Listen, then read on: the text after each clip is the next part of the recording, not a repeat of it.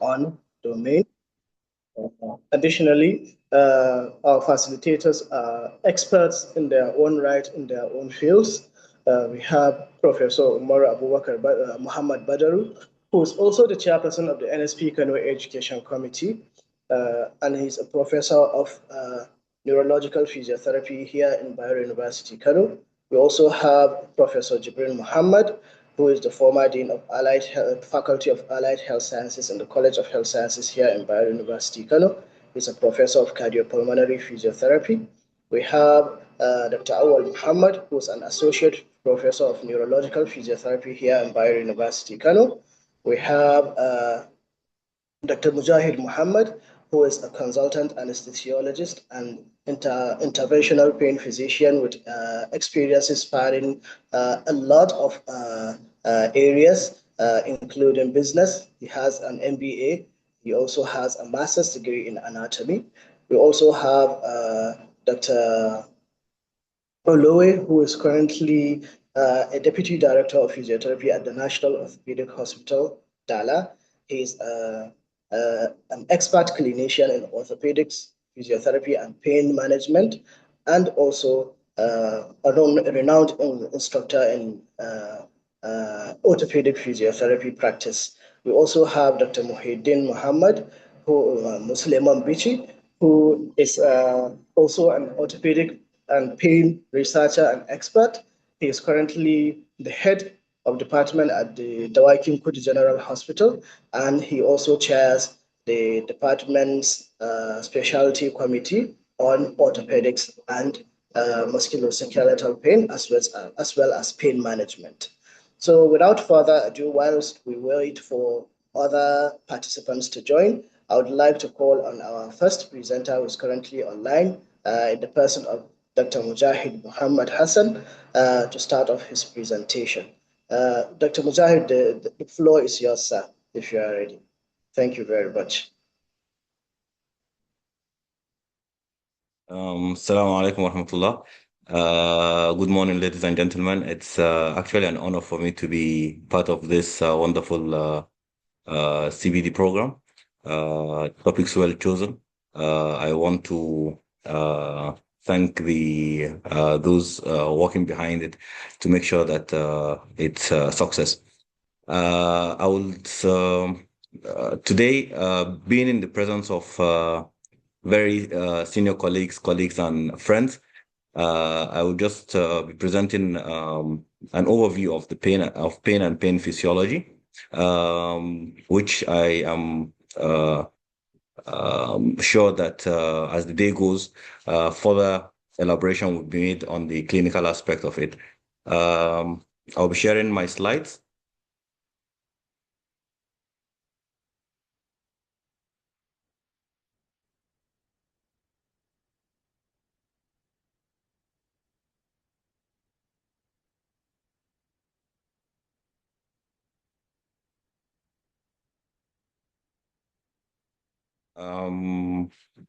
It's the slide visible to everybody? Yes, sir, it is. Please go ahead. Yes. Okay. I'll go with this outline. That's a brief introduction to pain and pain, then through the anatomy and physiology of pain, pain sensitization, factors that may affect pain perception, a brief introduction to the different types of pain, and then of course the conclusion, inshallah. Pain is one of the oldest medical complaints. We all know that most of our patients come to the hospital with either complaints of pain or other pathologies related to pain. And it's one of the most common languages, which is understood by every human being. Once pain is being mentioned, everybody has one experience or the other about it. However, despite it being one of the commonest complaints or one of the most common medical conditions we see around, it still remains a fundamentally subjective, and still we have no quantitative approach or mechanism or to quantify it. However, over the years, there have been a progression in the definition of it, starting from the meaning itself. The word pain came or derived from a Latin word which means punishment. And gradually over the years, it was initially just limited to the sensation of the noxious sensation which we have. However, in 2020, the new definition came up by the ISP, which defined pain as an unpleasant sensory and emotional experience associated with or resembling that associated with actual or potential tissue damage. This definition is very elaborate. It's tried as much as possible to capture everything.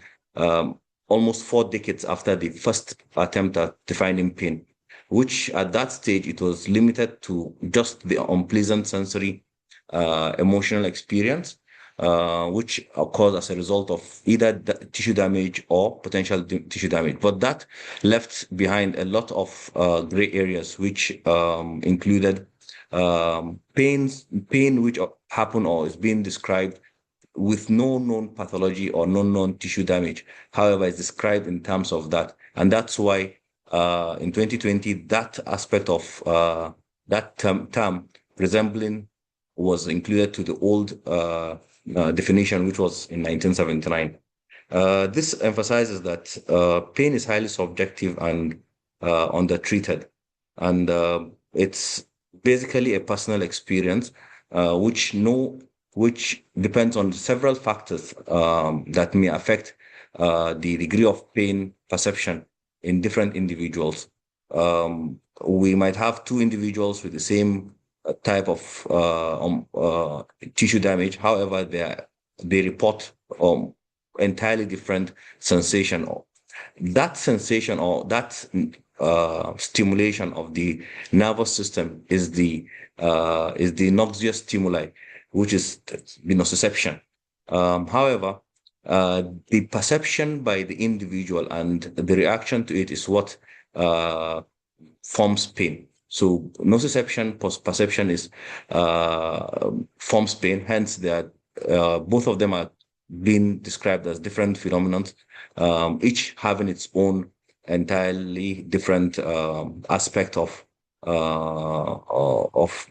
in physiology. Based on that, pain physiology is very important for all pain physician for all health care providers that provide solutions to pain. By that, we can see this slight line which demarcates between, or this very small demarcation between nociception, which comprises of the perception of the pain, or that's the first three components of the pain pathway, which is the transduction, transmission, and then once it gets to the higher centers where there is perception, that's now forms the pain. So that's why pain is always being described as a personal experience rather than a physiologic pathway that is common to all individuals. To understand the principle of pain, we need to just step backward. All of us have been. I'm very certain that all of us have a very good grasp of the anatomy of pain, but this just acts as a reminder or the foundation for the broad discussion we'll be having during the day, inshallah, by our professors and senior colleagues that will be discussing in subsequent parts of this program today.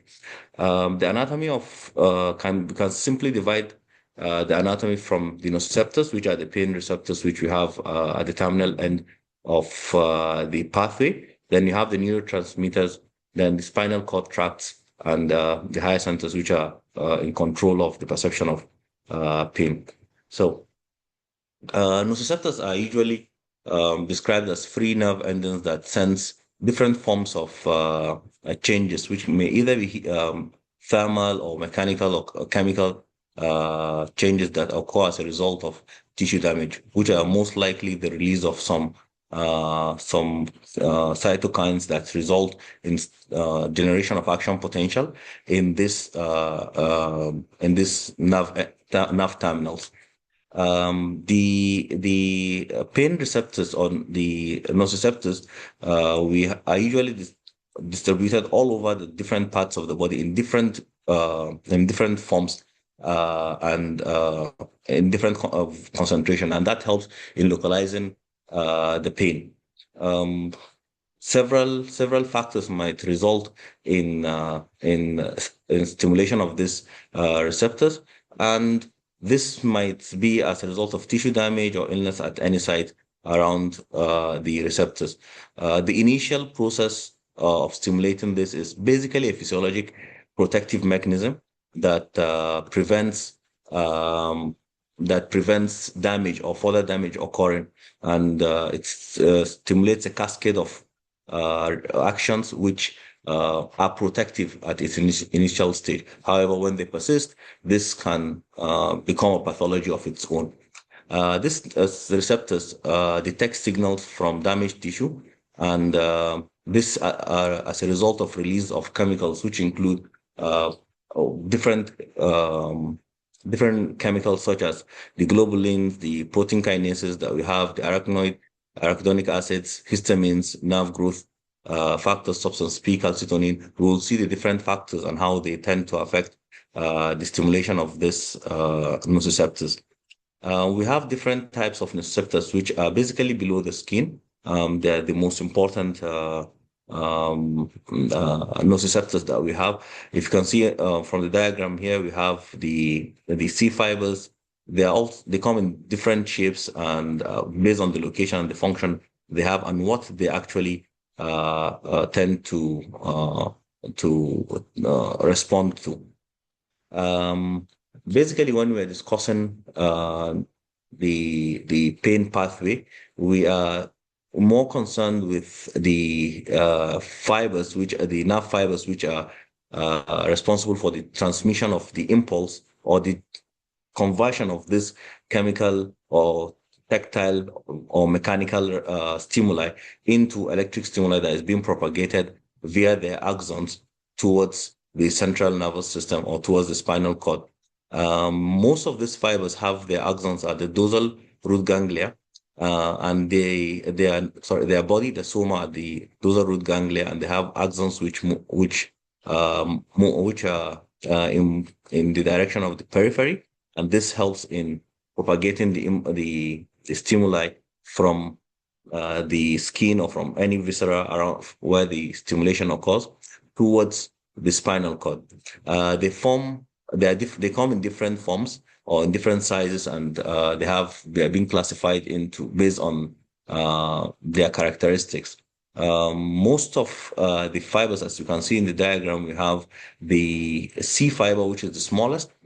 These are basically unmyelinated, and because of the unmyelination, as we all know, the propagation of action potential across the axons is usually very slow, and they are responsible for once adequate threshold of stimuli activates the action potential, and then they transmit impulses in a dull manner, slow, dull manner towards the higher center, and hence they're usually the nerve cells which are responsible for the sensation of dull, aching pain that usually comes after the sharp pain, which is propagated by other nerve fibers, particularly the A delta fiber, which are also small in size. However, they are lightly myelinated, and they have a slightly faster conduction rate than the C fibers, and they are mainly responsible for generation of action potential when they respond to heat, pressure, and some chemical release at their free terminal endings. They have this characteristic sharp sensation that is being propagated along the pathway towards the higher centers. Other fibers which we have are the A beta fibers, which are the larger fibers. They are heavily myelinated, which of course would mean that they are much faster and they have a lower stimuli threshold. And their major responses to light touch and proprioception.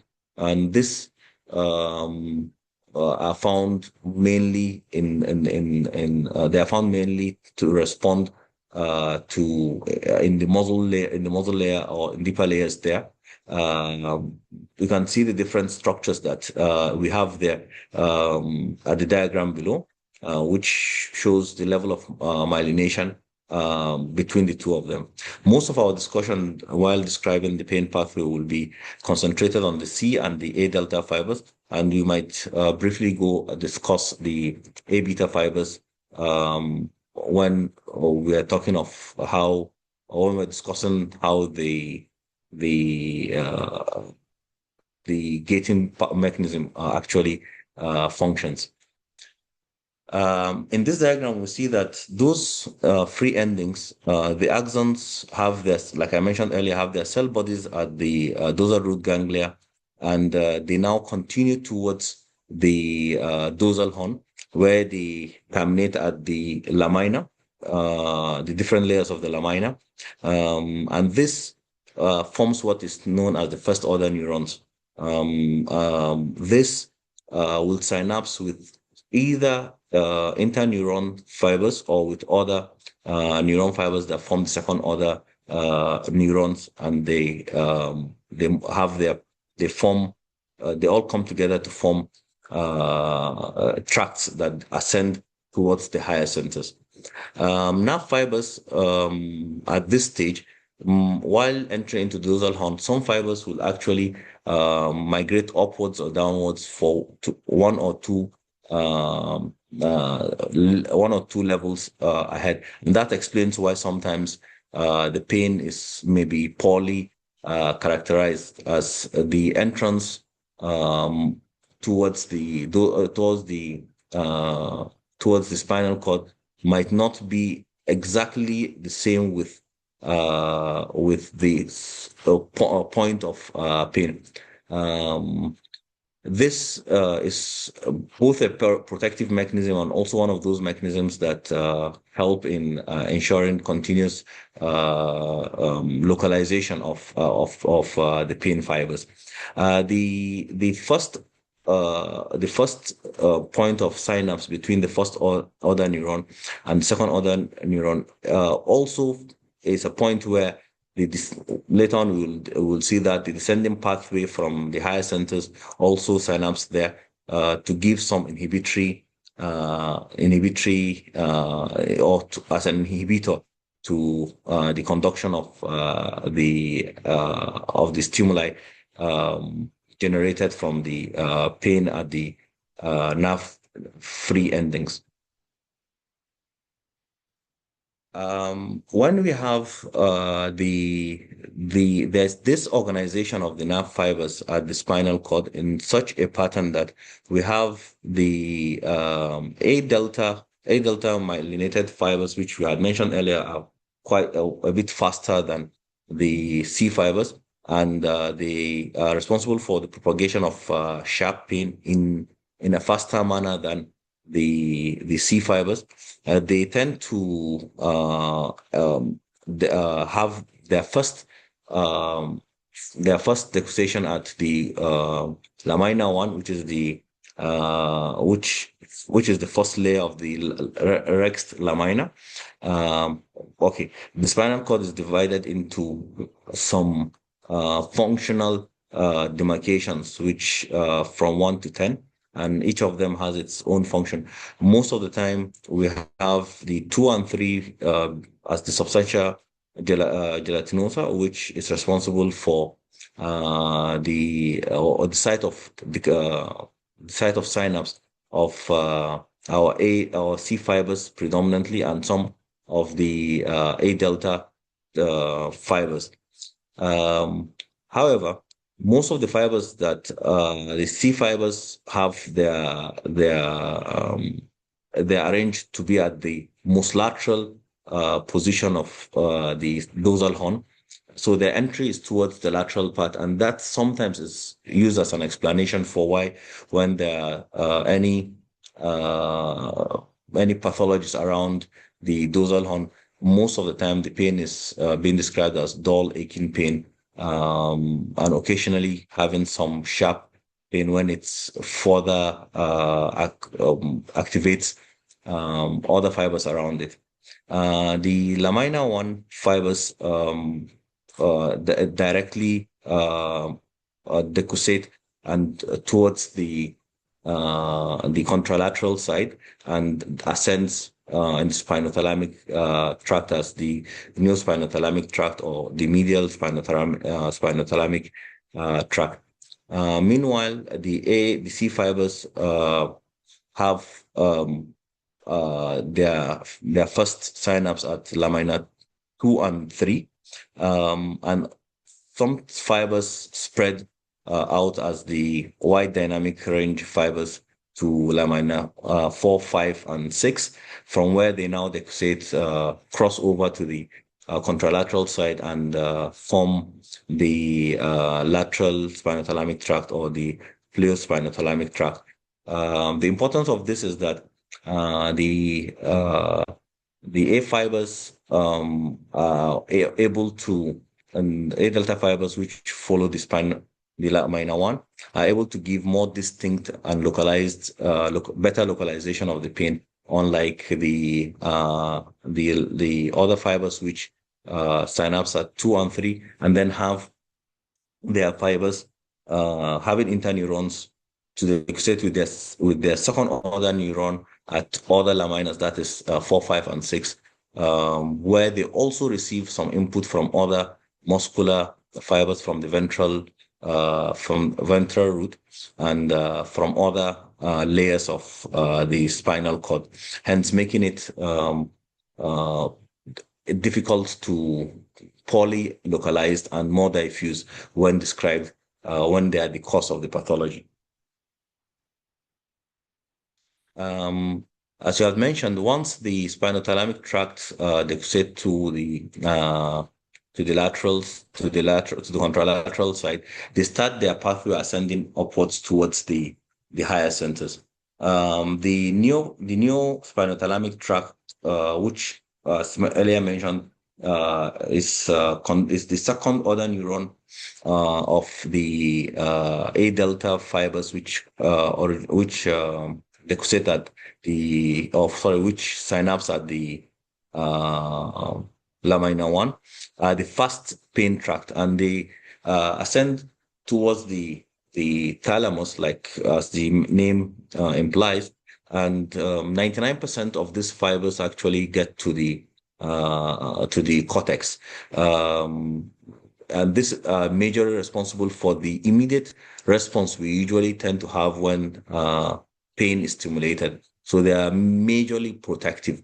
Meanwhile, the second wave of pain, which comes as dull, aching, poorly localized, um, or ascends via the paliospinothalamic tract, which is the slow pain tract.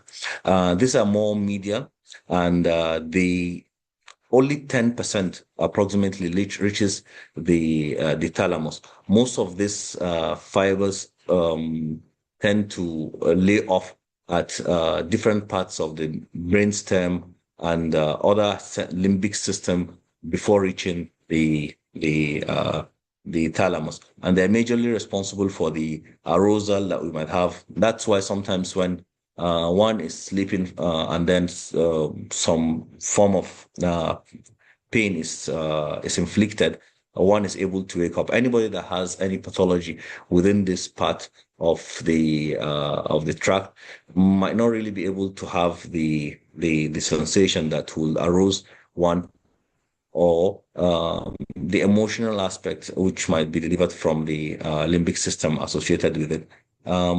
Several names have been used to describe this ascending pathway, but predominantly the most important ascending pathways, are the lateral and the medial spinothalamic tract, or which is the neospinothalamic, which is sometimes being referred to as the new spinothalamic tract, and it's responsible for the fast response we have.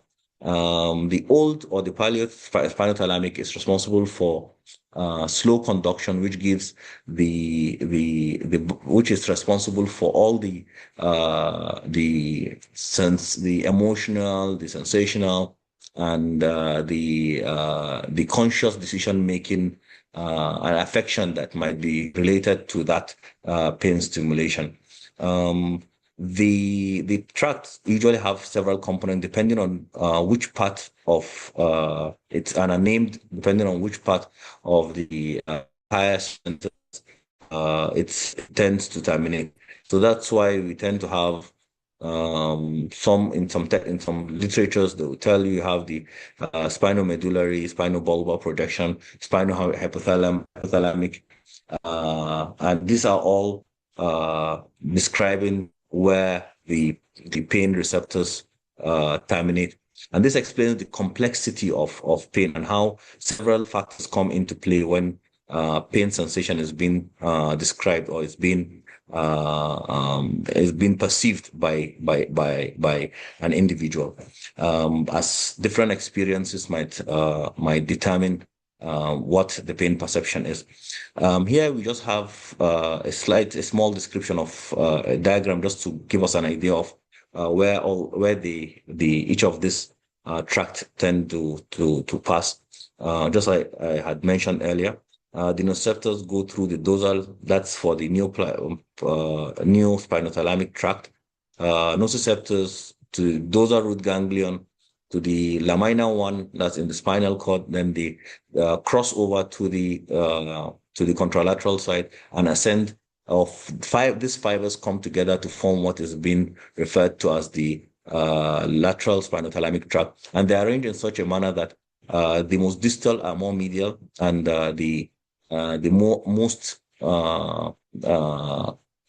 cranial fibers are in the most lateral aspect of it, and then from there they get into the thalamus part. That is the ventroposterior aspect of it. That from there they go to the cerebral cortex. That's the sensory component of the cerebral cortex. This is the fast track, and we see that it's majorly, from the description of its anatomy, it's majorly responsible for the immediate response and the motor response we tend to have. So the function of each of these tracts can be detected from the arrangement of the fibers and where they terminate. Unlike the spinothalamic tract, which is more complex and is formed of several fibers. I had mentioned earlier, only about 10% of this fibers of this tract might get to the thalamus or the cerebral cortex. The paleospinothalamic tract, on the other hand, the nociceptors go through the dorsal root ganglion, and then they initially synapse at the second and third, from where they tend to send multiple fibers through the interneurons to the second order neuron, which are found at the fourth, fifth, and sixth and seventh lamina. From here, 70 to 80% of the fibers tend to decussate to the or cross to the other side, while 10 to 15% in some individuals ascend without crossing to the others to the contralateral side. This tract are now rearranged based on their areas of termination. So we have the spinal mesencephalic, and then spino-reticular, which is concerned with arousal, then spinotectal, and we have the spinothalamic, which is around just like 10%, spinohypothalamic, which is responsible for the affection and for the conscious decisions that are attached to it. And they end at different components. They have a wider range of termination, starting from the limbic system to the cingulate cortex to the hypothalamus, basal ganglia, and then a very minimal number of them get to the sensory cortex, the second sensory cortex. A third uh, ascending pathway is also being described. It has almost the same similarity with the paliospinothalamic, and in significant number of books, it's been described as being part of the paliospinothalamic tract. But however, this has multiple synapses. It have multiple areas of synapses on their tract, and then they have a bilateral pathway. Most of the time, this tract is responsible for the inhibitory pathway, the ascending inhibitory pathway, unlike the ascending pathway, which is basically an inhibitory pathway, and it also has a diffuse distribution, starting from the prefrontal cerebral complex, and then the periaqueductal gray. So, in addition to the hypothalamus and the limbic system, where they are responsible for predominantly inhibition of further excitatory stimulation in this area, or generation of inhibitory stimulation, which is being propagated down via the descending pathway. This just describes some of the areas in the higher in the brain, which have different functions. And as you had mentioned earlier, these are the terminal areas which are responsible for pain perception, and to some extent also the modulation of pain. And each area has a different function. So I won't go into details of each of these areas, but the color, it's color coded, where you have the motor area, the sensory area, and which you can see are responsible, and in the cortex, which are responsible mainly for identification. The sensory area one is predominantly responsible for localizing the area of the pain and the intensity of the pain. Meanwhile, area like the second somatosensory cortex, it's mainly has the responsibility of identifying whether the pain is actually pleasant or unpleasant. This it does with other parts, such as the prefrontal cortex, and then the cingulate cortex. So it's, if you can see, it's given denoted as in purple color. Other parts, which is, for example, the thalamus, is also responsible for decoding the intensity and then receiving the input, identifying the exact area of the brain where this pain occurs. Similarly, we have the M1 area, which is predominantly a motor, and M1 gives you that immediate withdrawal. That's immediate withdrawal that one performs whenever we have pain stimulated at a specific area. That is being controlled by the M1 area, while the SMA area, which is the subsidiary motor area, is responsible for the definitive movement to be done. That is to either to escape or to have a definitive movement on what. The first is a reflex, that the M1 is responsible for the reflex, while the SMA is responsible for the definitive movement that accompanies or associates with pain. If we look at the amygdala and the hippocampus, which are the areas around are responsible predominantly. They are responsible for that emotional value, and they are of more. They contribute more when it comes to chronic pain, where any abnormality in this area, or in the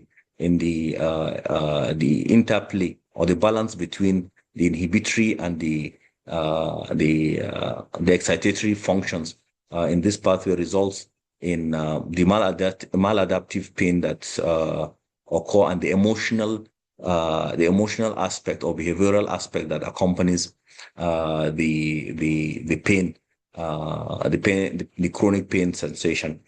On the other hand, you have the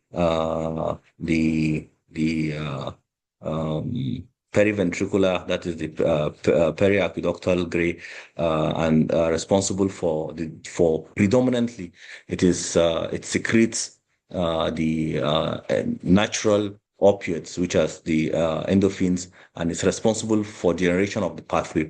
So when the ascending signals get to these areas, some of the signals are being transmitted downwards starting from the preaqueductal gray downwards through the descending pathway to give an inhibitory signal by the release of either norepinephrine or the release of opiates to activate the opioid receptors that we have along the spinal cord and at a different level of the spinal cord. An explanation. This gives us a very a good explanation for why, despite the fact. Oh, sorry, I think.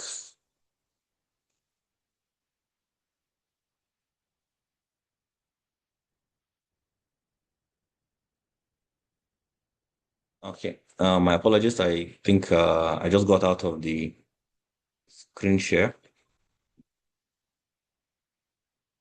Okay, this is why when a patient is anesthetized, occasionally patients that we anesthetize and they are deeply asleep, not responding to any stimuli, we tend to see some of them that have not been given adequate analgesics to be tearing, and when using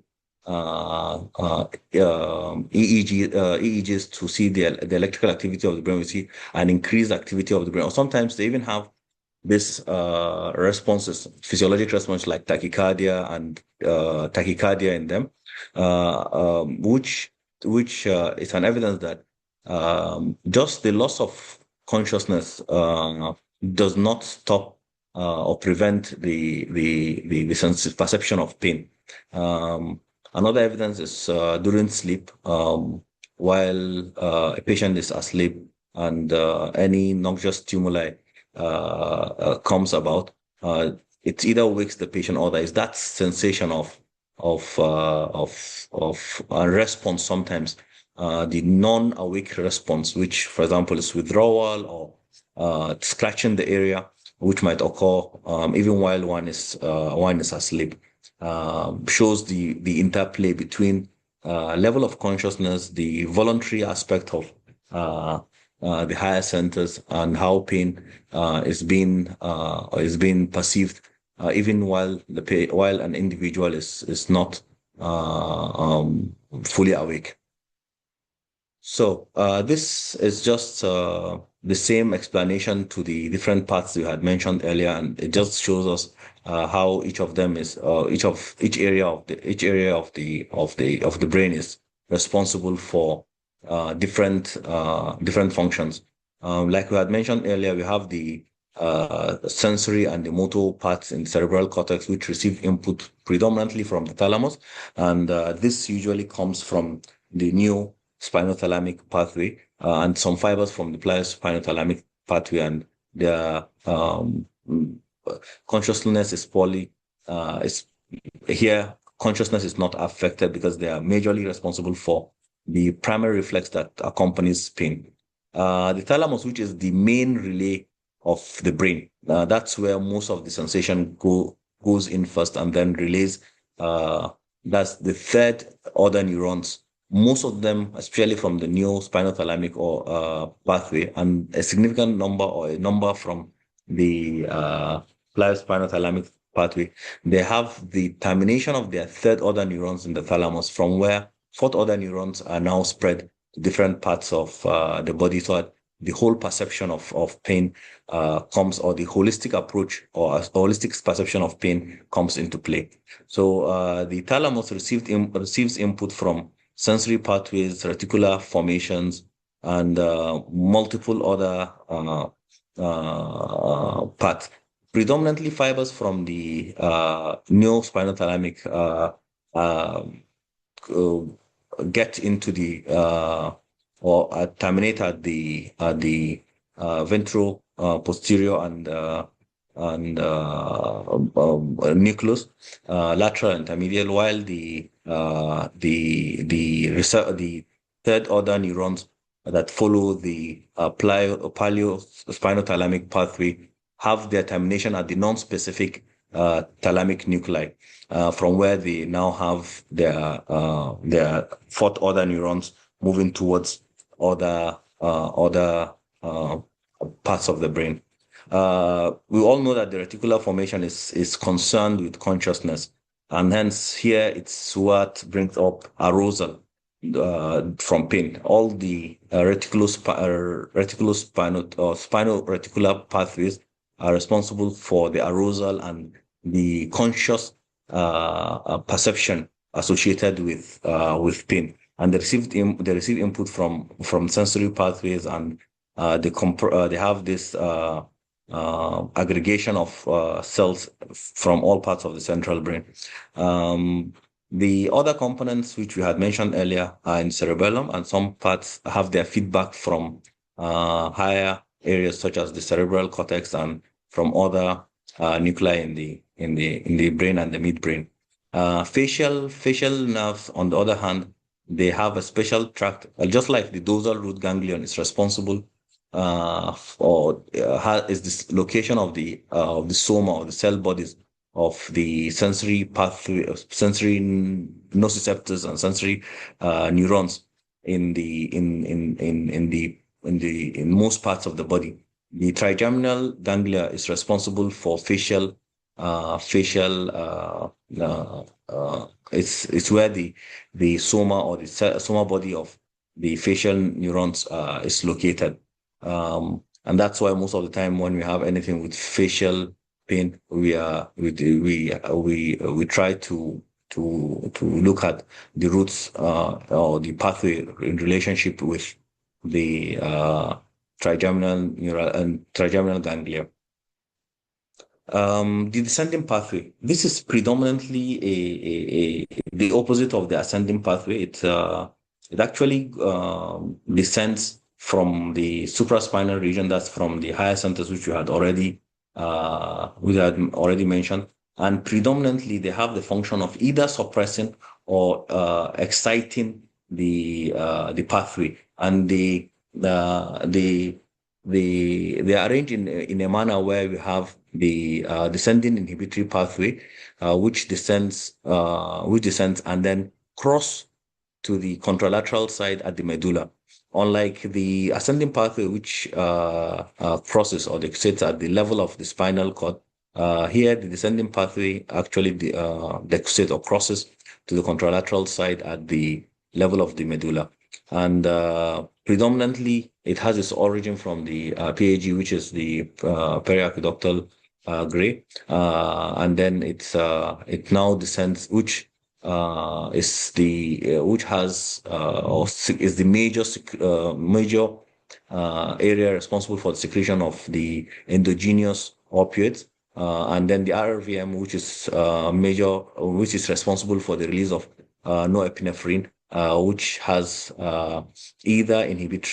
inhibitory and excitatory functions respectively, and then this goes down up to the area of they terminate at the level of L1, that's lamina 1, 2, and 3, at the point of first synapse between the first order neuron and the second order neuron, or the first order neuron and the interneurons, thereby either exciting and thereby stimulating the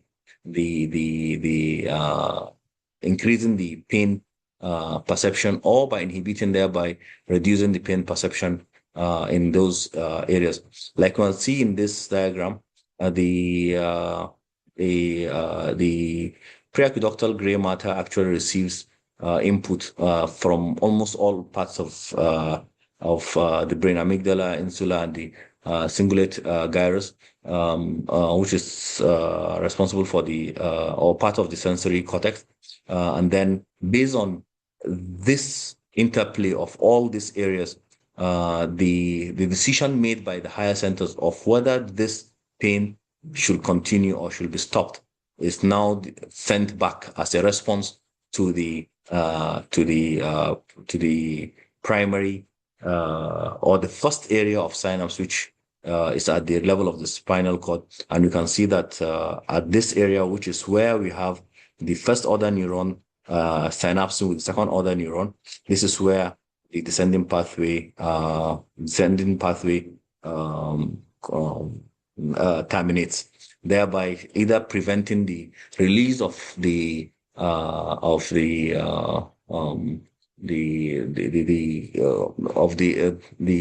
neurotransmitters, or it inhibits the release of these neurotransmitters at this stage. This is just a diagram. I'm not sure whether it's quite clear for most of the people. It seems a little blurry, but it just tells us about the interplay of the different components. We might see this at some other slides ahead of us. So the physiology of pain, having understood the anatomy of pain and how it's been propagated from the site of the noxious stimulus to the higher centers and then back to the point of the synapse between the first and second order neuron to either inhibit or excite it. We would want to see slightly how this occurs, which is also referred to as the neurobiology of pain receptors. Of course, the nociceptors are the first group of the first cells or the receptors that identify, and this come in various, like I had mentioned earlier, they come in various types and forms depending on the area, and they are widely spread all over the body. We have those in the skin, which are referred to as the polymodal, and they are referred to as polymodal because they respond to various stimuli, starting from mechanical to thermal to chemical, and which results to the release of some neurotransmitters, and this results to the excitation or the which when they get to the threshold adequate for the stimulation of the voltage gated channels. This results to generation of action potential that is now being propagated along the neurons towards the higher centers or towards the descending pathway. Just to mention a few, we have in the muscles, we have the acid sensing ion channels, and this basically the ASICs basically respond to change in pH that occur as a result of the stimulation, which might be from excessive exercise or from any other inflammation. These receptors here they are mostly what they call as the silent receptors. They do not normally respond to pain stimuli, but when there's excessive stimuli, they tend to become active and then increase the perception of pain in those areas. Tendons also have free nerve endings, very similar to those in the skin. However, here we have majorly they respond to stretch and inflammatory changes rather than different forms of stimuli. In the joints, we have many forms of nociceptors. Sorry for the spelling error, which are all around the joint, from the fat layers to the ligaments to the tendons to the periosteum, and this explains how complex pain in joints tend to be, and management tend to be multi-stage to be able to identify the exact cause of pain and treat it. Not forgetting the visceral body. Here they have afferent fibers, which are mostly associated with sympathetic and parasympathetic pathways. Most of the visceral pain being propagated along the vagus nerve, and hence the response that we tend to have whenever we have pain. But this pain fibers carried, they have the same, usually the A beta fibers, or they are now carried along the sympathetic pathway. And that's what brings up the whole concept of referred pain, where you have pain in one organ, but because they share the same nerve or spinal level, the brain tends to perceive the pain because the type of nerve fibers that propagates pain from this area are mainly myelinated and have slow conduction with very poor localization. They are unable to give exact location. Rather, it's just a pain that is felt at the area which shares the same innervation with these fibers. The diagram here shows some of the neurotransmitters or neurotransmitters that tend to be released as a result of injury. You can see the lesion resulting direct tissue damage results in the release of serotonin, prostaglandins, and bradykinins, which, in addition to activation of the histamines, which release histamines. This results initially to activation of just the nerve fibers at the tip, or the free nerve endings at the tip of the area of injury. However, gradually there is activation of other nerve fibers around, which result in the release of substance P, and this results in vasodilatation, bringing more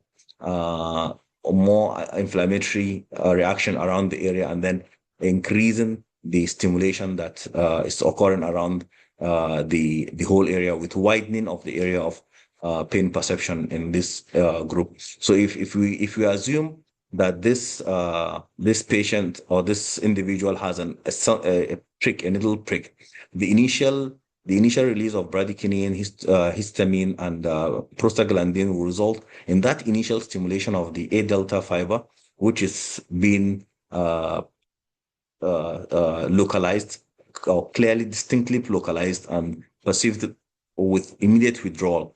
However, that dull aching pain that continues as a result of a complex stimuli, which results from the initial stimulus, in addition to the activation of other factors such as the degranulation of the mast cells, which result in the release of further bradykinin, histamines, and prostaglandin, and of course, the cell lysis also result in the release of the intracellular potassium, in making the milieu more acidic, with of course with resulting in that aching poly localized pain that might be felt over a long time. However, usually this is the protective type of pain, and it's most of the time, the acute form of pain. Persistence of that result in chronic pain, and which we would see how it tend to occur later. The description we had earlier of how pain is being propagated, or the nerve impulse or the stimulation that we feel at the nociceptor end, is being transmitted to the higher center. It's a very complex neurophysiologic process. Of course, all of it is what we term as nociception, and this is subdivided into four distinct components. We have the transduction, transmission, which is the propagation of the impulse from the nociceptor to the spinal cord along the ascending spinothalamic tract. All the process of inhibiting either at the ascending or descending pathway, or exciting, increasing the excitability of this stimulation, is what is being referred to as the modulation. Modulation means we'll get to describe it further when we get there. And then the whole idea of the complex processing of this stimulus, which includes the perception, the intensity, the localization, the emotional aspect that comes with it, the reaction that one is expected to do, and then the storage of this information as in the memory is all forms a complex we refer to as perception. So these are the four components or distinct components of the pain pathway. As I had mentioned earlier, the transduction is just the activation of the nociception, which I had earlier described, which may result from any of the stimuli, which may include thermal or mechanical, occasionally chemical, and sometimes even extreme of temperature. That's either thermal or cold temperature. And this, as we had seen earlier in the diagram, stimulates inflammatory mediators, which may either come directly as a result of the damaged tissue release. And this, of course, just a recap, includes bradykinin, potassium, histamine, products of the arachidonic acid, and of course, which includes the prostaglandin and leukotrienes. This is the cascade of how these events happen, resulting in the stimulation of the nociceptors. We had explained the conduction, but just another recap is that once the stimuli or the pain stimuli reaches a threshold which is accepted, we now action potential is generated, and this is conducted upwards in the normal physiologic pattern of nerve conduction over nerve fibers, depending whether it is myelinated or unmyelinated, which determines the speed at which it's being conducted, and then also, of course, the size of the nerve fiber. I don't think we would go into details of how it's being conducted, but it's the same description that we had mentioned earlier. And then the transmission is what is the different movement that we have. But most importantly, what we need to remember is that when there is repeated, not every stimuli.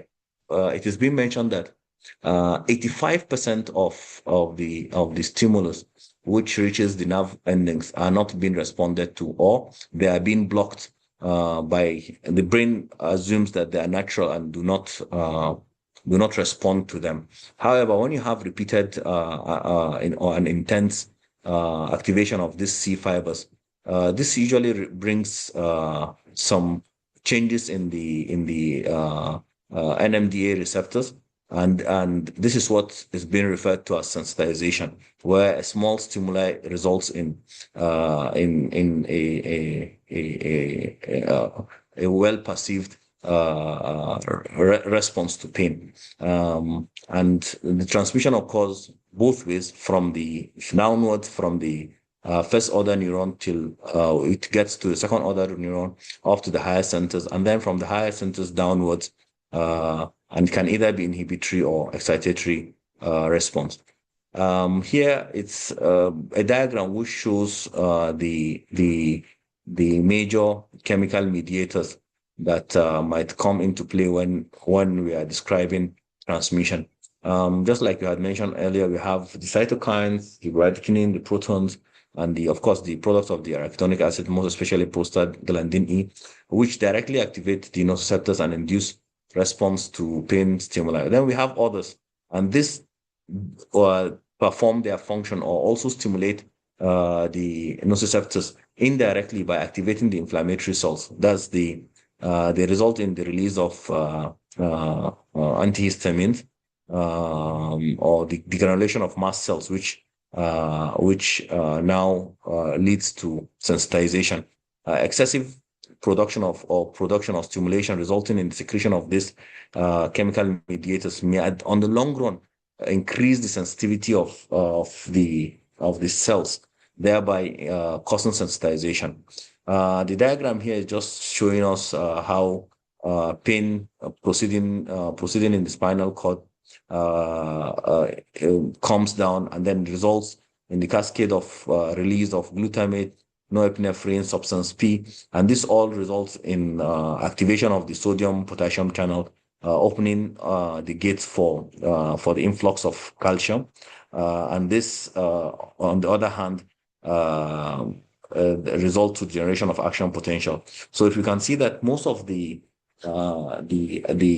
voltage gated channels are there to enable the uh, the um, the stimulation of the N-methyl D-acetate receptors, which at some point in time, continuous stimulation of these receptors might result in reduction in the threshold of pain, and this results in the persistent or continuous pain that may occur when there is either inflammation or repeated inflammation that might result in stimulation of these receptors. We can see some of the when the fast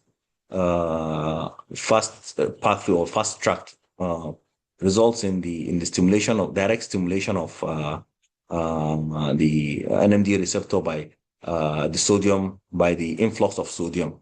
Meanwhile, the slow pathway require the activation of the second messengers, which is CMP and PKA. And this results in a slower stimuli, which persists longer, but onset is slower, but the duration is usually longer in this group of uh, stimulation. So we have the same stimulation, but each of them has its own pathway, and this is what determines the rate of propagation of this impulse, and then the duration of continuity of the impulse. On the other hand, we have the descending pathway, which is the inhibitory interneurons that are common, and they are predominantly function via the activation of the mu opioid receptors or the norepinephrine, which are both which prevent the uptake or sorry the release of the glutamate and the substance P. Just as a reminder, glutamate and substance P are the major excitatory mediators found in the spinal cord and the higher centers, most especially in the spinal cord. So its inhibition will result in inhibiting the sensation of pain or propagation of the impulse of pain to the higher senses. Pain perception. This is where the whole complexity of the function of the different parts of the higher centers of the brain, the amygdala, the hippocampus, the somatosensory cortex, the motor cortex, all come into play to shape what we feel as pain. So at this stage, the nociception now is being converted to pain.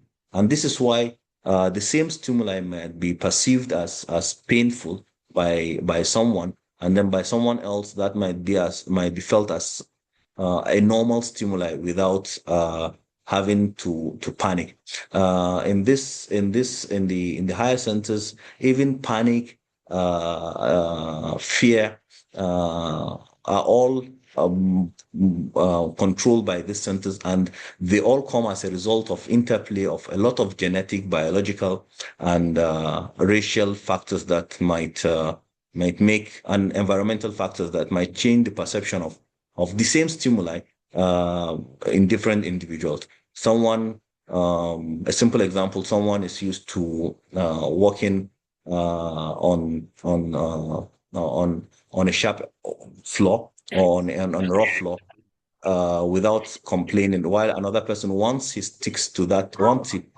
places his feet on that same floor, might complain of severe pain. So that's all an interplay of perception rather than an interplay of nociception itself. The same nociception is there, but the perception differs. This is just a diagram telling us what are the different factors that come into play in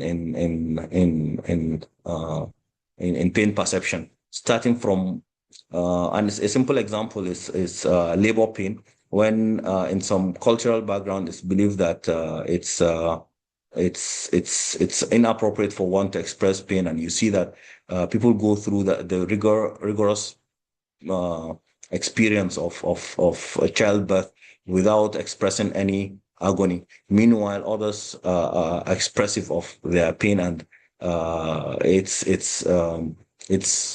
accepted. So environmental factors, anxious patients have already an activated, they have already stimulated higher centers, and this results in a higher perception of pain. Likewise, with fatigue, patient with previous experience. Simple example is a pin prick. If one pricks himself with a needle and he feels or an injection, the exposure to injection. First time it might be painful. Second time the pain is there, but it's accepted. It does not warrant others. With that exposure, they tend to have an exaggerated response to it. Support, which might be family or any support from around that might help one endure, especially patients with cancer pain. This is very important because they tend to have a different view of what that perception might be. So age, gender, culture all come into play. We won't go into details of that because of time factor. But the other diagram by side also tries to summarize the whole thing, that the context of what pain means, what is the expectation, and that brings the whole idea of placebo. A patient that believes believes that a certain practice or a certain medication will cure or relieve pain. Once that medication is taken, there will be a significant reduction of pain because the higher centers have been modulated to believe that this will result in less pain. Hence, the perception of pain is being modulated downwards, despite the existence or persistence of that noxious stimuli that is there. Mood, depression, anxiety, catastrophizing are factors that actually worsens the pain because this leads to an exaggeration of the stimuli and then increased sensitivity to those stimuli, and that thereby the patient tends to have a vicious cycle of pain, further worsening or deterioration in the perception of the pain, exaggerated perception, which worsens the depression, and it continues in that aspect. Cognitive factors. This is where factors like hypnosis comes in. The pain is there, the noxious stimuli is there, nociception is still there, but a complete attention towards another factor or distraction towards another factor or distraction makes one unable to perceive because the centers are now focusing on another factor, thereby the noxious stimulus being on the plate. These are all factors that come in and makes the same experience or the same nociceptive experience being perceived in different forms by different individuals.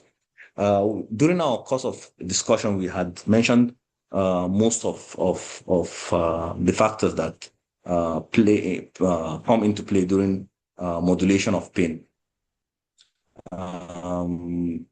I'd mentioned earlier the intensity of pain is affected by the state of mind, and of course there are some factors that are being released either endogenously or exogenously, such as the endogenous opiate produced by the CNS predominantly in the periaqueductal area, and this results to activation of the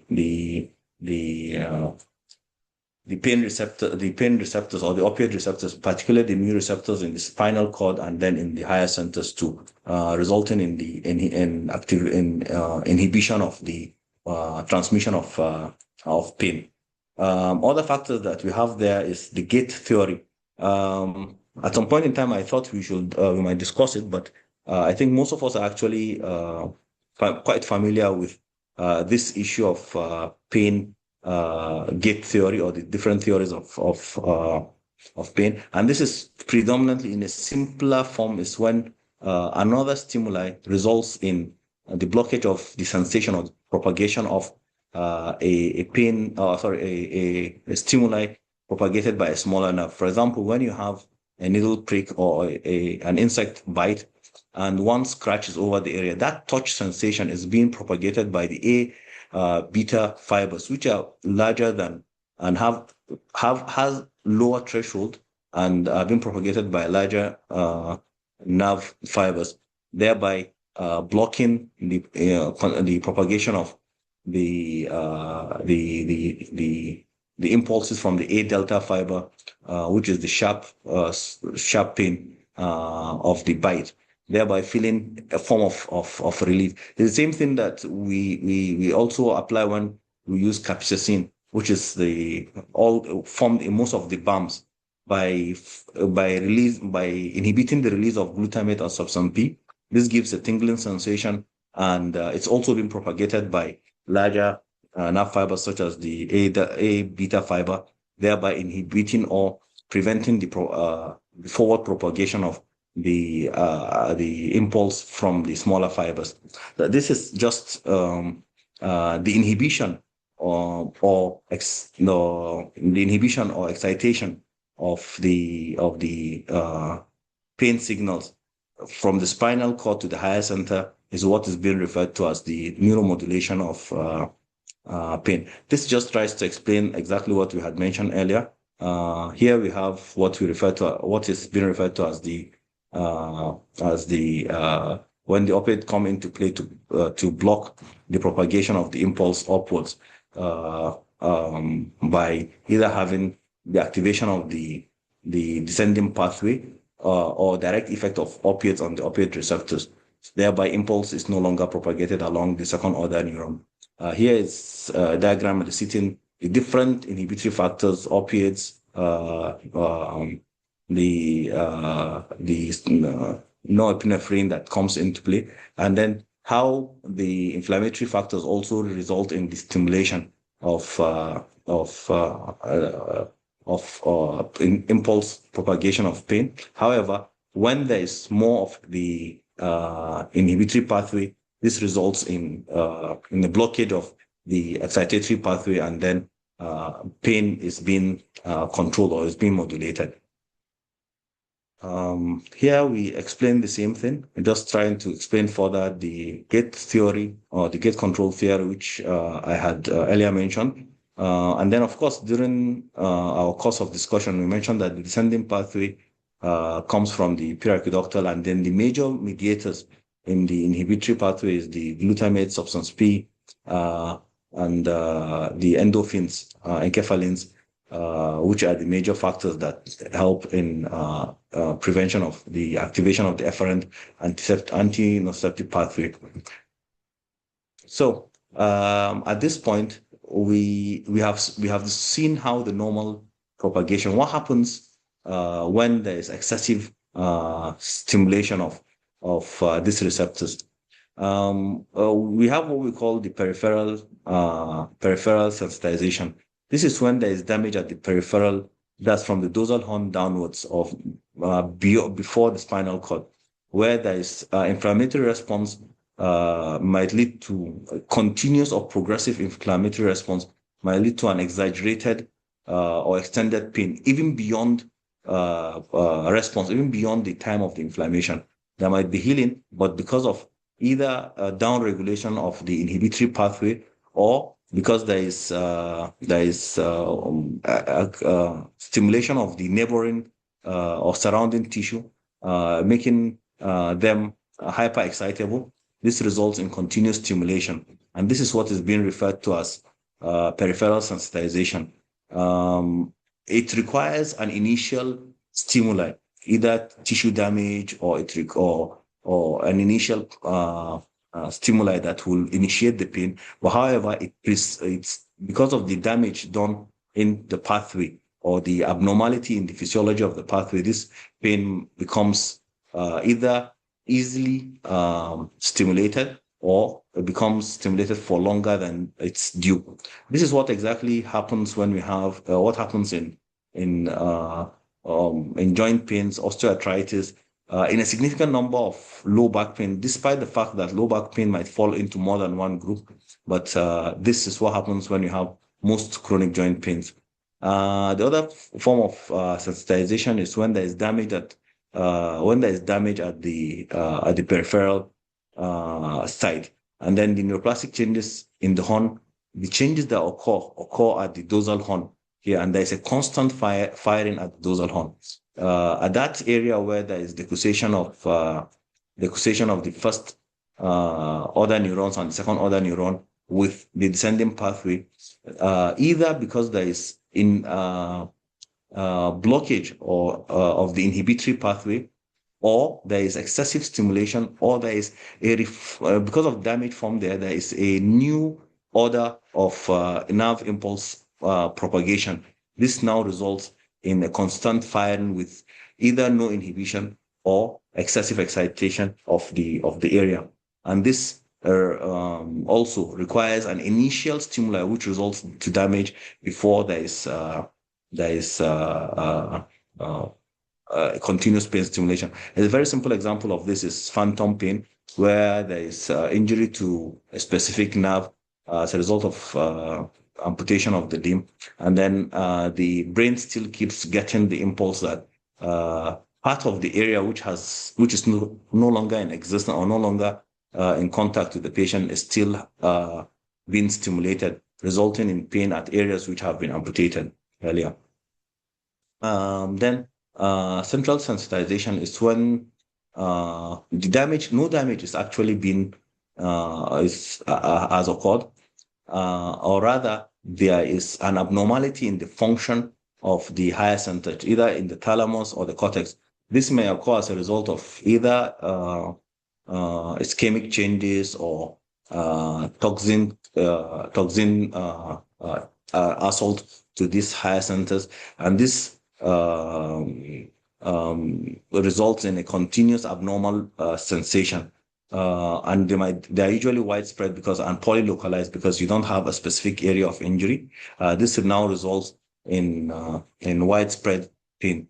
A typical example is fibromyalgia, which is difficult to diagnose, difficult to manage because of the usually unknown pathology or the usually poorly identified area of pathology in this group of patients. Here we're just describing the same thing I had mentioned earlier, but in the diagram below you can see that normal sensory generation results in normal amplitude of action potential generated here. But once you have hypersensitive or hyperexcitable, it results in excess stimulation, and then this excess stimulation is once it continues for a long period of time, even after the stimulation has stopped or the stimuli has stopped, there is still discharge which is generated either by any part of the nerve fibers, either by the axon or the damaged axon or the soma, or even by the terminals. That means even when there are no stimuli, there is still some form of excitation of the persistent form of excitation of the pathway, resulting in excessive sensitization. However, the last form is when there is actual damage to the tissue, and this results in malfunctioning of this neurons, thereby becoming self-excitatory, even without any stimulant. They tend to excite, resulting in spontaneous activity and continuous pain. And these are some of the mechanisms by which chronic pain tend to occur. So you have the first stage where you have hyperalgesia, where there is increased response to smaller stimuli, and then gradually there is persistent stimulation, non-inhibitory stimulation, and then this continues to become a persistent pain. The IASP in 2016 actually described peripheral sensitization as increased responsiveness and reduced threshold of nociceptive neurons in the periphery to the stimulation of their receptive field, which is exactly what you had described earlier. And this is just a small description of the different factors which might come into play to result in any of this. Like I had mentioned earlier, you can have lower threshold for activation of C fibers, which means persistent dull pain, increased amount of action potential with mechanical stimulation, upregulation of the excitatory G protein receptors. Then when you have mechanical factors such as internal compression, persistent mechanical stimuli, this is what we see in things like carpal tunnel syndrome, or sometimes even when you have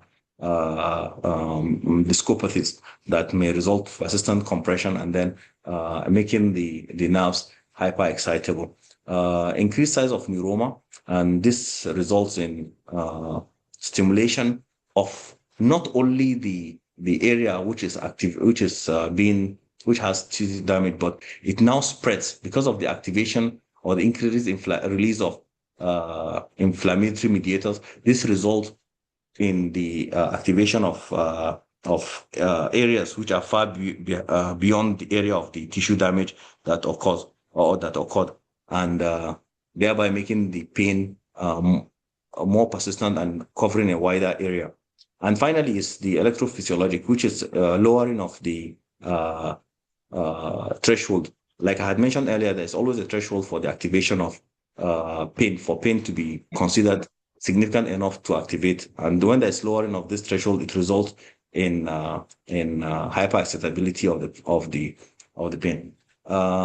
It's my apologies. We're almost about to round up. Central sensitization is the same idea, but however, this time around, the excitation does not occur in the periphery, but rather in the central system. And usually it's as a result of, most of the time, there is a defect in the central pain processing associated with activation of the NMDA receptors. This results in either an abnormality with central pain processing, which results in central augmentation, or in excessive central sensitization.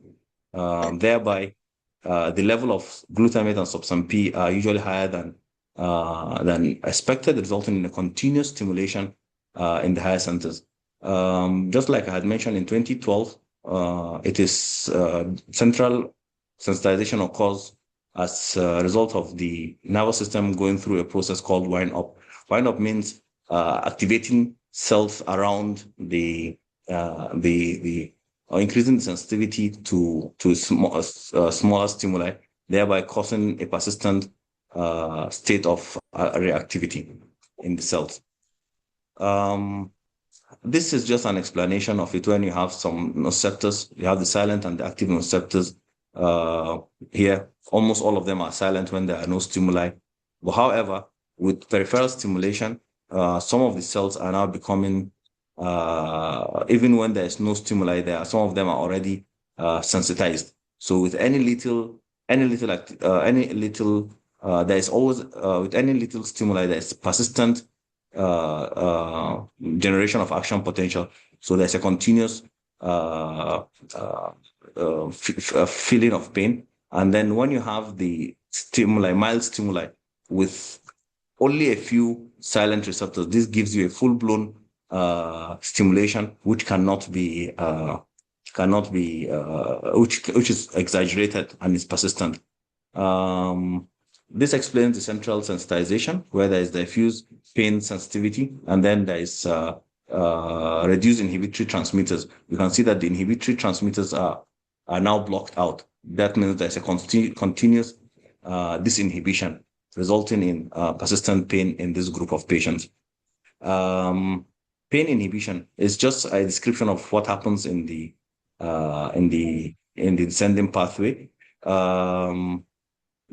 This is self-explanatory. I think at some point in time we had already discussed it. So what are the factors that affect pain? There are multiple factors that come into play, like we had already mentioned when you're talking about the higher centers. This is just what are the factors that actually affect pain perception. This starts from inherent physiologic factors, such as if there is any pathology, chronic illnesses, sepsis.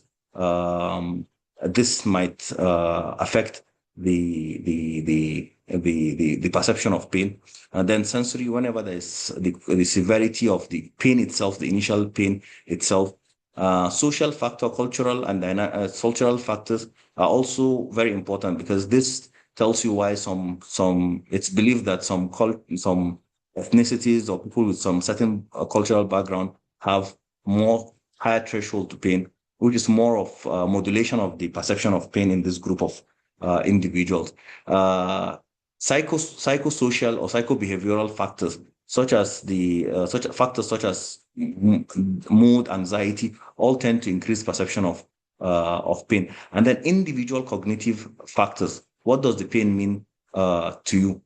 Simple things like in certain cultures, some form of pain is being considered as an evidence of being strong, or of being able to take responsibility. In those group of patients, the brain has already been modified to accept that as an acceptable level as an accepted pain, and it's hence been subdued, and they are unable to, or they do not have the perception of that experience as pain. Um,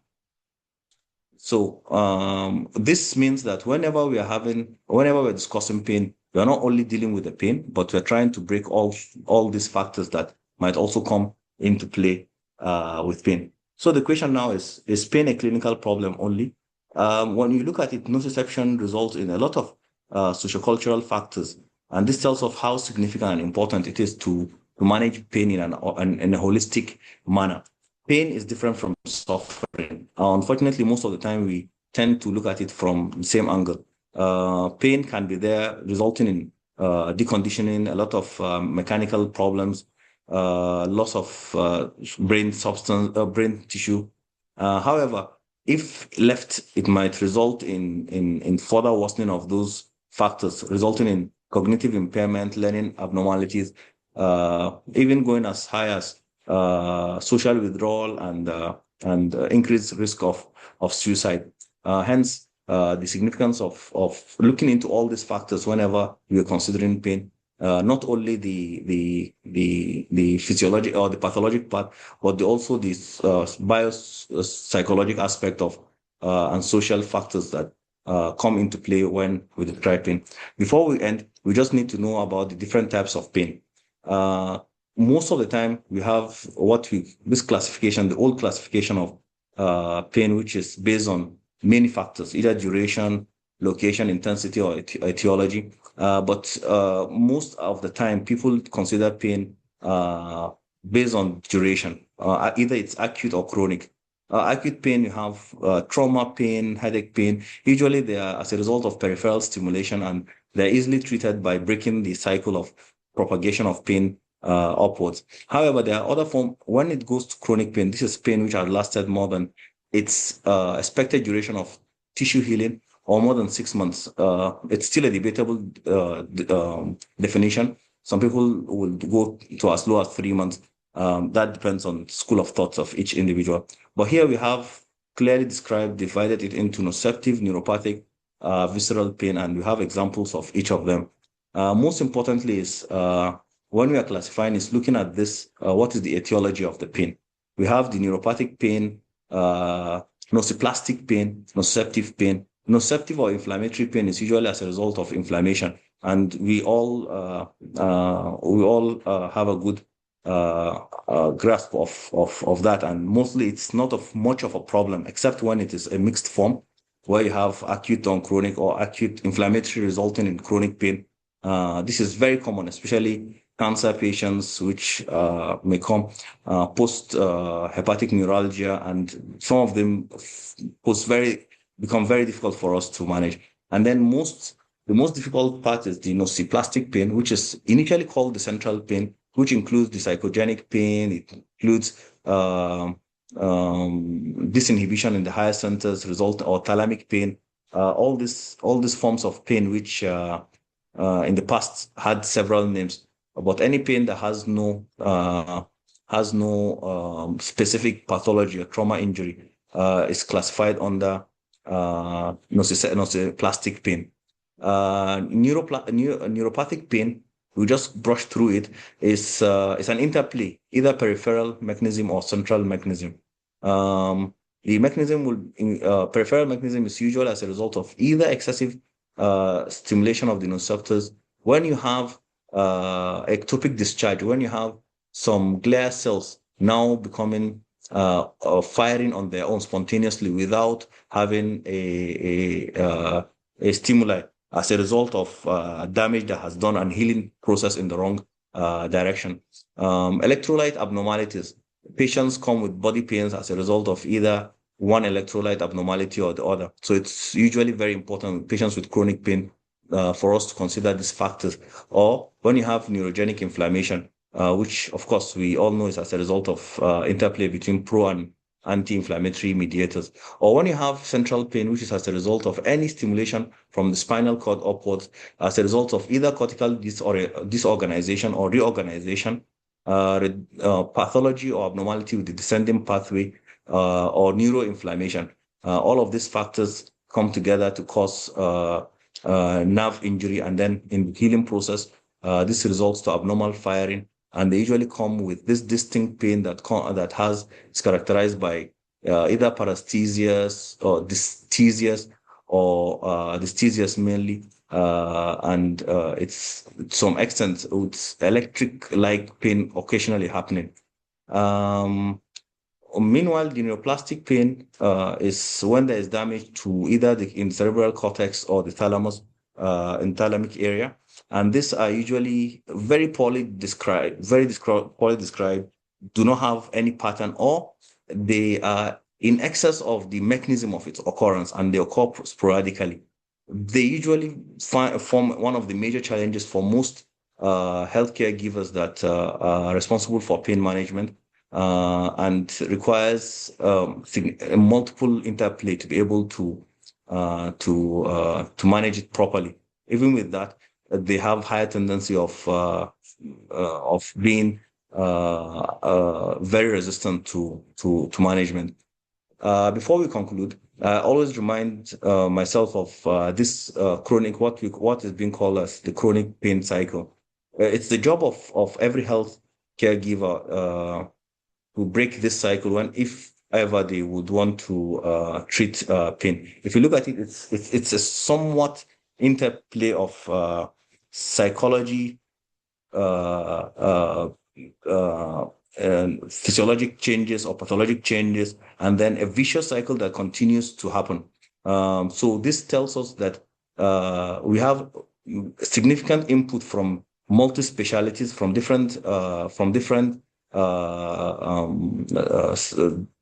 areas of fields of knowledge to come together to be able to break this cycle. The first cycle, you have anxiety.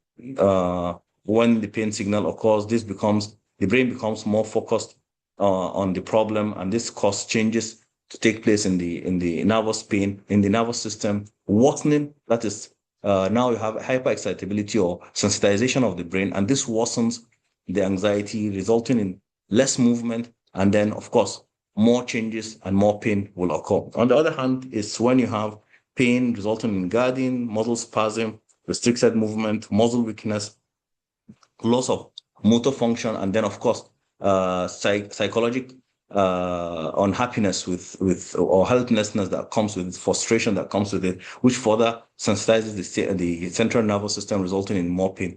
So, looking at this, breaking these two cycles, usually is where the challenge faces most healthcare givers concerned with pain management.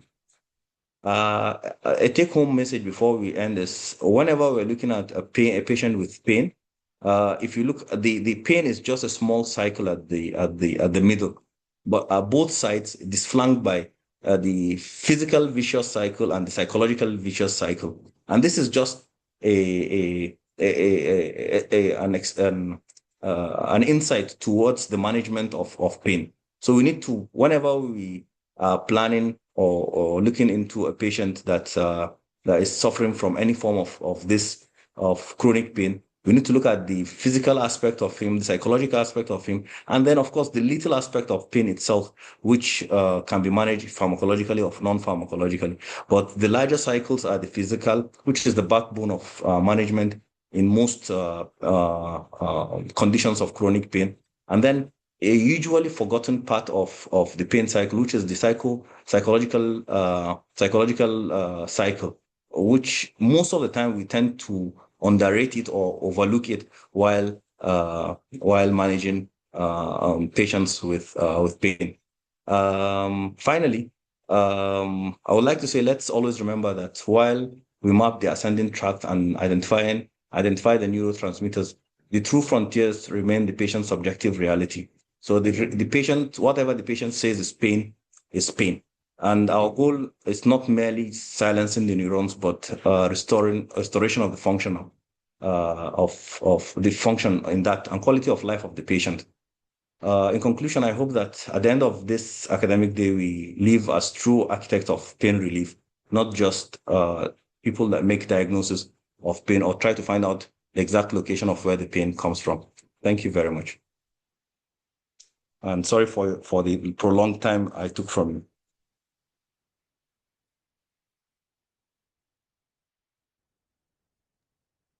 Thank you very much, Dr. Mujahid, for that insightful and comprehensive presentation. The intricacies of pain and physiology and anatomy have been thoroughly discussed, and we sincerely appreciate the depth of knowledge you shared with us on the foundations of pain and the science behind pain.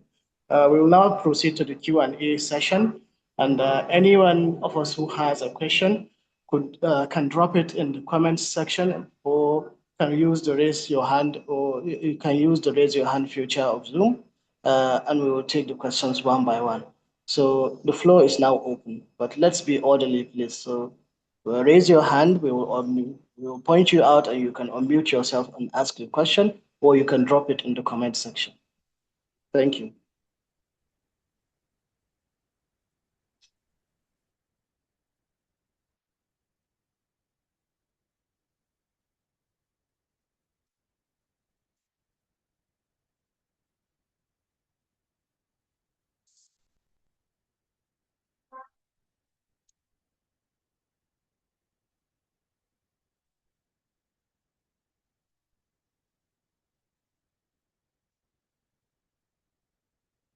Questions and comments, please, ladies and gentlemen.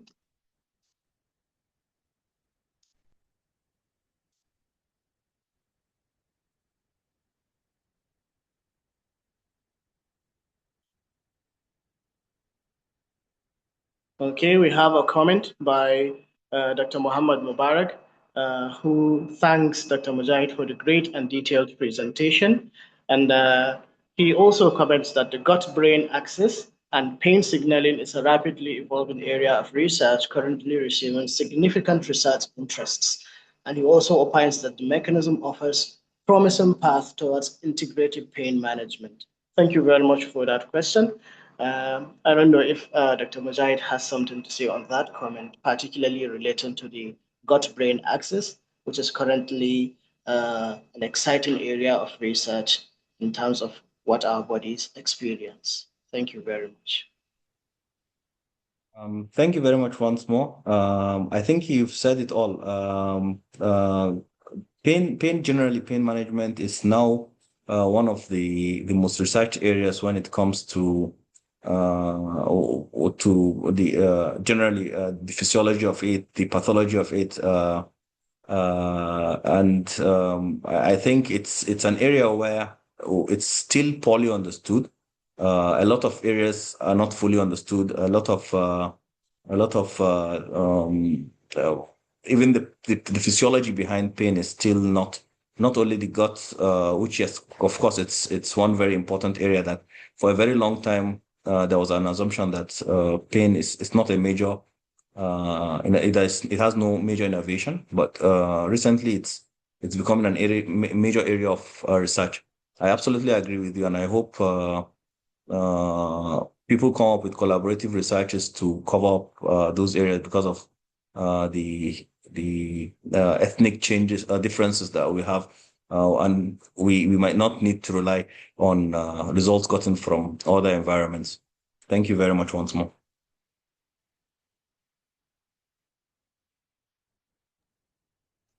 Thank you very much for the comments, sir.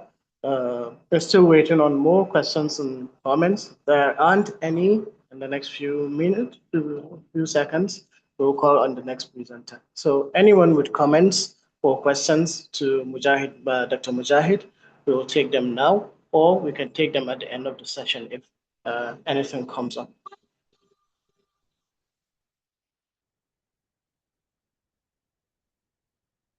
So without wasting too much time, I will call on the next presenter, who is Dr. Mohideen Suleiman Bichi. Okay. Secretary General, we have hands up, please.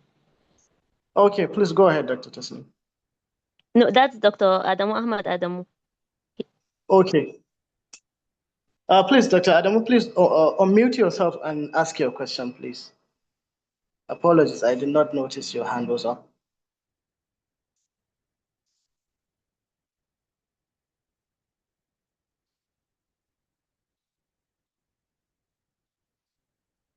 Dr. Adam, please unmute yourself and ask your question.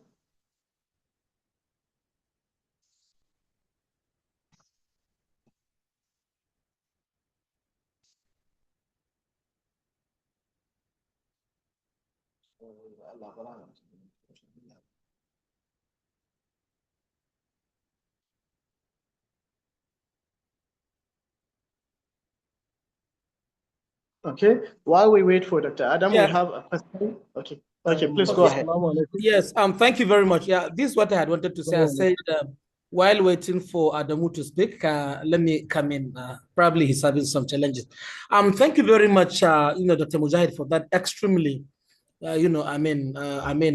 thought-provoking. I'm actually glued to my computer, especially due to the fact that for a long period of time I haven't been able to have a recap of anatomy and physiology of this sort. But my question have always been, I suffer from pain. To be honest with you, I suffer this some low back pain for a very long time. But while I don't know, it's just a question that I want to ask. Why is it that despite these very deeper understanding of pain, that anyway, perhaps the question will be answered in the next session anyway, but let me still ask so that it sets us more emotion. I'm talking about other ways of lessening pain, aside from medicine, aside from drugs. You realize that, sincerely speaking, that most of the modalities that we use, that we don't actually work. I'm sorry, forgive me. It's not a criticism, but for me, this is my side experience. And I don't want to take the drugs. I prefer to take the other physical. So what's your experience in that regard? Is it that we haven't been following the protocol well, or what's actually the reality? This really, really, really pains me a lot. And I want to know perhaps and I know this may be answered in the next session, because we'll also be looking at the non-pharmacological management. But anyway, your own insight on this also matters to me. Thank you. Thank you. Assalamu alaikum. Wa alaikum salam. Good afternoon to the participants. I would like to appreciate Dr. Mujahid for his dissection of what pain is all about, and telling us about the neurobiology, the neurophysiology of what pain is all about. So as physical therapists, because mostly we tend to do with pain, and sometimes the pain tends to limit our own intervention when it comes to managing our patients. Because as we all know, we are movement experts, and majorly we tend to deal with our intervention deals with movement. So sometimes the pain tend to restrict us from maybe performing some of the movements.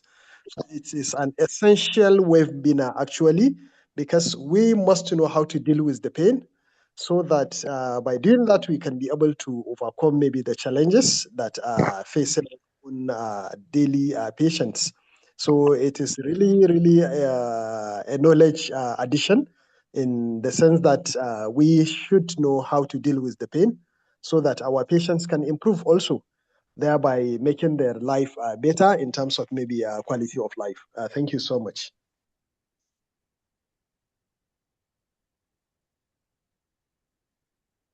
Please, I should be muted. I don't know my setting. I don't see a place where I can unmute and mute myself. Sorry,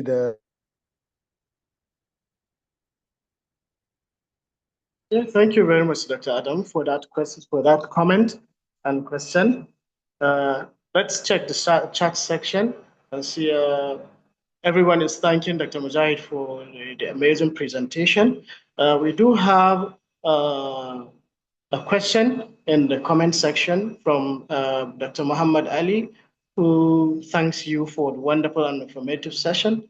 And he would like you to shed a little bit more light on how tribe and ethnicity may influence pain perception, sir. Thank you very much. Thank you very much to my brothers and friends, Dr. Ashiru and Dr. Adamu. Pain, I would like to say, okay, pain and pain perception is one of the areas of knowledge which is still evolving, not fully understood, and a lot of researches are being done. If a simple definition of pain had to wait for 40 years before we could actually make some, right from 1979 to 2020, before we could actually understand that the initial definition was not accommodating all aspects of pain. Not until recent did we have a whole new classification of pain, which is the nociplastic form of pain. With that, we understand that that the knowledge of pain is still evolving, and of course, the management of pain is still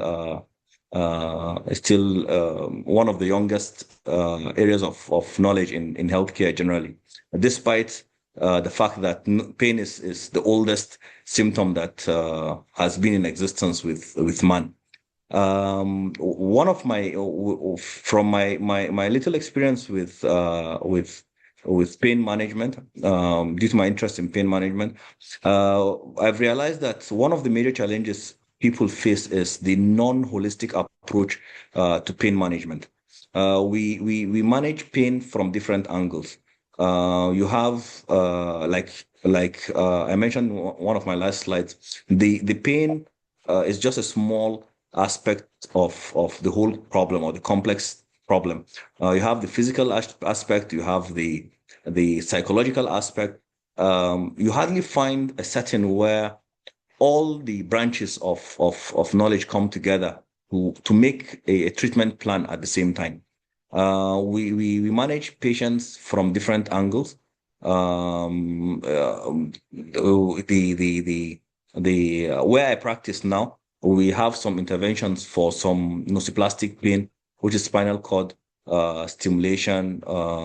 Yeah, that gives you a prolonged effect of pain. But most medications are meant to subdue or to reduce the perception of pain. But the real pathology behind it is most of the time not being addressed by physicians. When it comes to the physical aspect, it's been done with better outcome. During my practice, my early years of practice in Kano, with pain, when I found out that most patients actually did very well when there is a more holistic approach.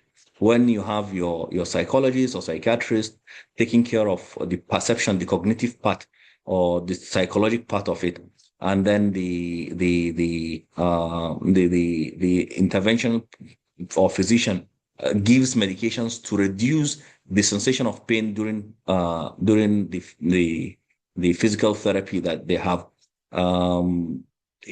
Patients did very well when they participate in a holistic approach. But unfortunately, that's still something that is far-fetched. We hope that with the growth of the specialty of pain and pain management globally, we will start seeing collaborations where you have a clinic where all branches of knowledge. That's you have a physiotherapist, a psychologist, a pain psychologist rather, and a pain physician or a neurologist, all sitting down in the same consultation room to make a treatment plan for the patient. Before then, I think we might still be having challenges with the treatment. I hope that answers both Dr. Adamu and Dr. Ashiru's questions. Concerning ethnicity, it's one of those factors that is being considered as a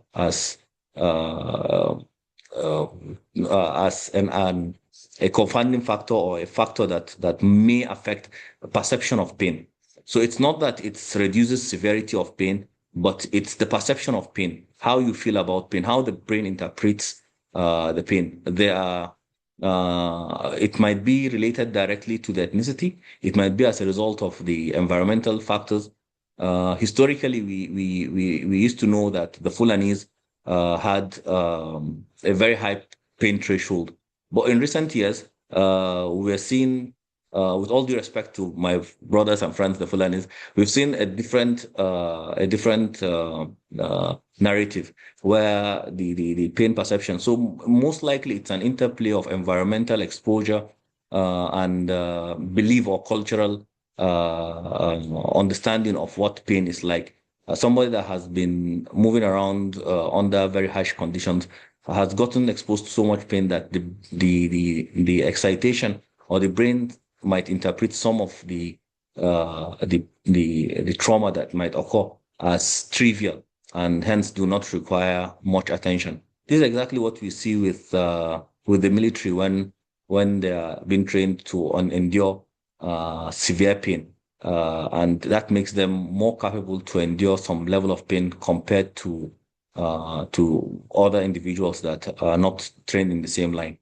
However, there is no clear-cut answer to how if there is any direct relationship. But a lot of studies have shown that there is significant variation in pain perception and response to pain stimuli by different ethnic groups. I think even in Nigeria, a lot of studies have been done comparing different ethnic groups when it comes to pain perception, most especially in labor pain. I think I don't know of other fields, but I know that a significant studies done on comparing different ethnic groups when it comes to labor pain, and there were significant variations among some ethnic groups in the country, and they were almost always consistent in different studies. And I hope with the progression of the day and other speakers, we will get to know more and understand more about the factors that affect pain and how the management of pain is affected by the different ethnicities. I hope that answers your question. Thank you very much. Thank you very much, sir, for your time and for the insights you've provided so far. Last but not the least, we have a comment in the comment section from Dr. Samina Ali Muhammad, who is asking if you could have some time next week to join us in giving a brief explanation on the mechanism of action of certain drugs used in pharmacological interventions for pain. So maybe he can reach out to you later on to speak on, to elaborate on this more. So for the sake of time, we are going to continue with the presentation proper now. We've heard so much from Dr. Mujahid, and we thank him for his time. And we're going to our next presenter, who is Dr. Muhyiddin Suleiman Bichi. Dr. Muhyiddin is an expert orthopedic physiotherapist. He is also the head of Department of Physiotherapy at the General Hospital in Dawakin Kudu, Kano State. Additionally, he is also the head of the Orthopedic Musculoskeletal and Pain Management Group or specialty in his clinic. So we welcome Dr. Muhyiddin Suleiman Bichi, who is going to present on the concept of referred pain in physiotherapy practice. Thank you very much, sir. The floor is all yours. Thank you. Thank you very much, Dr. Uzaifa. Sorry, is my slide visible? Yes, it Hello? is. You can go Okay, ahead. thank you. Thank you very much, Dr. Josefa. Good afternoon, ladies and gentlemen. It is a great pleasure to join you as a resource person today. My name is Suleiman Bichi, a chief physiotherapist with Hospitals Management Board, Kano, and I'll be presenting on the concept of repair pain in physiotherapy practice. Thank you. And here is the breakdown of my presentation. The learning objectives. It is expected that by the end of this session, the participants will have a better understanding of what referred pain is and its mechanism. And they should also be able to state the clinical features of referred pain and differentiate it from other types of pain in clinical practice.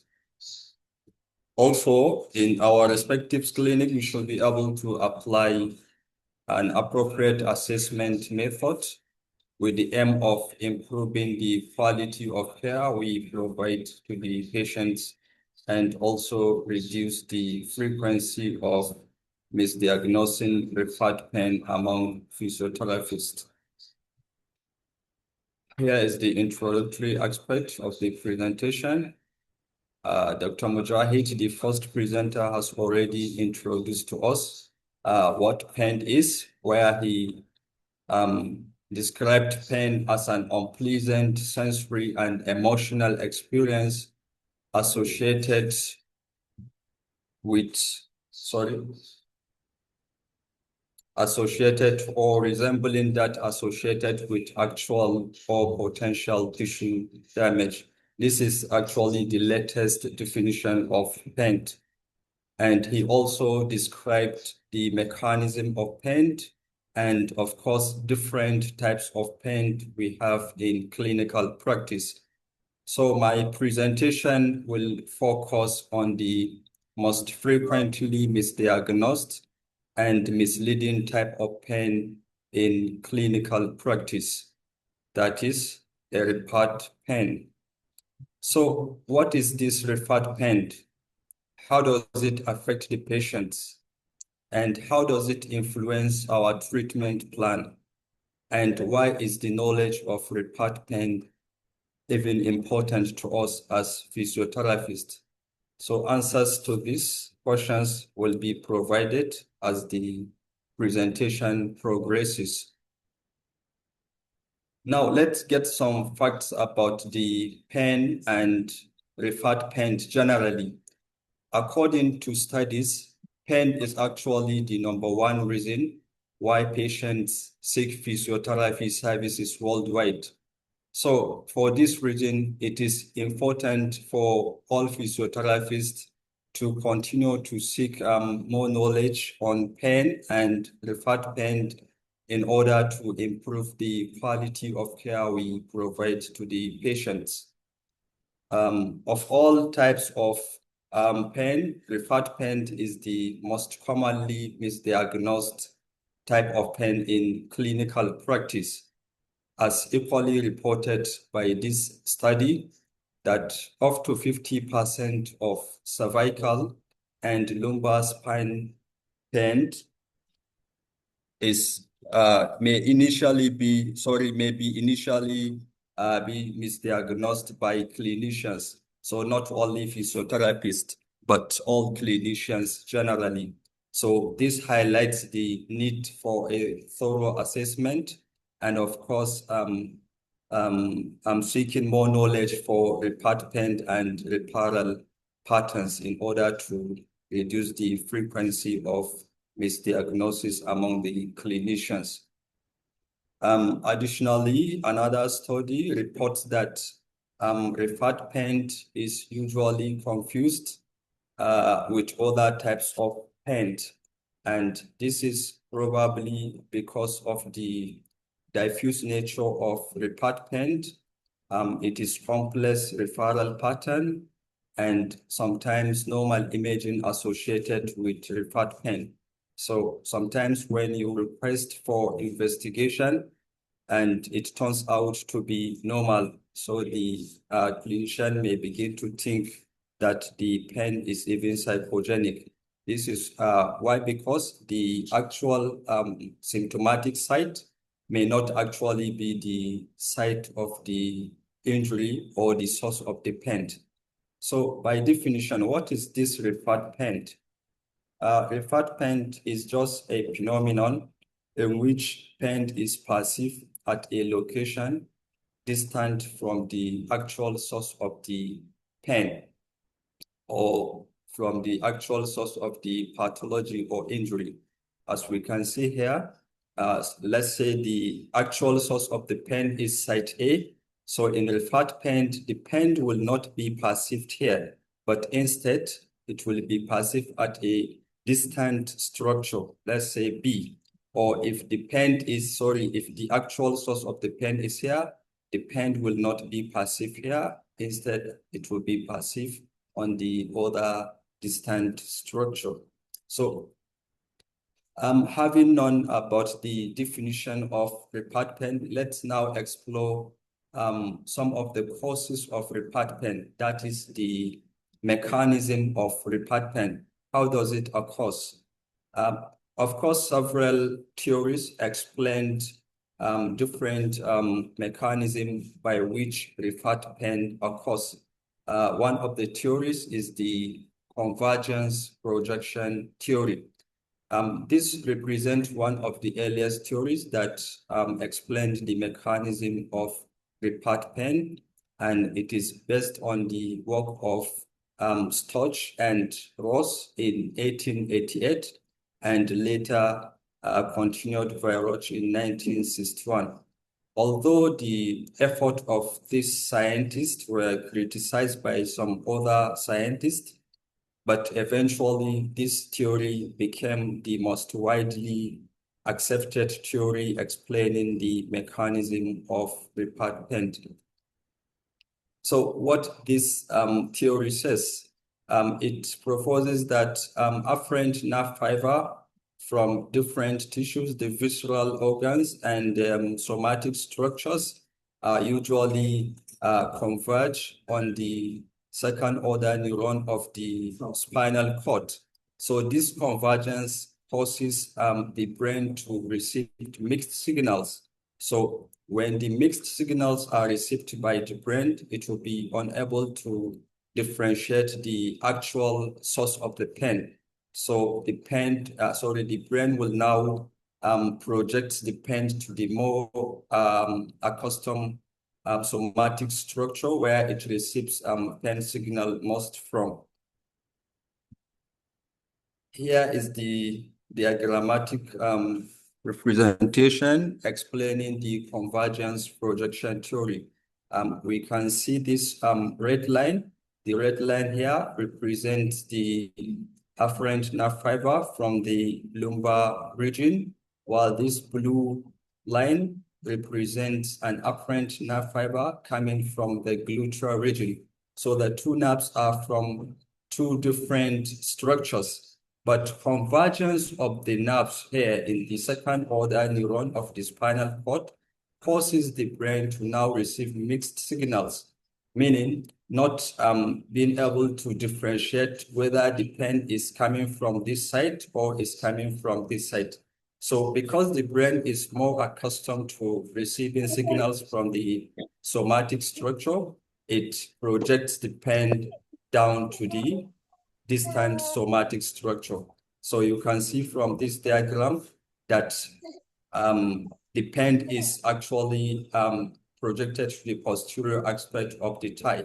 So the patient will perceive the pain on the posterior aspect of the thigh instead of the actual source of the pain. So you can see the actual source of the pain is here, but the patient is perceiving the pain here. So as a physiotherapist, we don't need to always focus on the symptomatic area, but also try to trace the actual source of the pain so as to treat the pain accordingly. The second theory that explains the mechanism of repartment is the axonal bifurcation theory. The axonal bifurcation theory proposes that an apparent nerve fiber usually divides into two or more branches to supply different anatomical structures. So stimulation of one of the structures may actually cause pain to be perceived on the other structures. This is simply because the structures share the same spinal nerve segments. The next on the list is the embryologic origin theory. And this theory explains that repartment occurs because some visceral and somatic structures share the same embryonic origin. Although the structures become separated during development, but they still maintain they still share the same neural pathway just because of that just because of having the same having been supplied by the nerve that is from the same segment. While the next is the overlapping dermatomes and myotomes theory. Dermatomes are parts of or areas of the skin that are supplied by the same spinal nerve segments, while myotomes are group of muscles usually supplied by the same nerve segment. So the overlap between these nerves causes the repartment to be perceived on the other structures that are supplied by the same spinal segments. So in summary, we can say that the convergence projection theory is the most widely accepted theory that explains the mechanism of repartment. All other theories are supporting. So let's now explore some of the types of repartment. Number one is the visceral repartment. This is a type of repartment that originates from the visceral organs. A pen that is originating from visceral organ and is perceived on the other structures, especially the somatic structures, is what we call the visceral repartment. So usually the pen comes from the heart, the liver, the kidney, and other internal organs. But the pen is not actually perceived on those structures. Instead, the pen is referred to a distant somatic structures. The second is the somatic repartment. This is a type of repartment which originates from the somatic structures on the body, usually the joints and the other structures, and the pen is referred to distant structures. So the pen is not actually passive on those structures, that's the source structures, but a distant somatic structure. The last one is the myofascial repartment. This has to do with the trigger points. So the pen originates from the trigger points of the somatic structures and is referred to a distant structures.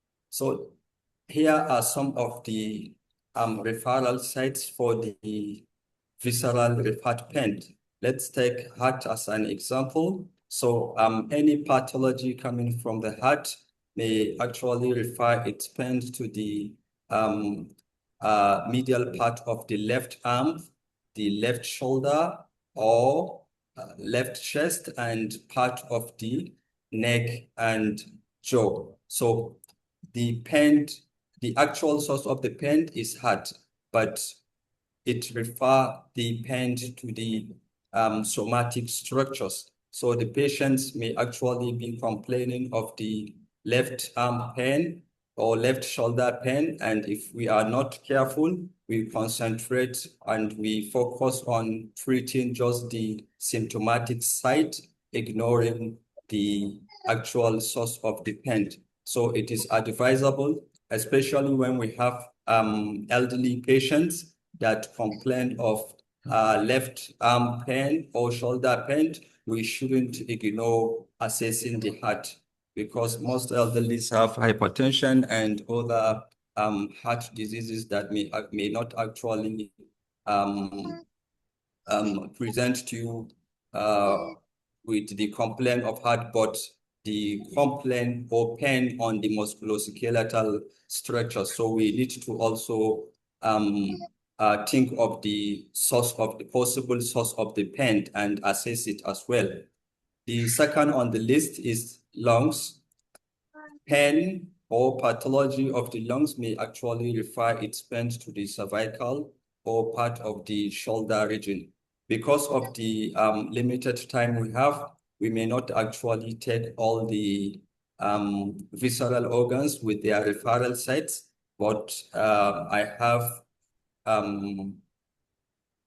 a pictorial presentation summarizing all the visceral organs with their possible referral sites. Here is the heart, you can see it.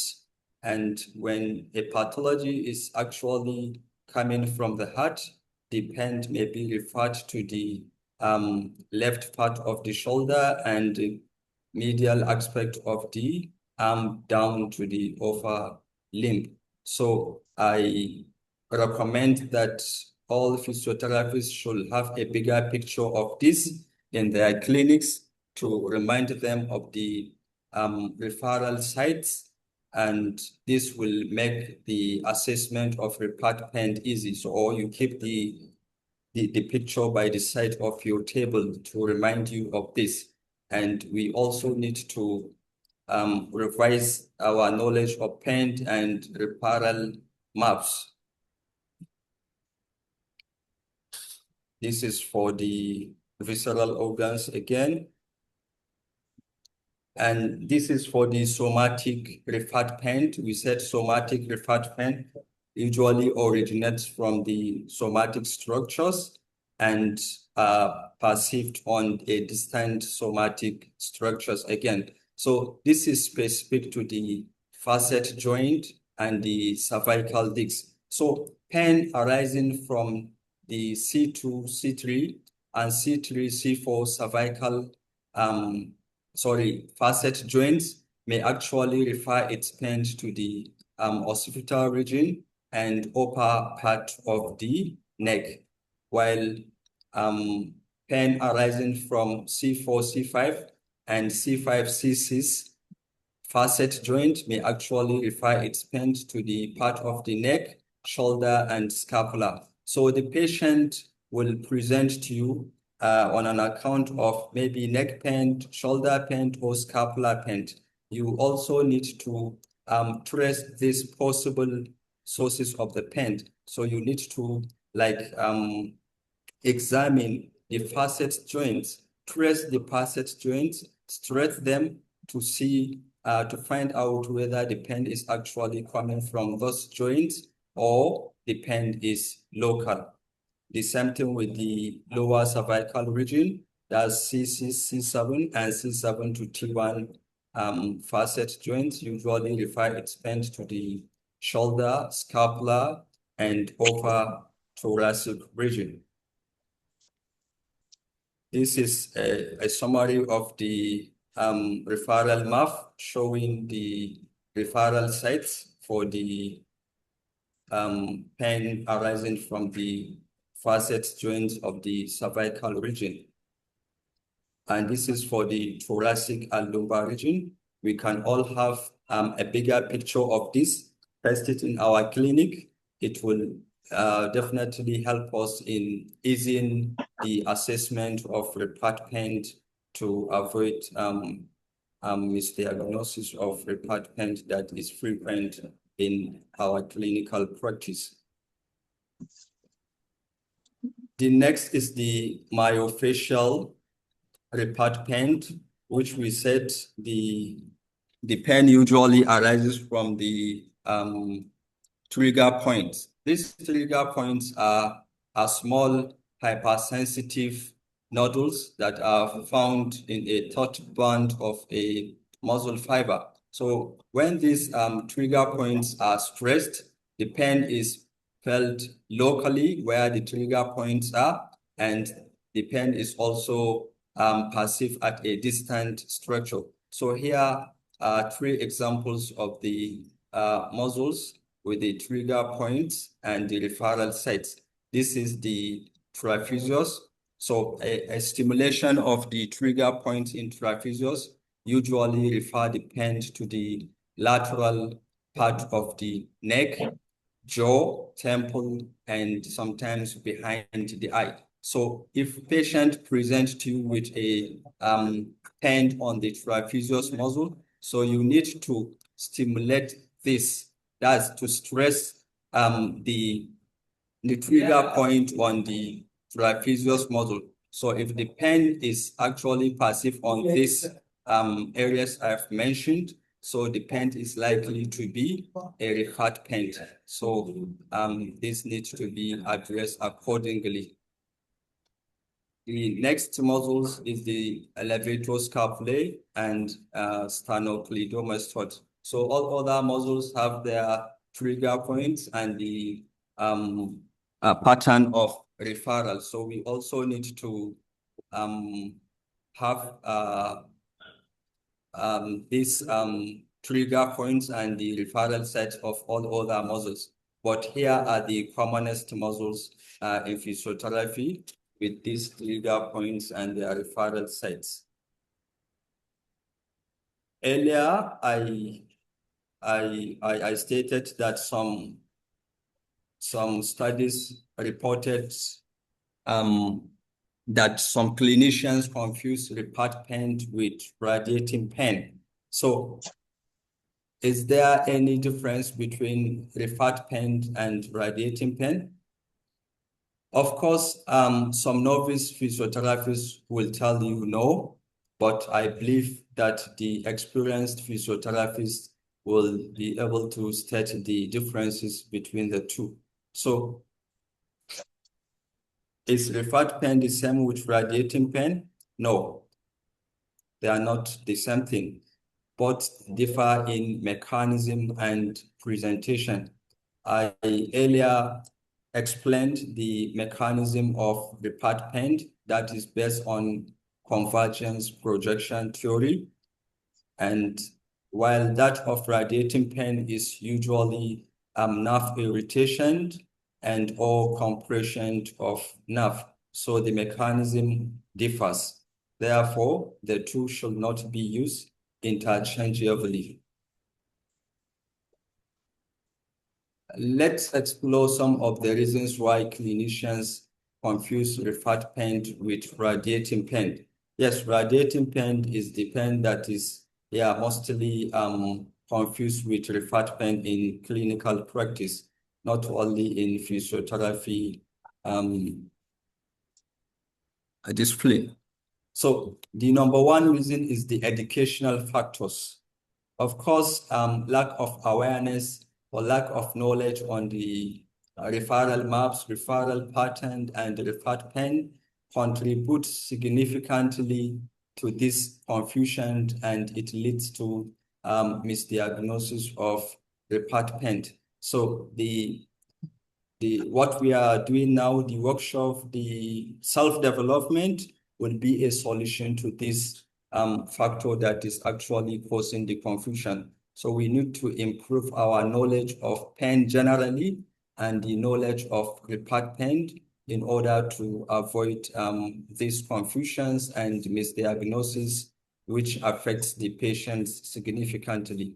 So the next factor is the clinical factors. Of course, sometimes when we request for investigations, all the investigations will turn out to be normal. Why? Because we already stated that the source of the pain is not actually where the patient feels the pain is not always the actual source of the pain. So when you keep requesting for investigations on the symptomatic side, of course, all the investigations will be what? Will be normal, because you are missing the actual source of the pain. So this further confuses the clinicians to even start thinking whether the pain is psychogenic. So next on the list is the anatomical factors. This has to do with the overlappings and of course the diffuse nature of the referred pain, meaning that the pain is perceived on a distant somatic structure other than the actual source of the pain.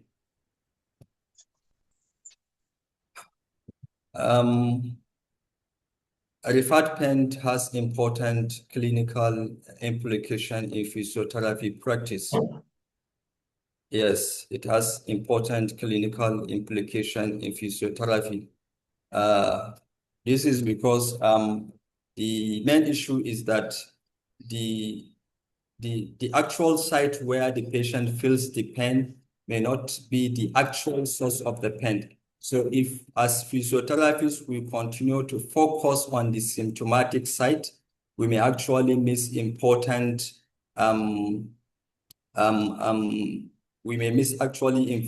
source of the pain, and that will lead to misdiagnosis. And when misdiagnosis occurs, of course, the intervention will be inappropriate, and that will definitely delay recovery, lead to persistent pain, and waste the resources of the patients. So understanding the mechanism of referred pain and improving our knowledge of referral pattern and referral maps will actually help us in making a correct diagnosis and will help us in taking a safer clinical decision. Also, this will guide will guide us on when to request for further investigation or to refer the patients to other team members for their assessment and input. We all have common goal. Yes, we all have common goal towards patients. So don't keep these patients to you. If you are unable to find the source of the source of the pain, or the patient is not improving, or you are unable to actually, or you are not confident with your diagnosis, there are other team members available to help you. So you can invite or refer the patient to actually have a good assessment of the patient to avoid all these negative consequences that may follow. So let's now talk about the assessment of referred pain. Having known what referred pain is, its mechanism. So the most important thing is to learn how to assess it. And assessment of referred pain require a multimodal systematic approach, integrating both sound clinical reasoning, subjective assessment, objective assessment, and overall the knowledge of referred pain, referral mappings, and the patterns. So this will actually help us in making the assessment of referred pain easier. So let's begin with the subjective assessment. We all know that under subjective assessment, we ask patients to describe their conditions. They describe the pattern, the onset, the location, the quality of their pain.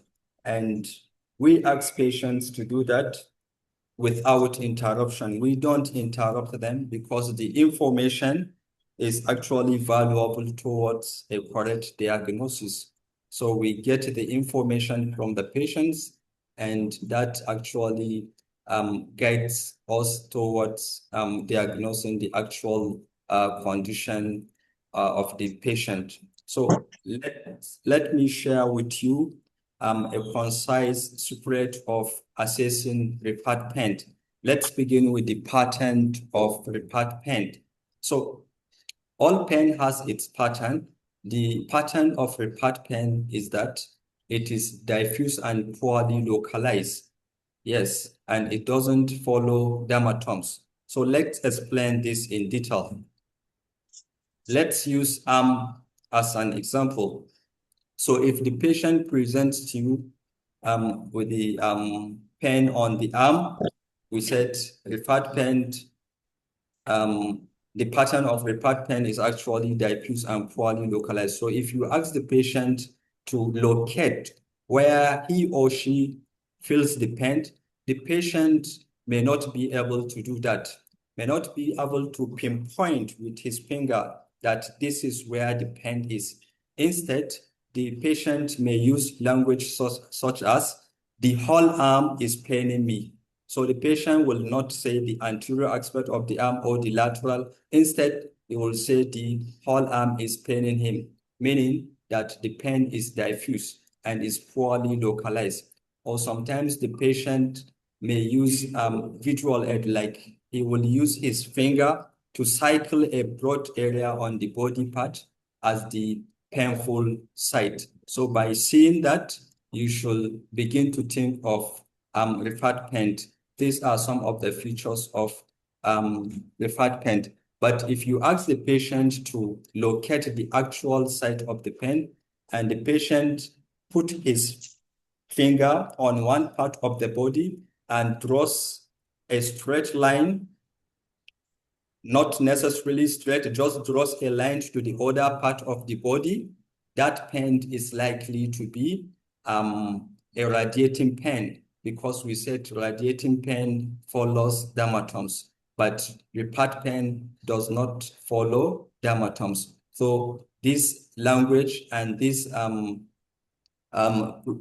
visual presentation will guide you in knowing whether the pain is radiating or a referred pain. With regards to the onset of repair pain, it has a gradual onset, and it is usually, in most cases, it is non-traumatic. Yes, so if the onset is actually sudden, don't think of repair pain, because the onset of repair pain is mostly insidious in nature. The next is the location. So if the we said that the repair pain is always passive on a distant structure. Yes, distant structure. So as a clinician, how do you understand whether this pain is coming from other structure or is localized on that point where the patient is pointing at? So what one should do is to, with the knowledge of repair pain, one has to actually stress the suspected source structure. So if the pain is not reproduced on the distant structure, the pain is unlikely to be referred pain. But when you stimulate the suspected source structure and the pain is produced on a distant structure, so the pain is likely to be a referred pain. So let's talk about the quality of referred pain. We have different qualities of pain. We have sharp pain, we have stabbing pain, and we have shooting pain. We have dull pain. So the quality of repair pain is usually dull pain, aching, and usually perceived on the deeper part of the body. This dull pain means that the pain is having moderate intensity and is usually constant. With regards to the aggravating and provoking factors, aggravating factors are activities that actually increases the intensity of pain, while provoking factors are activities that provokes the pain or starts the pain. So usually referred pain is not associated with activity. So activity does not actually always increases the intensity of referred pain, unless if one is actually stressing. Yes, as a result of that movement, one is also stressing the source structure, so the pain will be reproduced to a distant structure. So also the pain is not relieved by rest. So most of the time the pain is usually constant. It's not increased by activity nor reduced by rest. So if you actually find this, the pain is likely to be a referred pain. Next is the objective assessment. While you are objectively assessing the patient, the neurological examination is usually normal in patients with referred pain. So when you check for the sensation, of course, the sensation will be intact and there will be no change in reflexes. There will be no numbness or muscle weakness. Why? Because we said referred pain, there is no nerve involvement in referred pain. So when assessing patient and you find that there is altered sensation or there is hyporeflexia or hyperreflexia, or the patient presents with numbness or weakness of the muscle, so begin to think of radiating pain because nerve is involved, probably irritation or compression.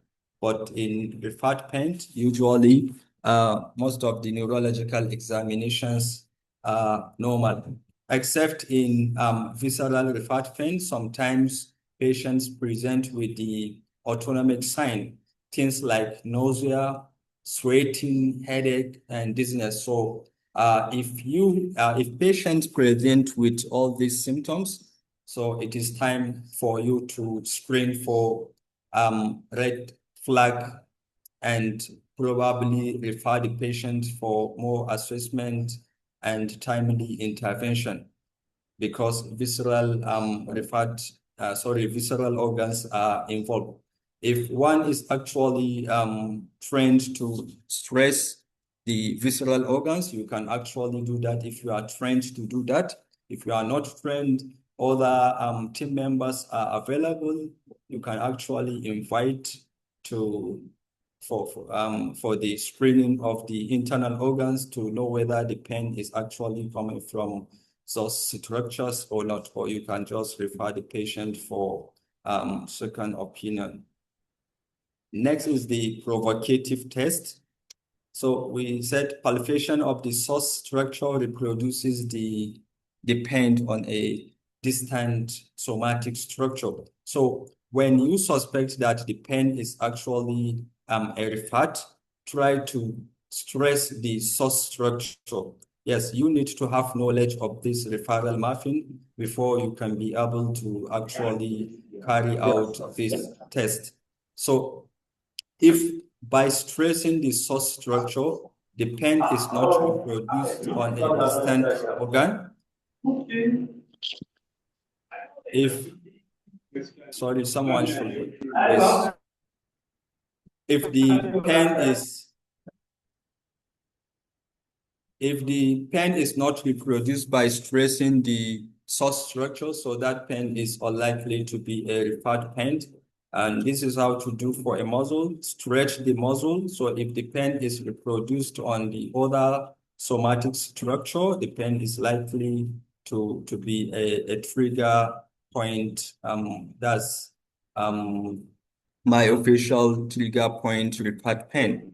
While for the joint, one needs to compress the joint, and if the pain is reproduced on the other part of the body, so the pain is actually coming from that joint. For the organ, one needs to stress the organ, and if the pain is reproduced on the somatic structure, so the pain is likely to be a referred pain. So generally, provocative nerve tension tests are usually negative. Yes, tests like stretch leg raise, which put tension on the nerve, is usually negative. Why? Because referred pain does not actually involve nerve compression or irritation. So all the provocative nerve tests will usually be negative in repaired pain. So another indicator is when you are treating the symptomatic site and there is no progress, begin to think of repaired pain. Don't just keep treating the patient.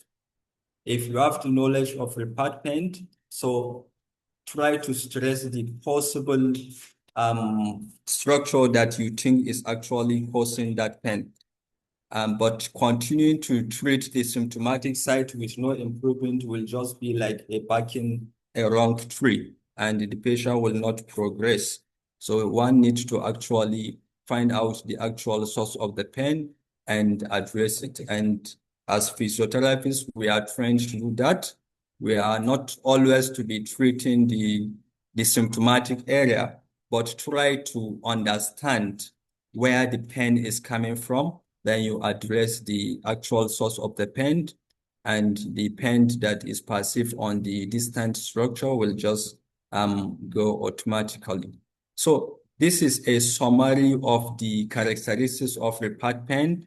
So when one finds these characteristics while assessing the patient, so the patient is actually likely to have a repaired pain. So we said the pain is usually deep, aching, and poorly localized, and it is also diffuse and non-dermatomal in nature. Also, all neurological examinations are normal, usually, yes. And when pain is produced by stressing the source structure, not the site where the pain is felt, so that pain is actually likely to be a referred pain. Referred site is usually non-tender, or tenderness does not reproduce the same pain. Yes, of course, when you keep stressing the symptomatic site, the pain will not be reproduced because that's not the actual source of the pain. We also mentioned that it follows pattern of segmental convergence from the source, not actually dermatomal in nature.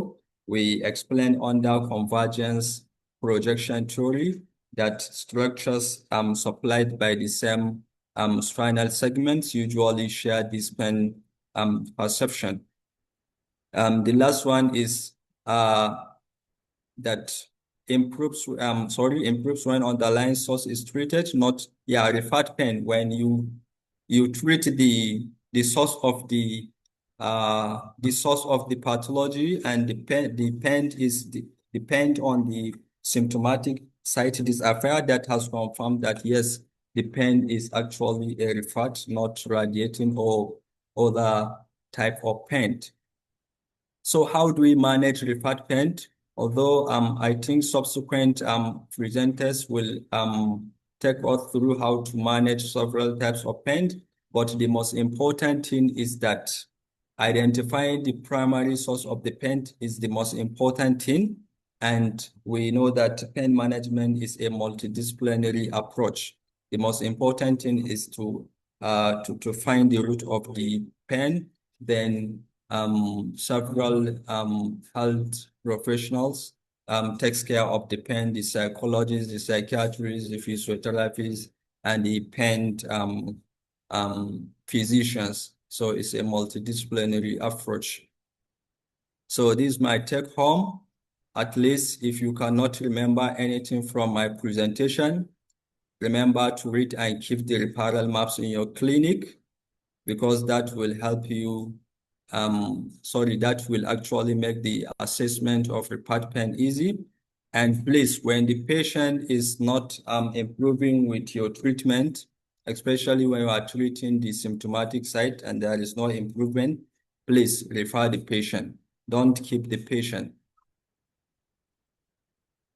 Thank you very much for listening.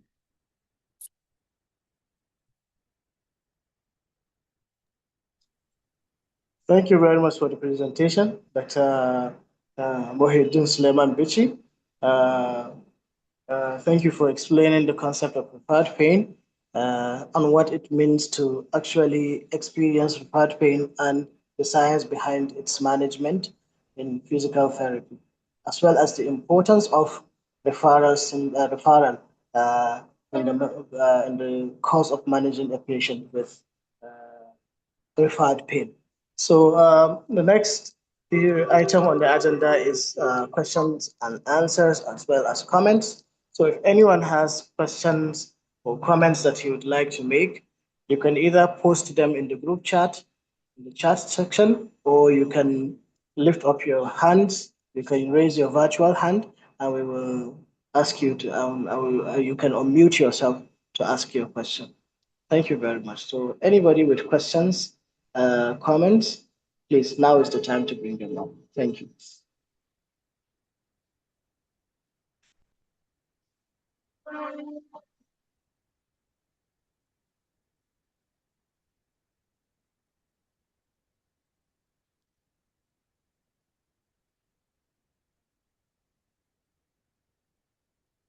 Appreciations are coming up in the group chat of the meeting. Dr. Chrysanthus and Dr. Simonu, thanking you for a wonderful presentation, sir. So we're Thank you waiting very much. on comments and questions, please.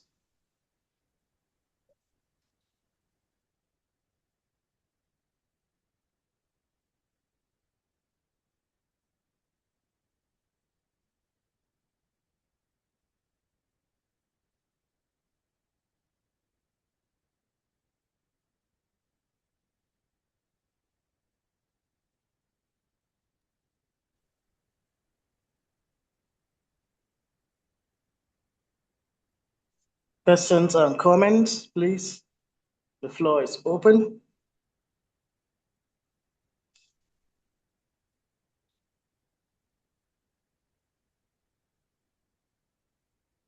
Hello, Dr. Josefa. Yes, sir. Prof. Badr will not be available for this presentation. I don't know if... Yes, we're going to open the group, sir. Oh, okay. Okay, ladies and gentlemen, as already hinted by Dr. Muhyiddin, Professor Umar Abu Muhammad Badaru will be absent actually for this presentation, and his section would be merged with the session that will take place on Saturday next week. And he's unavoidably absent because he's away on an official assignment in Lagos and official university business. He had wanted to be here, but unfortunately, his flight time and whatever really was not going to be very flexible. So we crave your indulgence and we apologize sincerely for any inconveniences. So we're still waiting on comments and questions. If there aren't any, we're going to take a 30-minute break back in. Okay, is someone trying to speak? Okay. Thank you very much, Dr.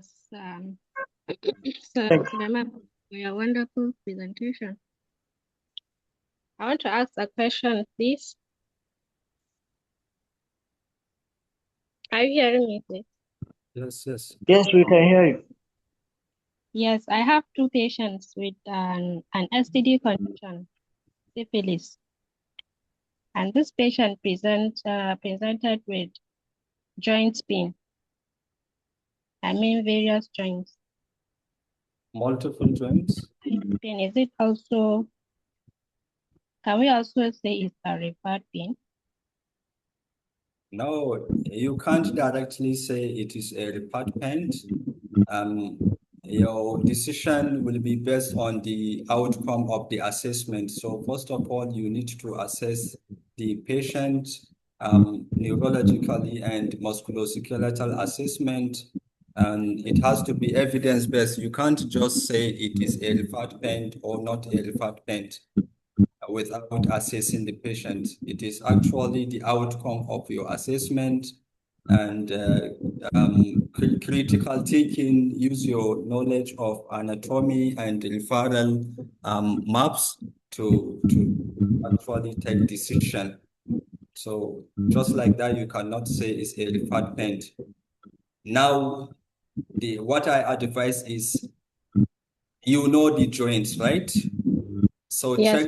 check the referral maps where trace the actual source of those joints. You understand?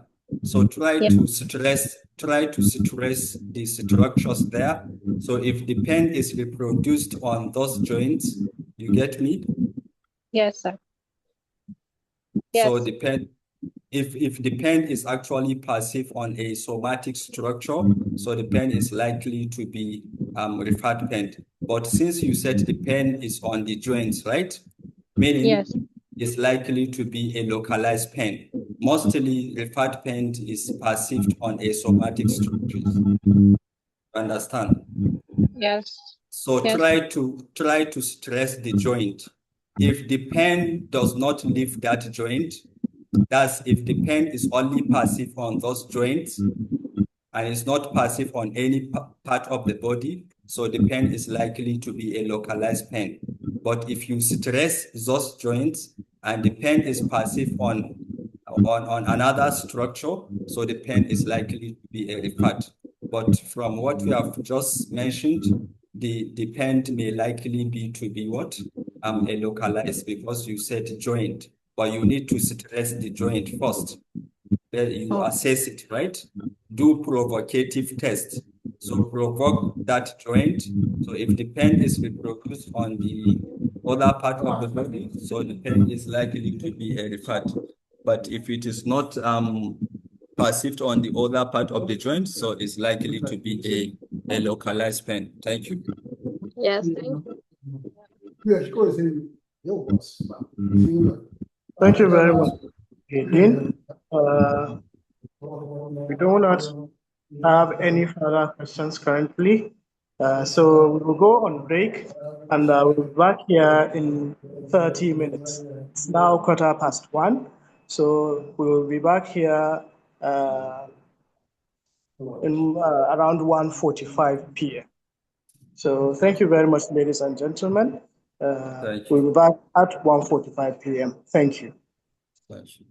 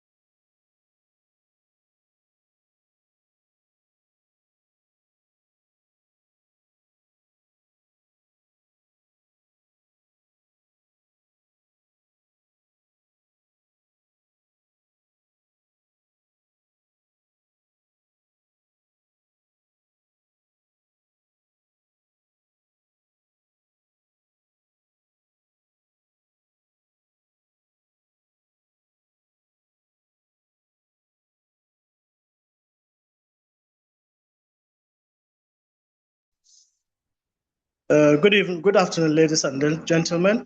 Yeah, welcome back to the NSP Kano fourth quarter CPD program. And we're going to start our next session in the next 2 to 3 minutes, let's say by 10 minutes to 2, because most of our people are not back, but we've sent notifications into the registration groups and they will all be back in the next few minutes. So we'll start off by 1:50, that's 10 minutes to 2. So let's all try to come back because Prof. Jibrin is already online.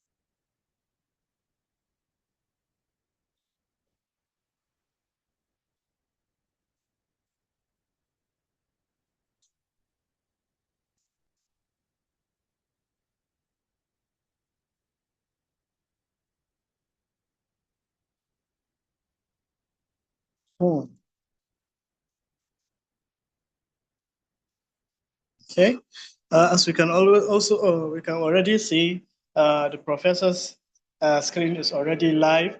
So we are about to begin. A brief introduction to Prof.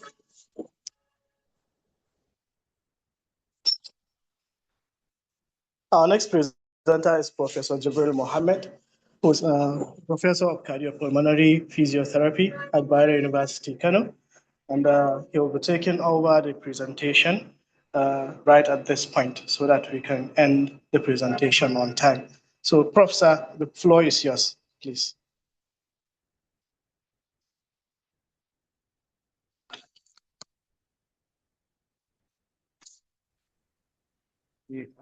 Good afternoon. Assalamu alaikum wa rahmatullahi wa barakatuh. So I am delighted to be here.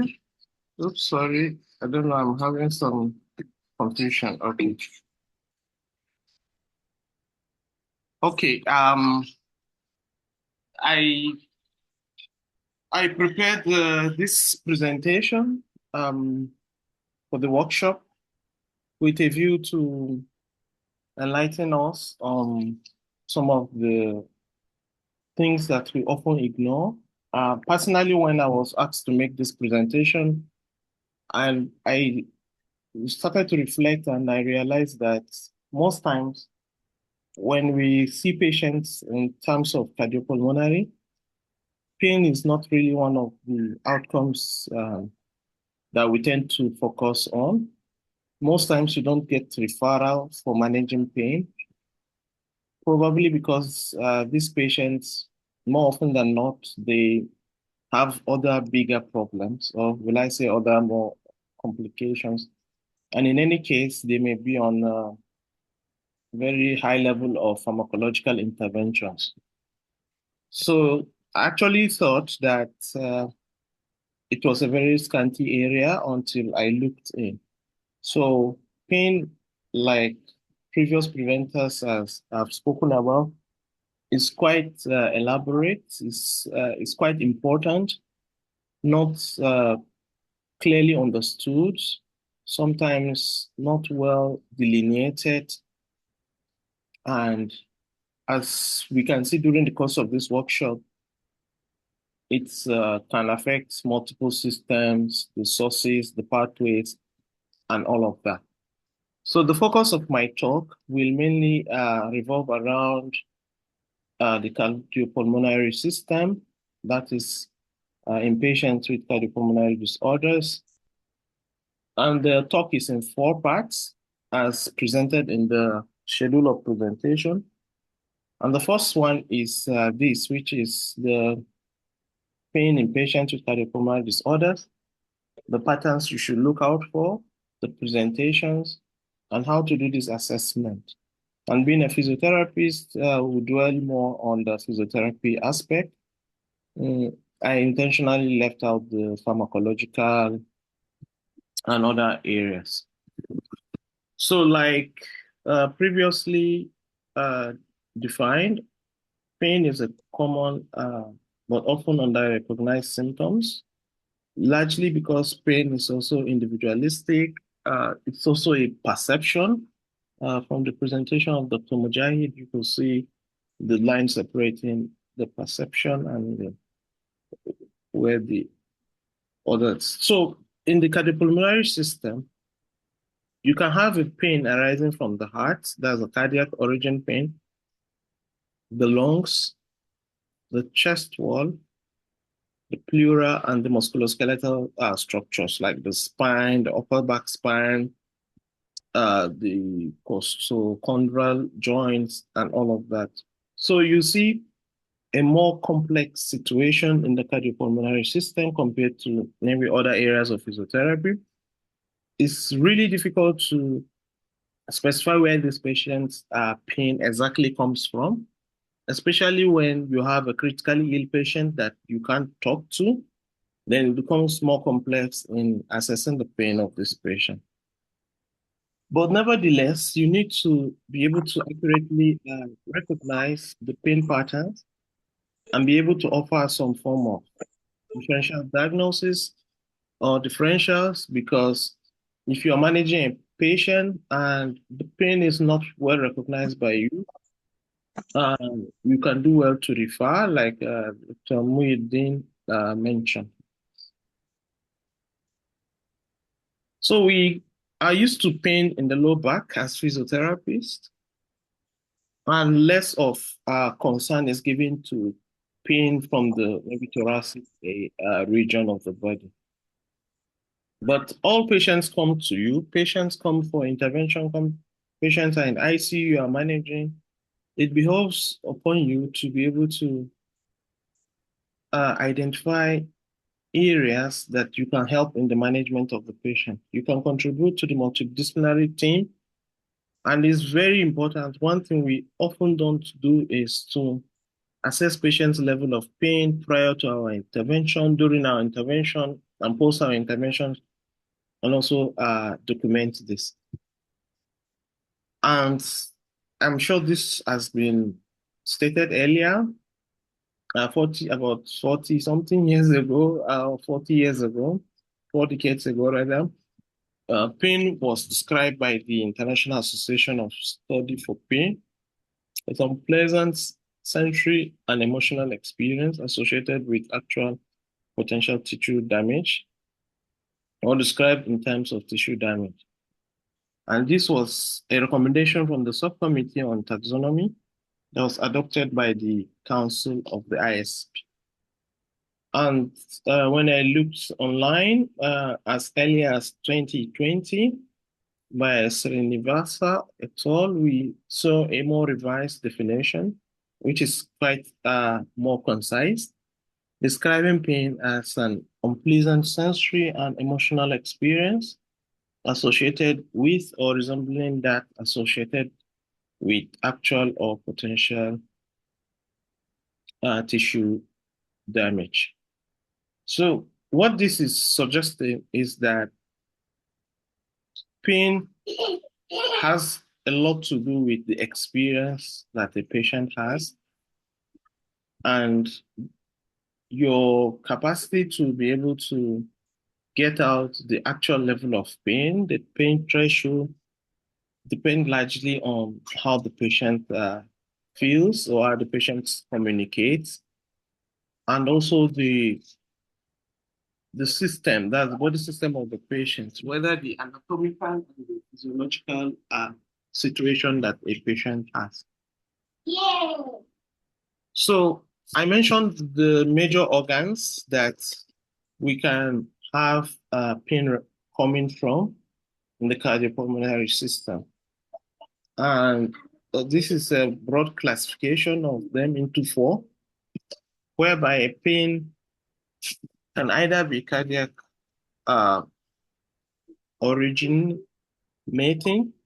or pulmonary, musculoskeletal, and chest wall, or from other sources that are anatomically proximal to the cardiopulmonary system and exhibiting pains that can actually confuse you as somebody providing intervention or assessing or managing a patient. So cardiac pain, I'm sure everybody becomes more agitated when we see a patient pain that you are able to localize to the cardiac or to the heart. And this is largely similar, whether ischemic or non-ischemic. Ischemic having to do with reduction in blood supply to the heart. And often these pains tend to have a similar predictable pattern due to the shared nerve pathways. So the popular one that we've all been taught about in school includes angina pectoris, which also has different classifications on different subtypes. Can either be stable or unstable, and acute, subacute, and whatnot. We will not go deep into this, but just wanted us to know that these are some of the areas that are responsible for the cardiac pain patterns.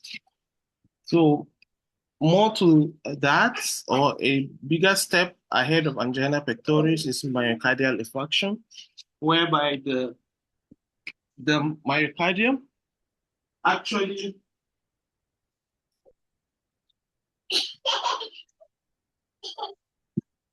sorry about that. I tried to send away the children from the room. So whereby the myocardium actually is already infarcted, leading to death of the heart tissues as a result of reduce or stoppage of blood supply. So there are other infective types like the inflammation of the pericardium in terms of pericarditis, then also aortic dissection, which refers to a situation where you have blood in the aortic wall as a result of maybe tear.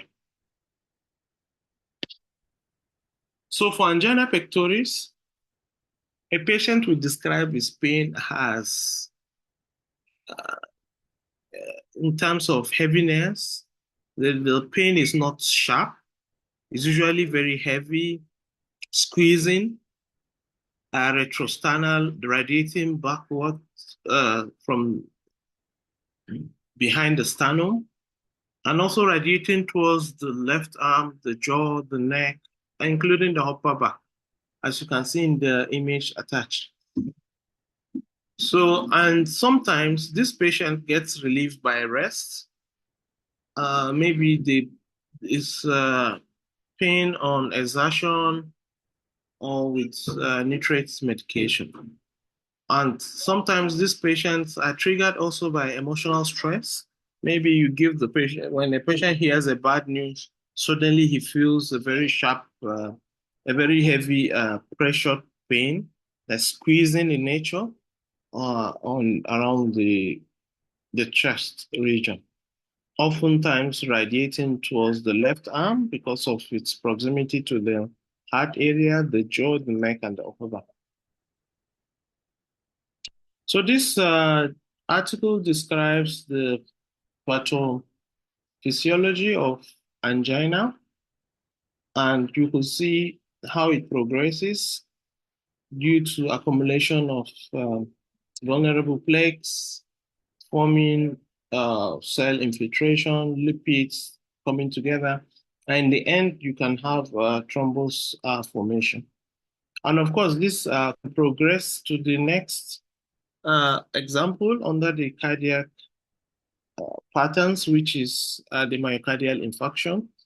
So there are several articles, including those grading pain. This is a very old paper from 1976, where angina is graded from level 1 to 4 in terms of the physical activity that patients can do, in terms of limitation, whether it's marked, slightly limited, or complete inability to carry out any of the activity as indicated in the slide. So another big example is the myocardial infarction. Here you have the pain more severe, more persistent, more crushing, and also more diffuse. We localize for angina pectoris to some parts of the left arm, the jaw, the upper back, the neck. But here in myocardial infarction, the pain is more diffuse across the chest and more difficult to localize. So we are saying all of this because when you have patients that you are managing and you're able to see some of these things, I'm sure when we come to red flag where you are obliged to refer such patients, we'll hear more details. But it's quite important for you to be able to take the history of your patient, whatever intervention you are called to offer for the patient, and when you get ideas of such symptoms or clinical features, then you can make the appropriate next line of intervention for such a patient. So in the case of myocardial infarction, it is usually not relieved by rest, which differs it from angina pectoris, and it's also associated with nausea or sweating. So these pictures illustrate what pericarditis could look like.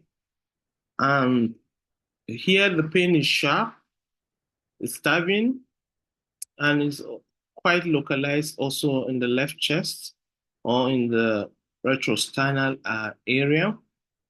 And for triggers, it becomes worse when a patient is lying supine, and better when the patient is sitting upright or leaning forward.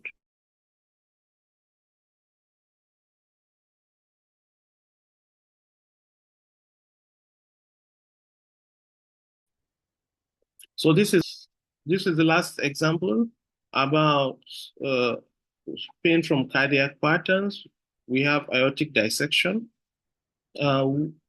which is usually sudden, tearing pain radiating mainly to the back of a patient, and it is associated with BP differences, maybe from on the two arms. You have very large differences in blood pressure in the right and left arm.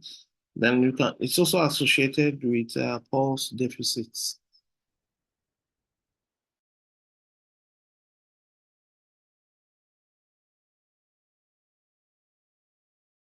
So from the lungs, pain usually originates from the pleura or airways because the nociceptors are absent in the lung parenchyma. Lung parenchyma refers to the spongy area of the lungs, which makes up the major lung tissue that you see. Usually, these areas do not have nociceptors, so they are not able to transmit any impulse that is related to pain. So most times, the pain that comes from the lungs usually originates from the pleura or the airways.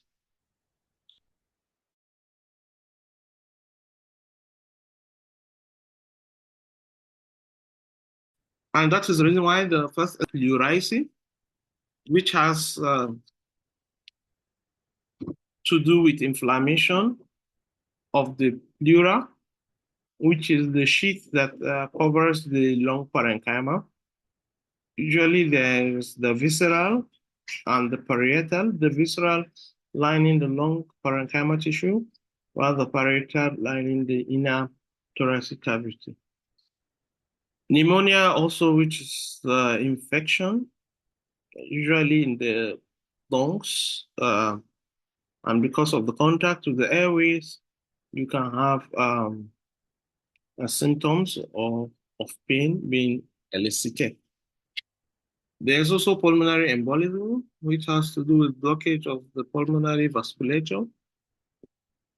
When an emboli is dislodged from another part of the body, this is mainly visible clearly with CT, which is the standard investigating means. There's also pneumothorax. Pneumothorax has to do with air within the thoracic cavity, mainly following maybe a collapsed lung. So instead of you to have the lung almost filling the thoracic cavity, you can have one of the lungs maybe collapse, and you have a lot of air around the collapsed lung. So this can also elicit high levels of pain. So in pleurisy, which has to do with inflammation of the pleura, I didn't get a very good image, but you are able to see what normal pleura would look like on the left, while on the right is an inflamed one with more swellings, with more accumulation of fluid or inflammatory agents. So these patients present mainly with a sharp, localized pain that is worse on inspiration, especially when the patient takes in very deep breath, or pain elicited with cough or sneezing. So a patient is sneezing and it's eliciting so much pain from the chest, you can suspect a pain of pulmonary origin. So these patients often present with shallow breathing. They tend to avoid the area where the inflammation is. So on auscultation, there might be reduced air entry. There could be a patient avoiding to breathe around that area, so you don't hear any movement of air from on your when you apply a stethoscope. Another respiratory disorder that is associated with a lot of pain from the chest is pneumonia, which, as you see in the X-ray, has to do with infection. And infection comes to inflammation, which comes with a lot of fluid accumulation. And on auscultation or percussion notes, you feel a dull sound, resonate, and this is often associated with fever and cough. And it also gives a worse triggering. It's triggered as in worse pain is elicited with inspiration, as just like we mentioned for pleurisy.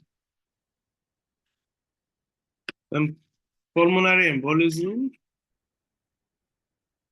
usually sudden, and as you can see from the CT, when a contrast is applied, it shows how the pulmonary vessel, that's in the lung arteries, can be blocked either by blood clots or thrombus that dislodged from another part of the body into the lungs. So, and this is usually associated with high levels of heart rate, tachycardia, and also dyspnea, causes a type of pulmonary disorder. So lastly, there's pneumothorax, which has an acute onset and usually unilateral, where the problem is, and it's associated also with breathlessness or decreased breath sounds on the affected side. And you can see the collapse of the right lung, in this image, showing where the blue area filling up the entire thoracic cavity, if I can use that. So pain can also come from the musculoskeletal area of the chest. And for these, there are three main sources of the pain. There's the costochondritis, that is the junction between the cartilage and also the bones, the ribs, if I can use that. Then there is also the intercostal muscle strain. As physiotherapists, we deal a lot with muscle tear, muscle strain, and all of that.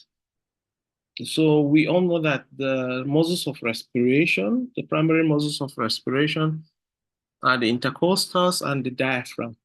So you could actually have injury to the intercostal muscles, causing a lot of pain, or tear in these muscles, or strain rather in these muscles, causing pain that may need some form of intervention. Then, of course, at the posterior, the thoracic spine could also have a lot of problem. We deal with a lot with patients with several types of back syndromes.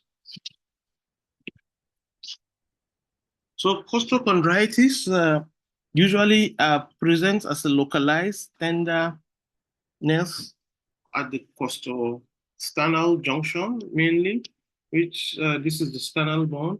So where the ribs approximates with the sternal bone at the costosternal junction can be a source of pain, which is reproducible with palpation in these patients. Then this shows image of pain at the intercostal muscles. You have the three intercostal muscles, the external, the internal, and the innermost. Of course, the external is more active during inspiration. And pain in the intercostal muscles tend to increase with twisting, movement, or deep breathing. When you take in deep breaths, you have these muscles contracting to expand the chest in all the three dimensions. That's the anterior, posteriorly, laterally, and superior, inferiorly directions. So when there is any tear in the muscles, it will elicit a lot of pain. So at the back, you could have pain across the scapular region and also along the spinal column. So there are other sources that we should all know about that could mimic cardiopulmonary pain. So we all know people that have ulcer. Ulcer is from the gastrointestinal, but you can have it presenting like heartburn, especially when you have gastroesophageal reflux syndrome, or GERD disorder or disease, which presents as bony retrosternal pain.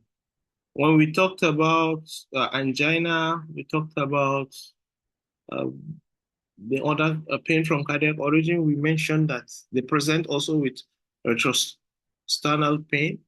So you can see this is a very important differential. Otherwise, you'll be misinforming other medical team members or multidisciplinary team members of a possible heart pain when you have not ruled out something from the GI. So anxiety, panic disorders, patients with hyperventilation-related pain.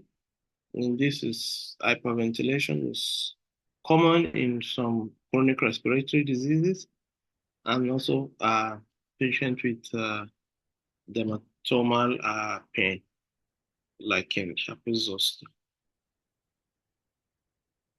So there are different presentations that a patient can present with clinically, and one has to do with pain-associated symptoms, behavioral and functional presentations, and red flag presentations. So pain can accompany common features that we see in patients, like dyspnea, palpitation, cough, fever, sweating, dizziness, syncope, fatigue, or exercise tolerance. In terms of behavioral, a patient will be guarding the chest wall or splinting. Maybe somebody wants to cough, he has to use his hand to press a part of the chest to be able to cough. That is behavioral, or rather will I say splinting. Then a patient can have reduced chest expansion in the part that is most painful. So this is giving us a clue that possibly one of the things to assess may be how symmetrical the chest is expanding. Then patients can present with anxiety or fear as part of expressing pain, or lack of participation. I think the previous speakers have really talked about this in some form. There is the last talk today will be on red flags, so I will not dwell on this a lot, but you can have a patient with sudden severe chest pain, pain with hemodynamic instability. You have a patient with pain with high rates of maybe very high blood pressure or high pulse rate, or with neurological deficits.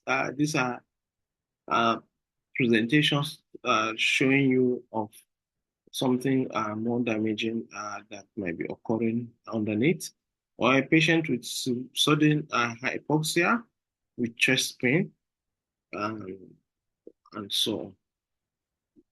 So as physiotherapists, what is our role in assessing pain for patients in the cardiopulmonary axis? So this could be divided into different subheadings. Subjective is the first, of course, and also because previous speakers have really dwelled on the subjective aspect of pain. If I'm in a lot of pain, like most men in Africa will want to behave, you will not want women around you knowing that you are in pain, or your children, or your colleagues. So that makes pain seriously subjective in terms of what you get from the patient. But there is also the opportunity to physically examine your patient and even carry out some tests to really localize. And you can use the support of maybe already requested diagnostic investigations, like, for example, increase in leukocytes or white blood cells is associated with the fact that it is going on that the white blood cells is attacking, which could could be tissue damage, and this is quite related with pain also. Under subjective assessment, pain history. Most times, we do this as physiotherapists. Take the history of a patient, and this has to do with all the questions you ask the patient. When was your pain? Can you describe how it is? Very big idea of what to expect. But also, there is the pain scale.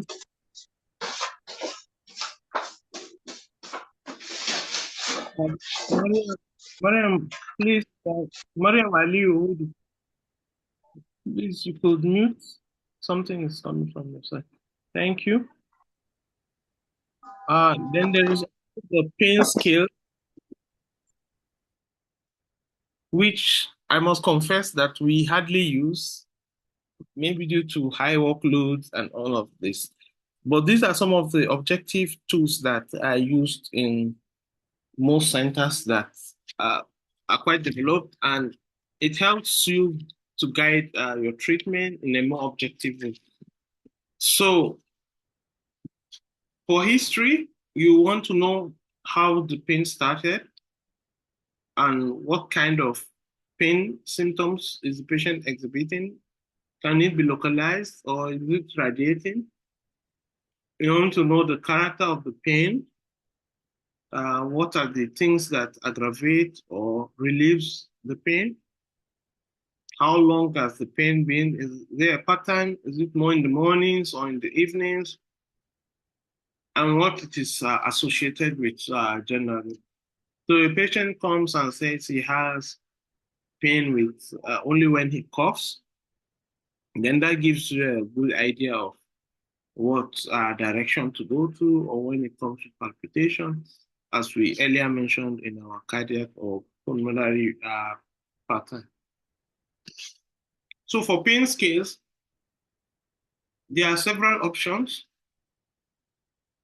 The popular ones for us in Nigeria, I think, is VAS, but the NRS is also similar to VAS and can be used. And also the FACES pain scale, where a patient can also subjectively tell you the level of pain he is in, based on, but this depends largely on how educated the patient is and how well the person applying the scale is able to explain to such a patient. So the second leg is the physical examination, which generally is divided in 4 parts. Inspection, when you come to maybe the ICU and you have a patient that is unconscious. It's only by inspection, probably, or depending on the level of consciousness, palpation, then probably you could see if you can situate a pain or localize a pain symptoms that the patient has. So, and that's, okay. I thought there was a message. If you have any question, you can always ask through the chat box. So for inspection, you want to look at the breathing pattern. Is it shallow? Do you see the patient using the accessory muscles of respiration to breathe? And that can give you an idea on why the patient may be avoiding other areas, probably due to infection or due to inflammation of the pleura or pneumothorax. Then is the breathing labored. Then posture, a patient that is forward leaning, if you attempt to make the patient stay upright, if there is a lot of pain and the patient is always trying to lean forward, that also gives an idea of what maybe the kind of pain the patient may be in. Then cyanosis, having to do with a lack of adequate oxygenation or oxygen perfusion, then asymmetry also in chest movement. So these are things that you can see and document to give you an idea as you proceed to assess your patient. Then you can also palpate. This has to do with placing your hands on the chest of the patient. If there is tenderness, the patient can react. Maybe a patient that sustained multiple, maybe chest injuries or bullet injury, you could palpate and look at the face of the patient or ask the patient how much of pain you think you can create for such a patient. Then in pneumothorax, can palpate for tracheal deviation. If it's deviating towards the right, it means there's a collapse on the left, and vice versa. Then the image is also showing tactile fremitus changes, which can help you to differentiate probably if there is consolidation or effusion or not. So this has to do with asking the patient to talk, and the less fremitus you hear, it means there's excess air in the lungs. On the more fremitus you hear, it means it has to do with echo mechanism. When there is consolidation, then you feel an increased intensity of fremitus on the palpated chest. So for pleurisy, you could narrow your ideas or what may be wrong with the patient. When you hear pleural rub, I don't know, maybe during the hands-on, if it's possible, I can play the audios for pleural rub, indicating pleurisy or pleuritis. Crackle sounds, meaning there is consolidation in the case of pneumonia. It can also indicate problem from the heart origin.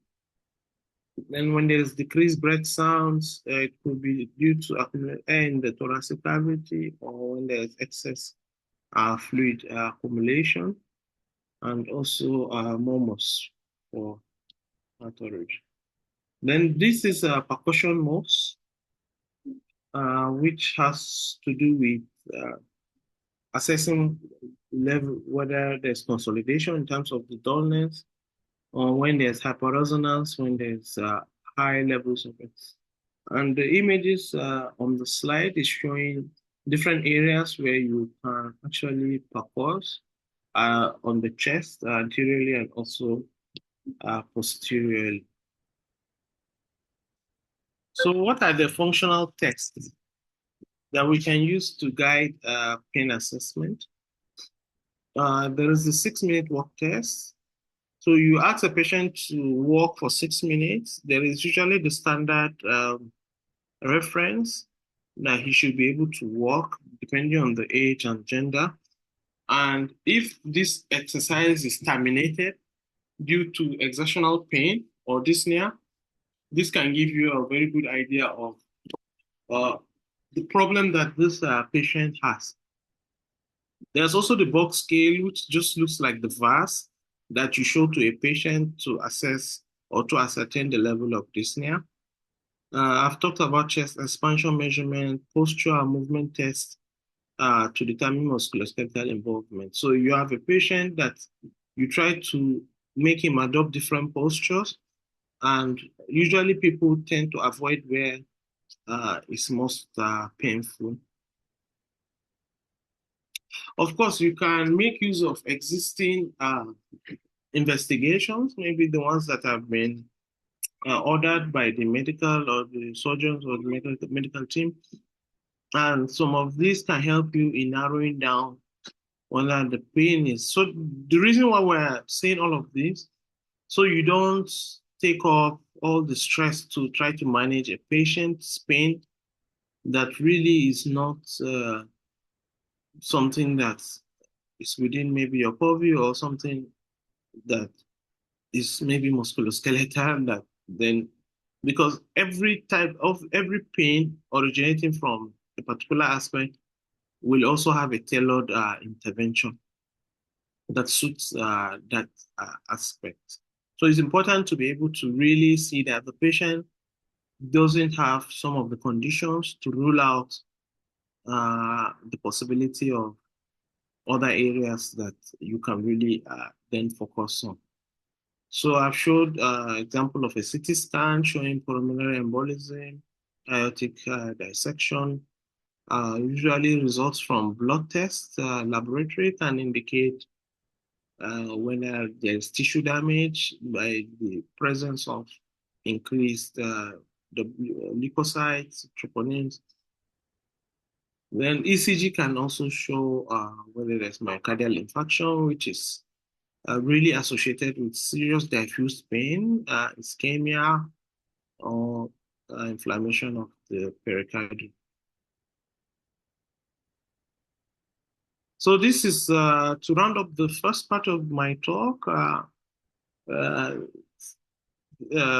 Cardiac pain are usually non-reproducible. They are really pressure-like, except for a few that I mentioned with sharp pain, and they may radiate to other parts of the body. You have in myocardial infarction more diffuse, more radiating across the chest. In angina, more to the left arm, neck, and jaw. Meanwhile, the pulmonary pain on the other side is more sharp. They become worse with breathing, especially with inspiration. So you ask your patient to take deep breath. If the pain increases, you can try to say, okay, this may be pulmonary related pain. Meanwhile, musculoskeletal related pain in the chest tend to be more reproducible with palpation. Maybe there is a costochondritic pain. When you touch it 10 times, the patient feels the pain 10 times. Or with movement, especially when it has to do with the muscle aspect, maybe the intercostal muscles. Of course, gastrointestinal, which can give a lot of conflicting aspects, has to do with meals and so on. So this, okay, I try to check if there are questions. I can't see any. So in summary, pain in the cardiopulmonary disorders can arise from multiple sources, each with a characteristic pattern, and effective assessment requires a detailed history of the patient. If you have the patient in ICU, you need to read the case notes very in-depth, very carefully, to get a very in-depth idea of what may be wrong with the patient and where to focus on and not. Then there are evaluation tools that really can be used, especially if you have a verbal patient, a patient that can speak. We need to start to change to apply some of these tools. And then you have to also be able to examine the chest of a patient. The scale is no longer an option if you're going to manage patients with cardiorespiratory disorders. You need to be able to know when the percussion note is dull, when there's crackle sounds. Of course, this can be taught in an online workshop, but it's really, really important. You need to be able to recognize red flags so that you can call the attention of the next staff or personnel. A patient that suddenly loses oxygen saturation, or when there is hemodynamic imbalance suddenly, and all of that. So there's a need to be able to adequately and on time recognize red flags. Then you have to have a good understanding of lung and heart pathology. And I hope I have tried to explain this a bit. Thank you very much. I don't know if there are no questions, I will just proceed. Or Uzaifa, what do you think? Since I would like to do all of this before 4 p.m., then we decide when we can come back on. I think you can carry on, sir, because there aren't any questions currently in the. Sorry, I have one. I'm sorry. Okay, please go ahead. Okay. Yes. Thank you very much, Prof, for that very insightful lecture. But then, sorry, insightful presentation. But mine is, I just want us to, well, forgive my naivety sometimes because perhaps I'm a bit disentangled from clinical practice for a long time. But then, I'm just trying to see the implication for the first contact with the therapist. You know, to be honest, there is a great shift in paradigm in how we practice as physiotherapists. You know, given the doctor of physiotherapy program that is currently, running. I'm sure when you're talking about these clinical examinations, you made mention of, the idea that maybe, some of the clinical examinations been asked for by physicians. So I'm just concerned. I think we also need to be tilting our own discussions toward first contact with the therapist, because having that kind of perspective is also very important, because in the next 4 or 5 years, everything in the practice changes, because we are also supposed to be, serving as first contact with the therapist. I just saw today, the change in the entry point for pharmacists, with regards to this ongoing advocacy. And I'm sure very soon it will be the same for physiotherapists. So I just also want to call our attention that changing this doesn't come easy. It also comes with other changes. It also comes with expectation. It also comes with generally how we practice. So while we are discussing, I'm just calling our attention perhaps to be discussing as first contact with a therapist, so that ideally we should be speaking about what we should do. Do you require, let's say, clinical examinations? You order for it? How is it? Because I think this is also very important. And maybe in the long run and in other courses, we'll be taking, discussions generally on how first contact practice is going to be, because it is definitely different from the current practice that we are doing. Thank you very much for that. Sorry for forgive my naivety if there is, because I may be, other things might be happening and I'm not probably aware. Thank you. Okay. Thank you very much for your comments or contribution, if I can put it that way. Yeah, I realized this, but based on current realities, we also need to know that what you mentioned is a process, and it's quite a long process. But at the moment, what most international guidelines are also recommending is the MDT approach, which is the multidisciplinary team approach for most disorders. ICU is one area that nobody knows it all. There has to be some form of multidisciplinary training team approach to management of patients. And because these patients are not patients that you want to take a lot of risks with, so it's always good to double check. Actually, what I meant by existing, I just mentioned that because if you have a patient folder and you already have laboratory investigations inside, your ability to also decipher it is very important. And that comes with a lot of training that's at the moment suboptimal. So that is one area that we could focus on, because once people get all the skills and it becomes easier, then maybe the following steps, subsequent steps could be actually making requests. At the moment, we do a lot of requests for x-rays, but CT not yet, probably because also the costs involved. So there are a lot of things that won't really benefit from trial and error at the moment. But me as a person, I think the MDT approach happens to be the best idea, I think.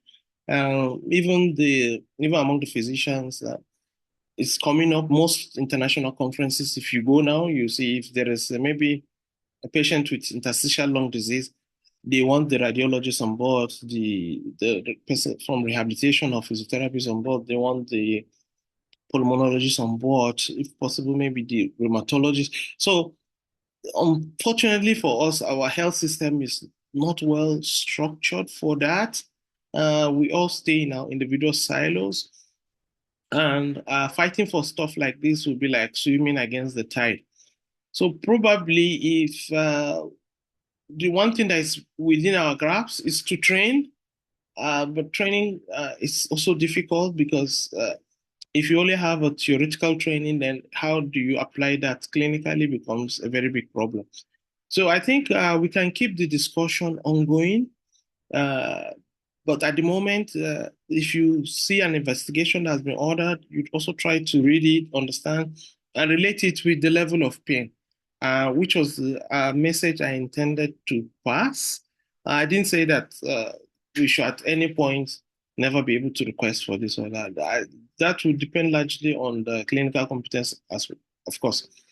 I hope I have tried to touch every part of the answer that I could give. There's no one straight answer to your comment or question. Thank you very much. So looking at the next topic, sorry, I don't know if there are further questions, but they could come along the line because I have everything on one slide, on one PowerPoint file, sorry. So we now want to narrow down to patients with that are critically ill, meaning patients in the ICU.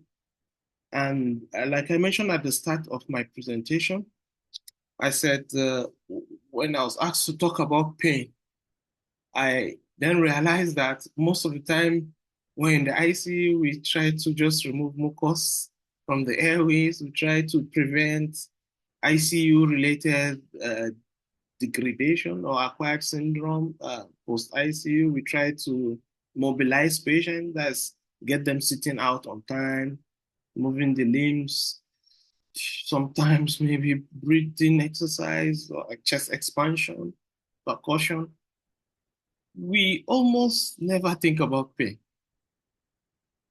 But there is pain. Everybody knows there is pain. And this pain, as a result of either before the ICU admission or because of the interventions the patient received in the ICU, such as invasive procedures. Some of the patient has, maybe they had surgeries. Some of the patient due to prolonged immobility, maybe the patient is unconscious. This can lead to the pain development, maybe due to pressure area problems, like pressure sore. Mechanical ventilation itself, even though patients receive sedation, can be associated with some form of pain. Maybe the patient has underlying pathology, which is what I talked about, having it pre.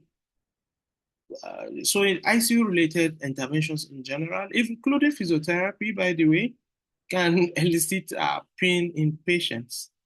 So, and this pain, if unmanaged, can lead to harmful physiological responses, delayed recovery, sleep disturbances, and poor long-term outcomes. We've seen studies whereby patients 3 to 4 years post-ICU still carry on with them what is referred to as post-ICU syndrome. So physiotherapists can also play an essential role in managing this patient within a multidisciplinary team.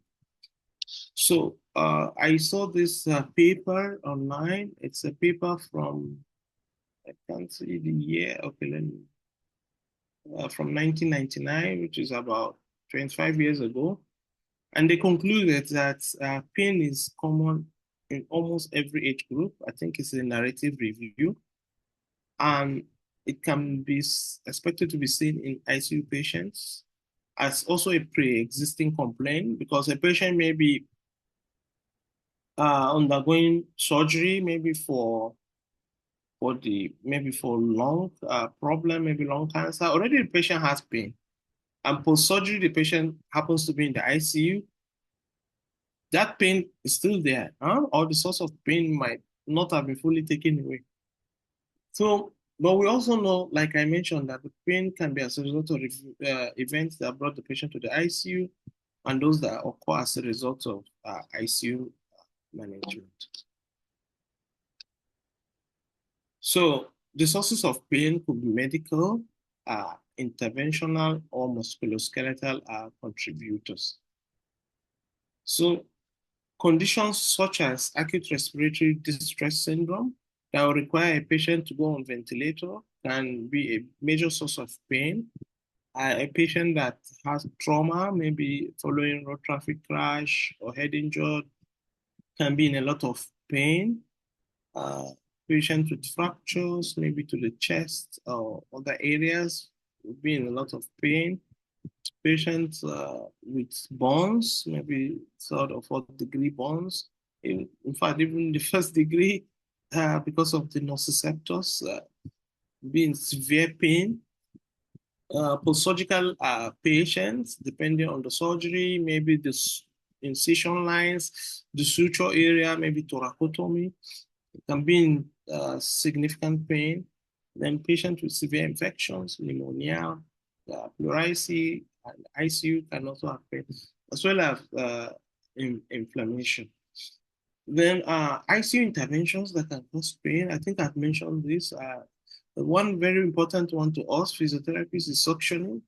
I'm aware not everybody has skill to adequately suction, but when you suction a patient and you leave the catheter too long, you can actually elicit a lot of pain in this patient, because when you suction, it can suction everything, including some of the good things from the body, like oxygen and so on. That is why it's important for ICU suctioning. You have to keep close eye on monitoring SpO2 and other parameters, because you can actually elicit pain when you think you are doing good for the patient.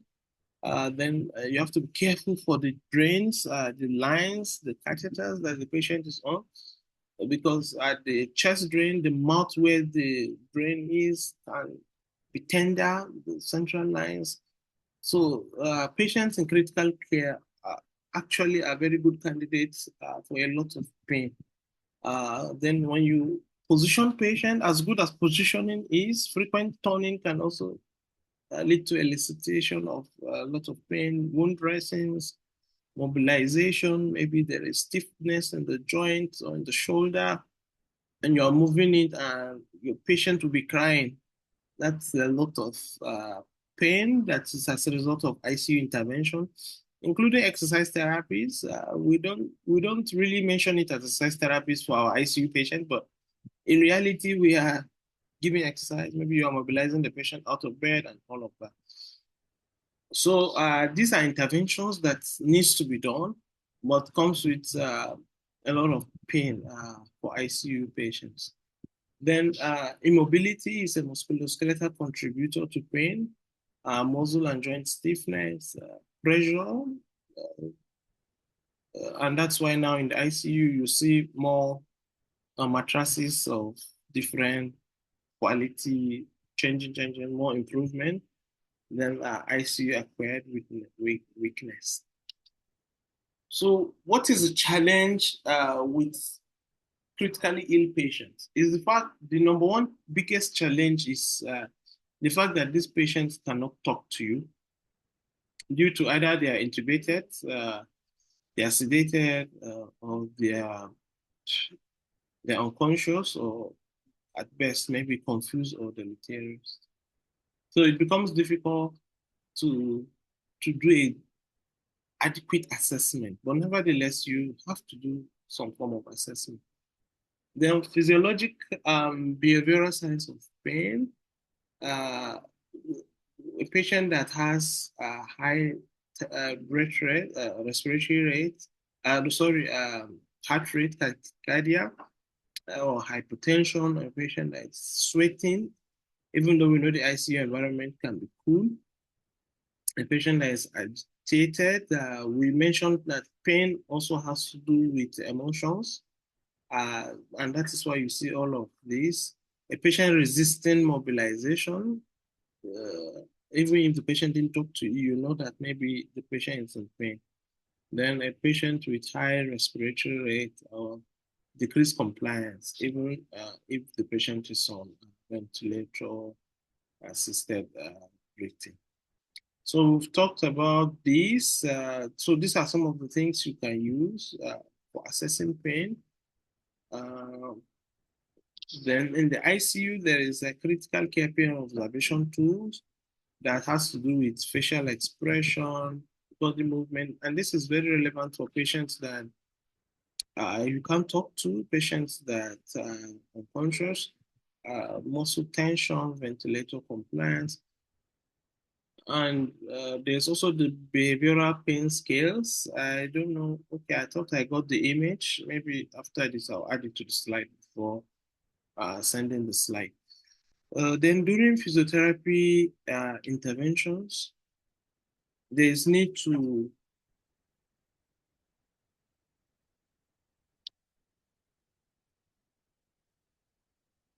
So in terms of the non-pharmacologic complementary interventions for pain, we've seen a lot of proposal.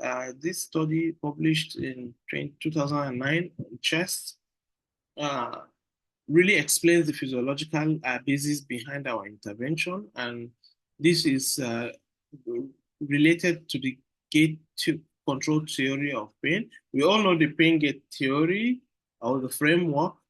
And it is based on that that our management is supposed to be anchored upon, whereby we inhibit ascending transmission of noxious stimulus from the periphery and also stimulate descending inhibitory control from the brain using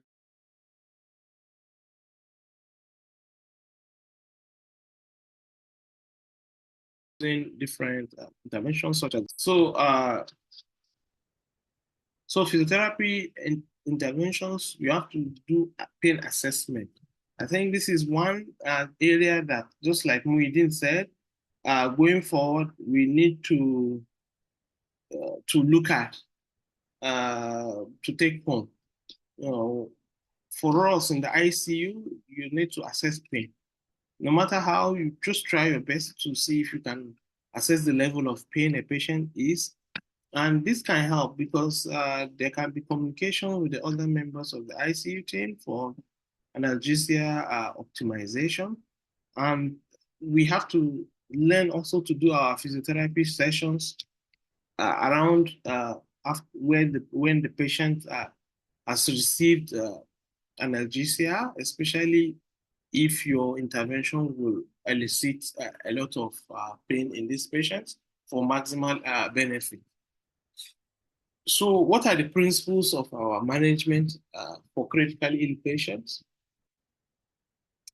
We have to find a way to minimize pain before the intervention. And one of the ways is to be sure that there's optimized oxygen saturation. If the patient is receiving so liters of oxygen, it can be increased while you do the movement for the patient. You can increase the liters to optimize the level of pain that the patient will feel. Then you have to start your interventions in a gentle and graded way. Then you have to also take care of patient comfort, early mobilization, and doing your respiratory physiotherapies, which mainly is called chest physiotherapy with minimal discomfort. One thing we say for ICU, you fold towel and before you apply your percussion. Don't do it on the bare cloth or bare skin of a patient. All of these are aimed at reducing pain in the patients. So, and this publication published in Springer Nature talks about agitation and pain during physiotherapy in the intensive care. And the study recommended the need for pre-oxygenating patients, explaining procedure if the patients are conscious or cooperative. You can also actually request for appropriate analgesia from other team members and scheduling therapy sessions when the analgesic administration is at peak. So these are little things that you can really structure your intervention.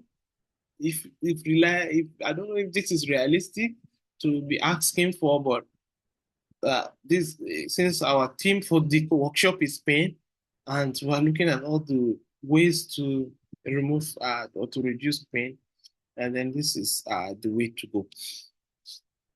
Then you have to start from slow intensity mobilization. If you have to do ROM exercises for the limbs of the patient, you have to start from the smallest range, then you take it to the end of joint range, avoiding sudden changes in patient positioning. You can do it generally just doing a graded intervention in a gentle way. And there is evidence for this in literature from one of the International Journal of Health and Allied Sciences, where early mobilization has been shown to be a better outcome than routine physiotherapy in terms of reducing ICU stay, even in mechanically ventilated patients. So in the ICU, we want you to monitor vital signs continuously while you carry out your, and this is an RCT, even though it has a very maybe small patient number. So how do you optimize patients' comfort to reduce pain is by giving proper positioning advice to the patient, using pillows, taking care of pressure areas. We know what we normally do. We apply powder, we massage. Then supporting limbs and devices to avoid traction or pull. To provide warm blankets. Warm blanket can help reduce the discomfort and also reduce muscle tension. So if you want to apply chest physiotherapy for a patient, particularly suctioning, you avoid prolonged suction durations. Don't suction just for the fun of it. And always take out the catheter after a few, at least less than 10 seconds. Provide chest support during coughing. You can teach a patient how to splint while coughing. All is to reduce pain. Then use manual techniques cautiously, like percussions, vibrations. We recommend using a towel as an interface. Then teach supported coughing or coughing wipe also. So this, then early mobilization should also be one of the things that should be incorporated. It should be planned. It should be pain optimized when the patient is in less pain. It should be coordinated with other staff. So our intervention generally include positioning and repositioning. You can actually use heat and cold therapy, even though there are some precautions to observe, depending on the patient condition.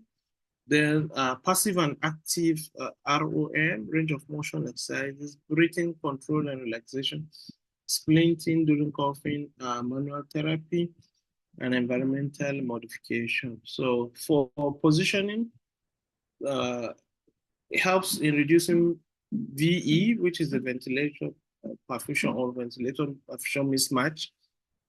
Helps to prevent stiffness, and invariably this will help to reduce pain. So when I'm giving the intervention, you have to think around preventive pain, prevention, and management. So I really had to do this because I think that we hardly take our IR to the ICU, but I'm not sure. But most often than not, we will not take ice pack to the ICU. But it's quite important that there is evidence from a scoping review that has shown that critically ill patient can actually benefit from, for those who listen to music therapy, but even topical heat and cold therapy. So if you're able to justify, able to see that this patient has actual muscle stiffness, there's nothing stopping you to apply maybe IR for the patient, only that you have to be sure that the patient doesn't have any vascular compromise.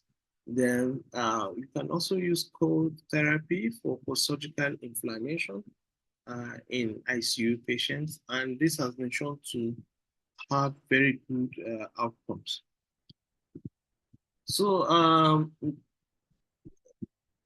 preventing contractures and joint stiffness, using passive or active assisted range of motion exercises can also be used to prevent pain occurrence in the ICU. So then there is the breathing control and relaxation, which has to do with improving comfort during respiratory distress and reducing anxiety-induced pain. So breathing exercises, usually with device, we have a lot of devices we call the PEP devices, positive expiratory pressure devices that keeps your airways in very positive pressure. And by these are mainly used for increasing secretion clearance in patients, especially those that are dependent on mechanical ventilators or just went from mechanical ventilators without adverse effects. So any breathing control intervention can be actually used to prevent anxiety that may come without such intervention that also induces pain in these patients. So this is image showing how splinting can be done using pillows for surgical and painful sites in patients while the patient is asked to cough to be able to maintain the potency of the tracheobronchial tree. Then also using gentle mobilization of the joints. All of these are important in preventing pain that can occur due to stiffness and other issues around them. So like we noted, it's very important that there is collaboration. I think this is the central theme of my work. You need to understand the pain level of a patient before your treatment. You can actually request for pre-therapy analgesia, or you factor it to your treatment time. There are reports patients who cannot tolerate movement, participation in other protocols in the ICU, and participating in other daily sedation awakening trials. So you can modify. I think this is left to your judgment as an experienced clinician. You'll stop treatment when you notice that the patient's pain is increasing significantly, or the heart rate and blood pressure rises excessively. For critically ill patients, these are important things to note. When the oxygen saturation drops, despite intervention, maybe pre-oxygenation and all of that. When there are signs of agitation in the patient, generally when the patient becomes unstable. So in conclusion, we want to see that pain is common and often severe in critically ill patients. And we know that we play a central role. We can help majorly in identifying pain and noting it. There's nothing stopping you from recording the AMR or patient case folder that the postponderal region on the left of the sternal area is tender. This is this, this is that. You can also help in reducing pain. Depending on the indication, you bring in your therapy adjuncts, you bring in your ice cold therapy, you participate by doing manual treatment for the patient, chest physiotherapy for the patient, and all whatnot. And also in coordination with other staff, then you can ensure a safe, comfortable, and beneficial rehabilitation. We know, lastly, that effective pain management enhances recovery, reduces delirium, facilitates mobilization, and improves outcomes generally in the ICU. and would like to thank you all once again. I'm trying to restrict the presentations to 30 minutes each so that we can finish ahead of 4 p.m. So, Josefa, over to you. Okay, thank you, sir. Ladies and gentlemen, if you have any comments or questions on the last presentation given by Professor Jibril, please feel free to ask them in the comment section or raise your virtual hand so that you can unmute yourself and ask the question.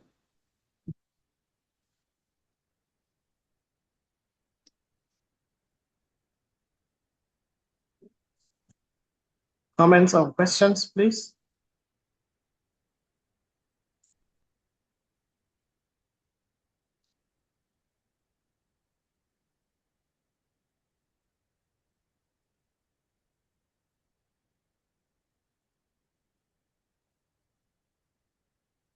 Maybe I'll just proceed. So, Yes, sir. if there are questions, they can come in. Right. All right. So another topic that I was given is to talk about physiotherapy management of postoperative pain following thoracic surgeries. So we try to call ourselves cardiopulmonary or pulmonary and physiotherapists at least. And one of the major areas that we come in a lot is surgical patients. And for surgical patients, or post-surgical patient or post-thoracic surgery patient, the pain is one of the important areas to focus on. Somebody is asking, maybe asking about slide.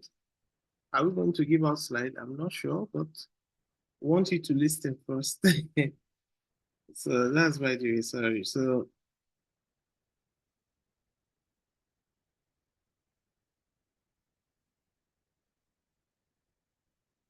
a non-reproducible pain is a pain that a patient cannot, that is not localized, that is not repeatable.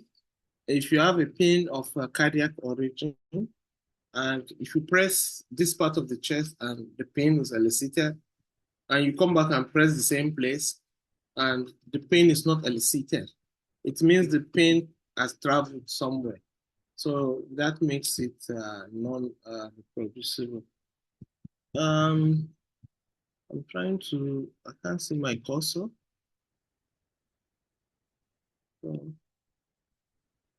Okay. So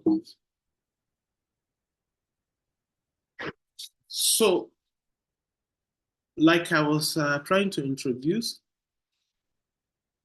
so patients undergo thoracic surgeries or cardiothoracic surgeries for various reasons.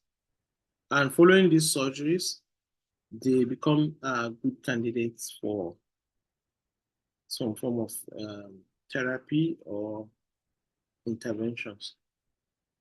Some patients also need pre-surgical interventions, but at the moment, pre-surgical interventions are still not very popular, especially in our area. So we only get patients, or we mainly get patients post-surgery. So some of the common surgical interventions that is quite amenable to physiotherapy include thoracotomy, which means opening in the chest. Thoracotomy could be done for various purposes. There's an image here showing lateral thoracotomy. This can be done to do another operation, maybe on the lungs, in the pleura, or to assess other parts of the chest. But you can also see the use of video-assisted thoracic surgery, which is quite common now, and called VATS. And VATS is popular because patients have less complications. So there's also a pneumonectomy, removal of a whole lung. Then for the cardiovascular, there's the coronary artery bypass grafting, which has to do with when a vein is taken from the lower limb and grafted on the coronary artery, maybe following heart attack or myocardial infarction. And also lobectomy, removal of lobe. So these surgeries often produce significant postoperative pain due to several reasons, and these are some of the reasons. Incisions, because incisions are made through the skin, through the viscera, through the muscles, sometimes through the ribs, through the pleura, and we know that the pleura is quite sensitive to pain. So these patients come down with significant levels of pain. Then chest drains are applied. Maybe there still need to continuously drain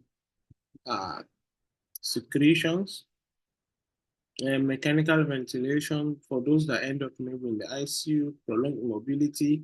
Maybe the patient had a major surgery and the patient has to be immobile for a very long time. Then in patients that have coughing or deep breathing difficulty following surgery because of the pain.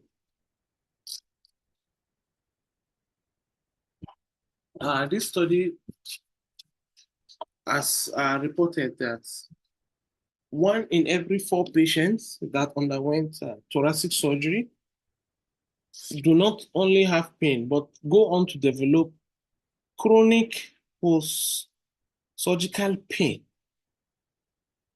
And 1/3 of them, that's 1/3 of the one, are accompanied with neuropathic component. That's the pain with a neuropathic undertone.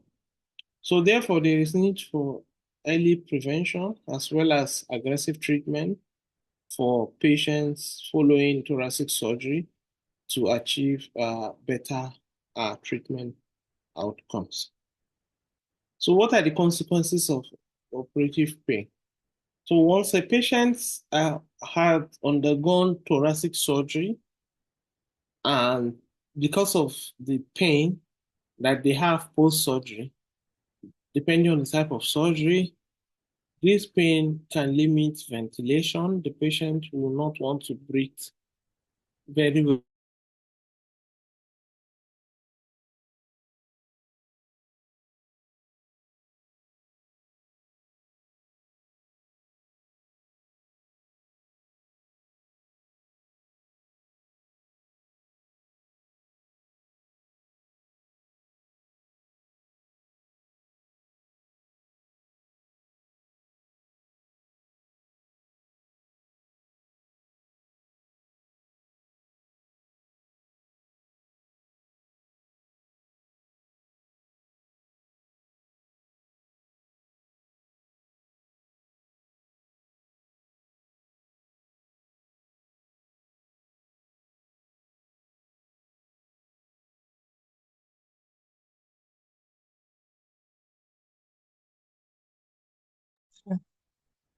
And Prof is currently experiencing some technical difficulties, but he'll be back in a bit.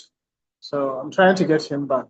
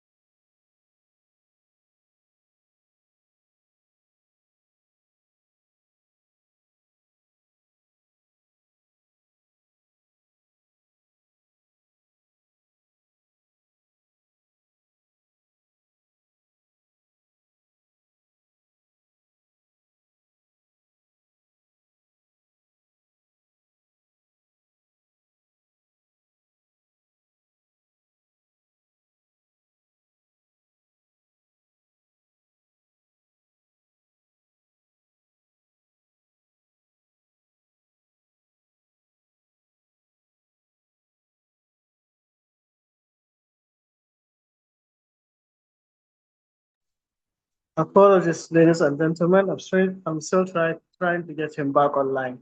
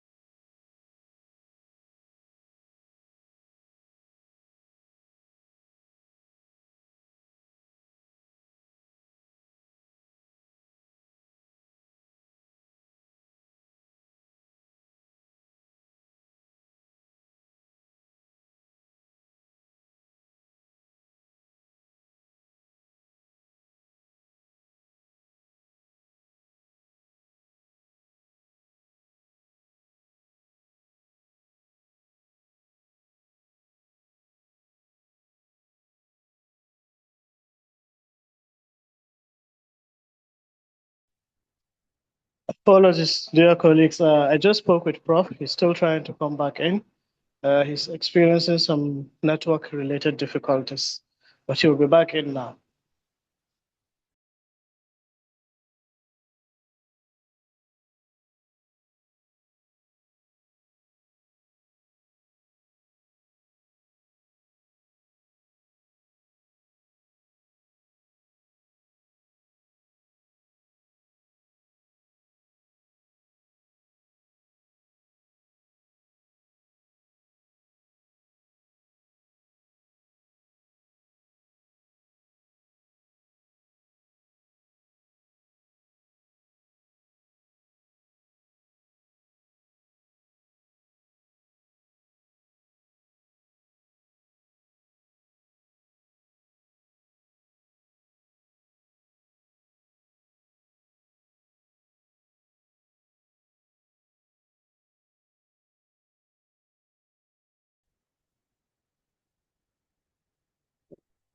Hello. I don't know what happened. I just realized I was speaking alone. I don't know how far back I will go. Uh, did I get to this place, Josefa? I don't know. I think you are on this slide. Hello? I'm not sure. Can you hear me? Yes, we can hear you, sir. Okay. All right. Thank you. Okay. The next appear. Sorry about that. So, drugs are non-pharmacologics, and that's the essence of this paper. So, for physiotherapy management, we want to position our patients well, supporting them with the right pillows or splints. Um, if you are going to position, you have to change it at least 2 hourly to reduce chest stiffness and pressure pain. There's so what thoracic pillows to support the shoulders to reduce. Then there are a host of breathing techniques that you can teach to post-surgical patients, including deep breathing, slow breathing to reduce muscle tension and improve oxygenation, uh, diaphragmatic breathing to decrease upper chest tension and pain, an inspiratory hold whereby you ask the patient to take a deep breath, hold it for 3 to 5 seconds to mimic autogenic drainage, and also to use of support when the patient is coughing, especially along the incision lines, uh, and also without disrupting the sutures. Then mobilization can include bed mobility, sit to stand, walking, shoulder and thoracic mobility exercises to reduce shoulder pain. You can reduce muscles stiffness by heat therapy and so on. Because when you take away the pain, then then you are able to do so much more for the patients, including the chest physiotherapy, which includes thoracic expansion exercises where the patient abducts or raises the hand during inspiration and brings it down during expiration to reduce chest wall stiffness. So for percussion, you have to apply cautiously, not directly over the incision or drain sites. Exercises, there are several that are possible, and this invariably reduces pain. Then posture training, with the scapular retraction, don't allow the patient to stroke. So this is one review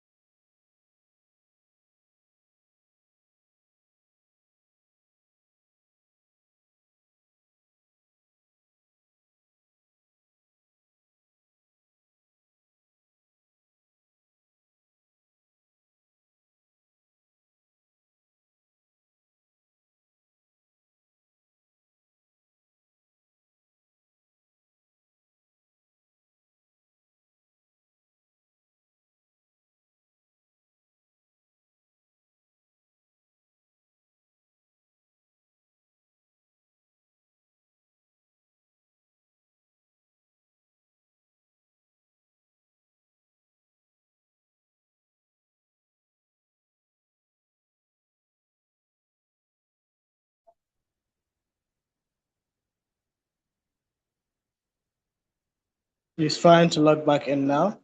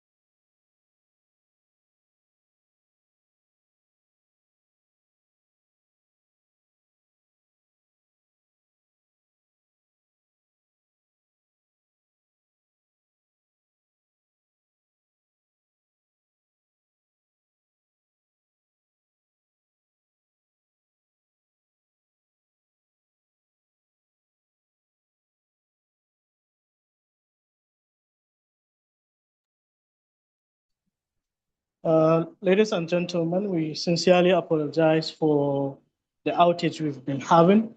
Prof is currently experiencing some technical difficulties, although he's been trying to sign back in into the Zoom webinar, but he's been logging in and logging back off. So what we've decided is to take a short break and come back around 4:05, and by then we'll try to sort him out and get him a more stable connection. So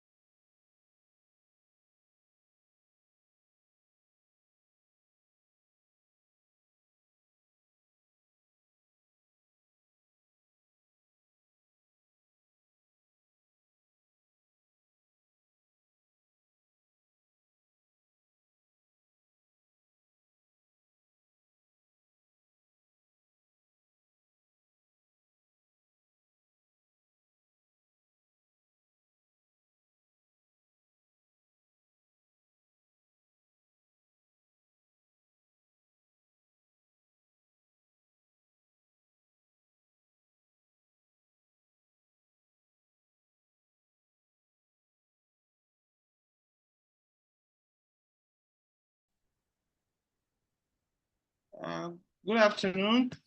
I don't know if someone can tell me how far back I can go, but in any case, I don't think we will spend more than 20 to 30 minutes more. The last talk on red flags is a bit, it's not too much. Sorry about this. I had to look for an Airtel SIM. So, is this a good place to start when it's time? Yes, sir. Okay.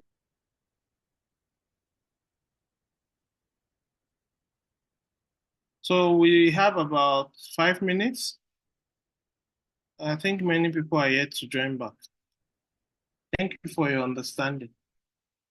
MTN just left completely.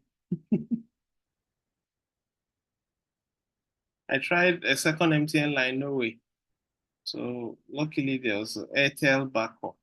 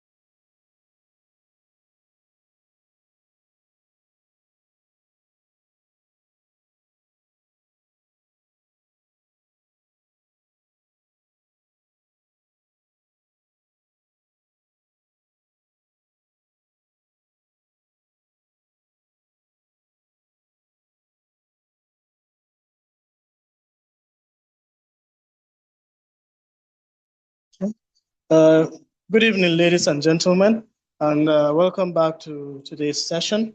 Professor Jibril is back online, and he will take over from me now and continue with his presentation. Prof, the floor is all yours, sir.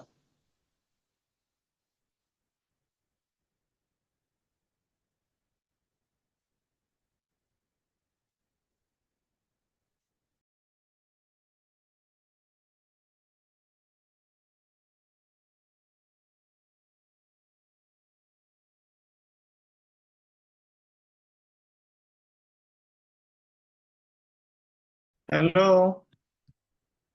Hello, we can hear you, sir. Okay, I Yes, think sir, I you have can to be continue. fast. I just got logged out again. I don't know what happened. I'm on Airtel, so the MTN, I can't even use WhatsApp or MTN. Very strange. My first experience about this. So I went a few more slides back so that those who want to catch up can do so. So assessment of postoperative pain.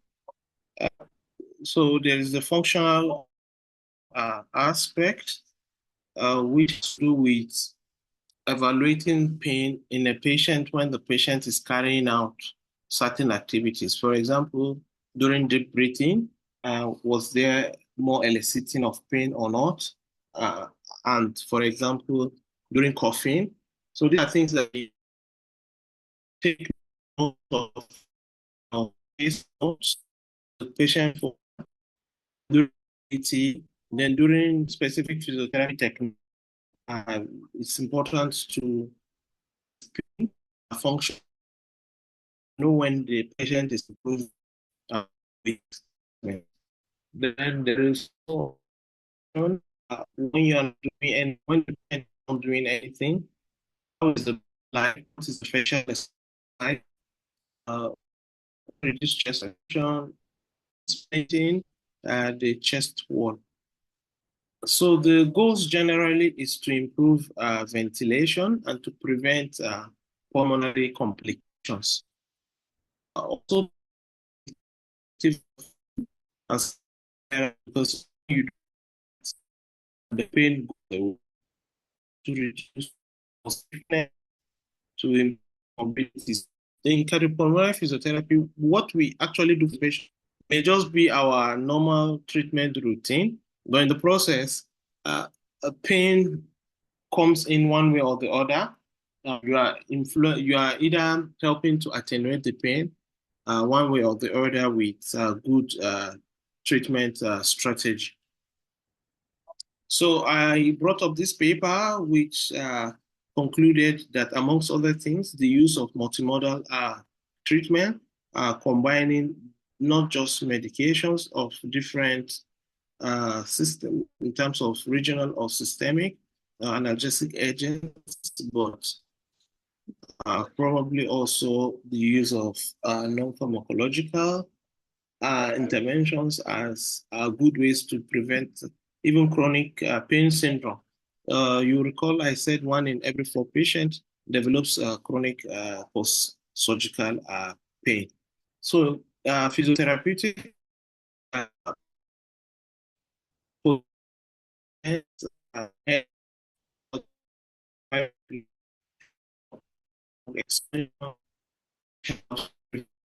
which variably side supporting it with pillows in a way to reduce, especially when it has to do breathing exercises or coughing. Then we don't want the patients lying directly on the incision side, but gradually from side lying, depending on where the incision site is. Then frequent turning, then use of thoracic pillows. So patients also carry out deep breathing exercises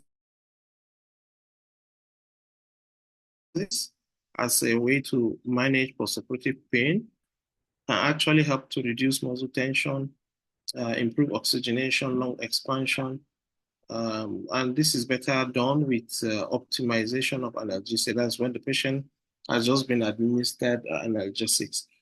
Diaphragmatic breathing can help to reduce upper chest tension and also pain in the upper chest.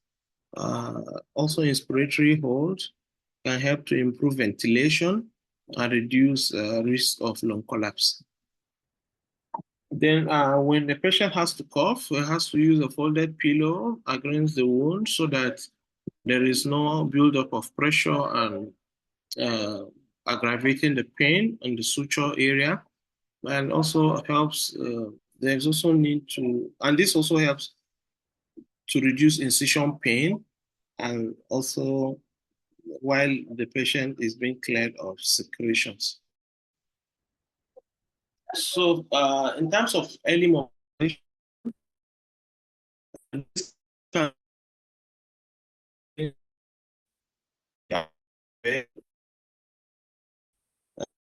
also be then there's also shoulder and thoracic mobility exercises. Generally is to reduce stiffness in ventilation because the more the lungs is ventilated, the less pain it has, and also to enhance circulation, stop.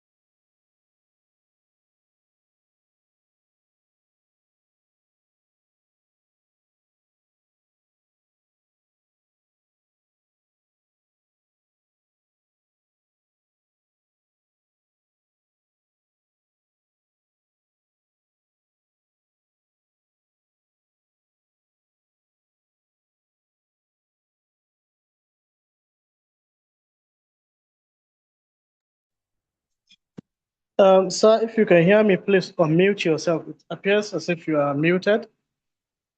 I'm not sure. Yes, I just realized that part of the present.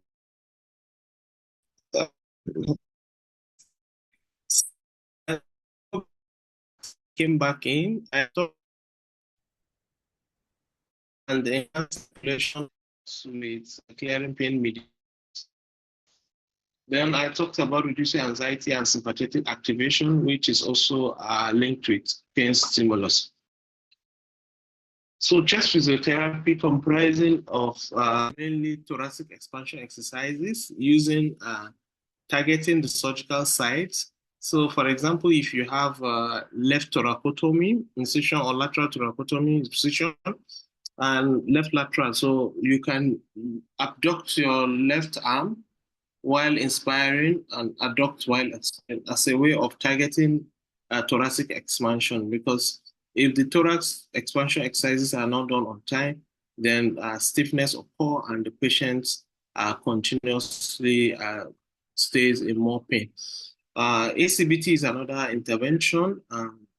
We don't have time to go through it, but it's also an intervention for clearance of airways and improving ventilation. that can also indirectly help to reduce pain. And also percussion and vibration may be indicated, but this has to come with some caution, especially around the incision and the brain side. Exercises, but this specifically focuses on the joints, the shoulder joints and the scapula, because these are areas where if it becomes stiff, and then patient comes down with a lot of pain in the upper shoulder region. Then patients have to be taught also postural training such that they avoid the normally protective rounded shoulder posture and maintain good posture ergonomics that will later improve their function. So this is one paper from Korean Journal of Thoracic and Cardiovascular Surgery, talking about some of the essential physiotherapy interventions following surgical surgery. And the key word there, you can see the third point, is talking about TENS and ice pack, which can also help not only in reducing the pain, especially the postoperative incision pain, but also helps to reduce the need for additional analgesia for these patients. And physiotherapy also can provide some wound support during deep breathing exercises, coughing, forced respiratory techniques, and other range of motion exercises while the patient is still on admission post surgery. So this picture is showing TENS around tracheotomy incision. At the TENS, the electrodes are applied around and not over the incision site. Cryotherapy can also be applied when using the technique.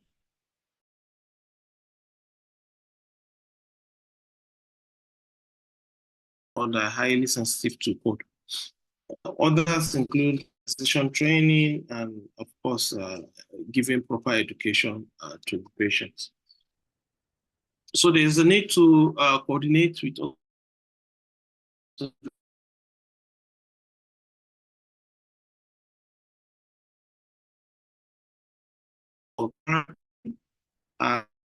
the best when the peak place, and especially when pain can limit breathing and mobility. So some of the precautions will be around the chest drains. Patients with low pain threshold, like older patients or frail patients, those that have slow mobilization, so you don't become overly always out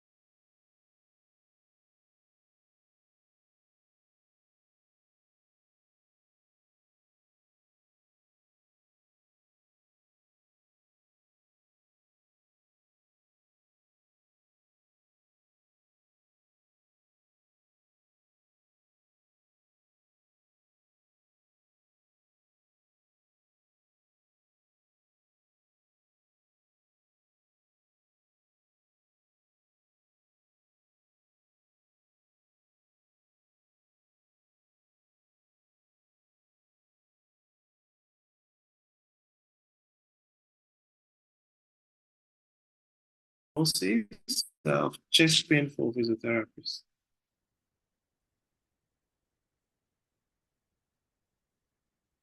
So just like the beginning of the talk, we said chest pain could have variety of origins. I just added vascular and psychogenic to the list on this part of the talk.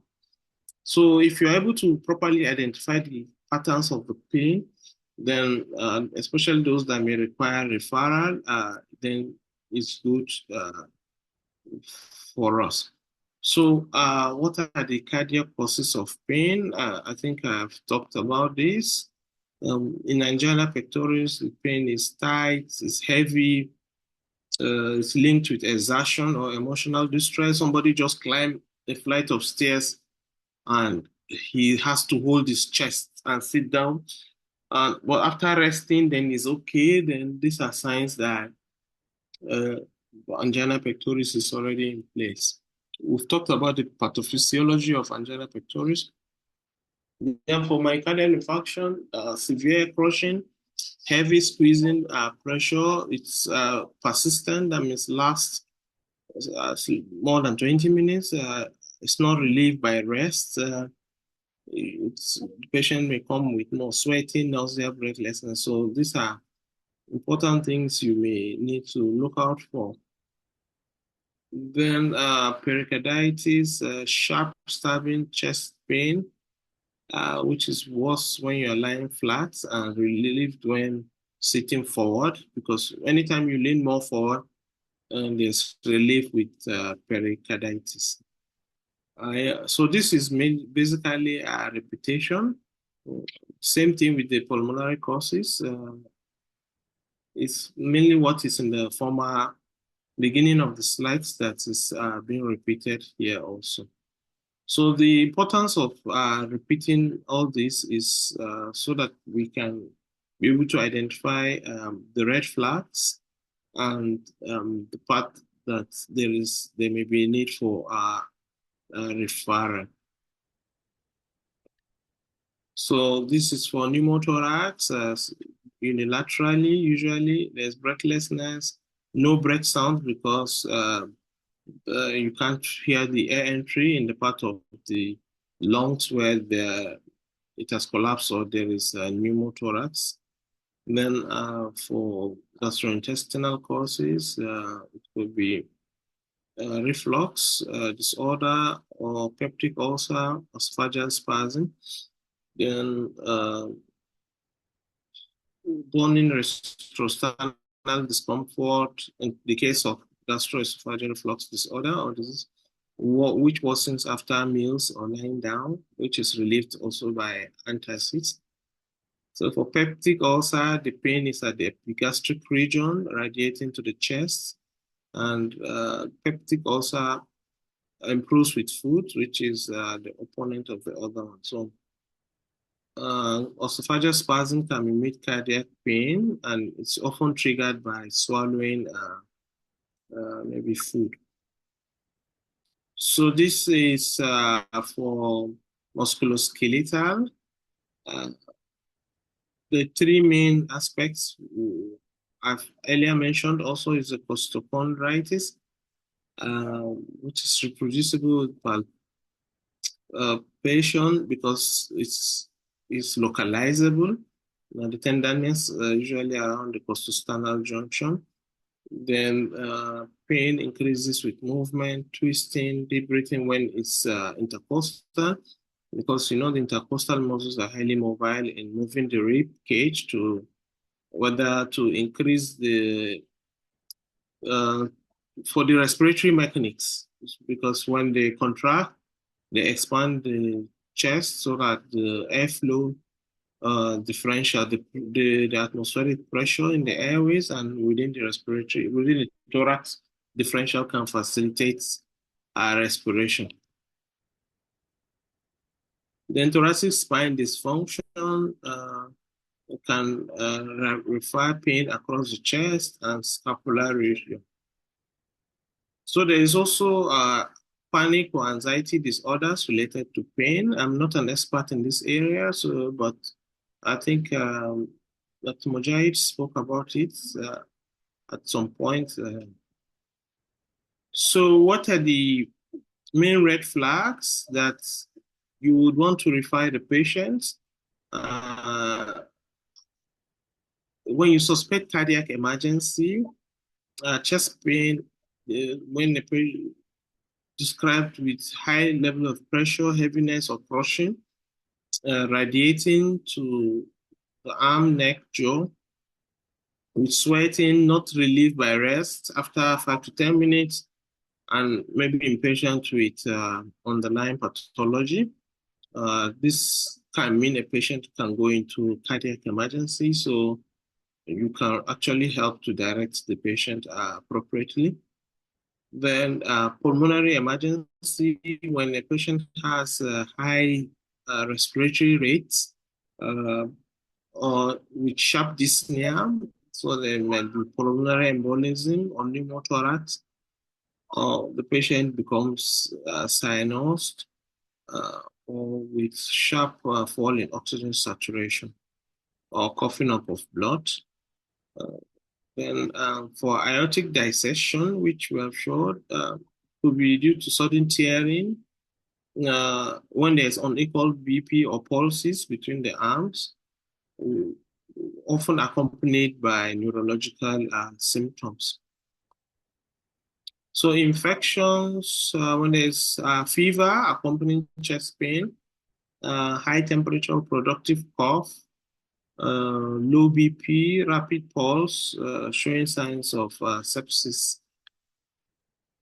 Then when the pain is also non-mechanical, because you can reproduce it with movement, and it occurs at rest, worse lying down, improves when leaning forward, and this is classical of pericarditis. These are also red flags to watch out for. Then pain with abnormal vital signs, a patient having less than 50 beats per minute or more than 120 beats per minute, systolic more than 180 or less than 90, SpO2 less than 90 or dropping rapidly, respiratory rate more than 30. Signs, these are signs of. So in summary, we want to see a red flag and possible condition. This is just summarizing what I've just read. So if pain is not reproducible, there might be cardiac cause. If there is hypoxia, tachypnea, is respiratory incline, worsen when lying down, pericarditis, with fainting, it can be arrhythmia or severe cardiac disease. With cough, fever, it could be pneumonia or pleurisy. Tearing pain at the back, with breathlessness, pneumothorax, pulmonary embolism. Heavy chest pain, crushing, is unstable angina, which is another step beyond normal in the classification of angina. A myocardial infarction. So chest pain, from all the 4 presentations I've made today, can be best described as a diverse pain that largely depends on an MDT approach in cardiopulmonary patients. So there is need to refer undiagnosed chest pain when red flags are present. If you happen to be the primary contact or the person managing a patient, based on the explanations that I have given. I would like to thank everyone for staying to the end. I'm sorry for the network glitches. I didn't anticipate it at all. Thank you so much for your attention.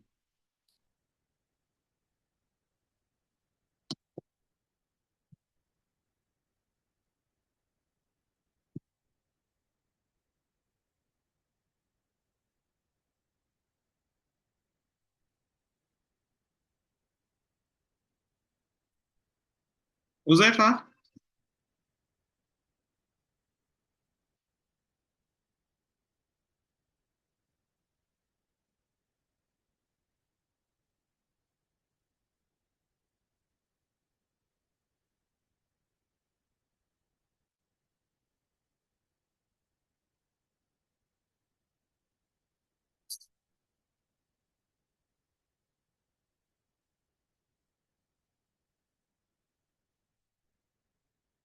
Josefa?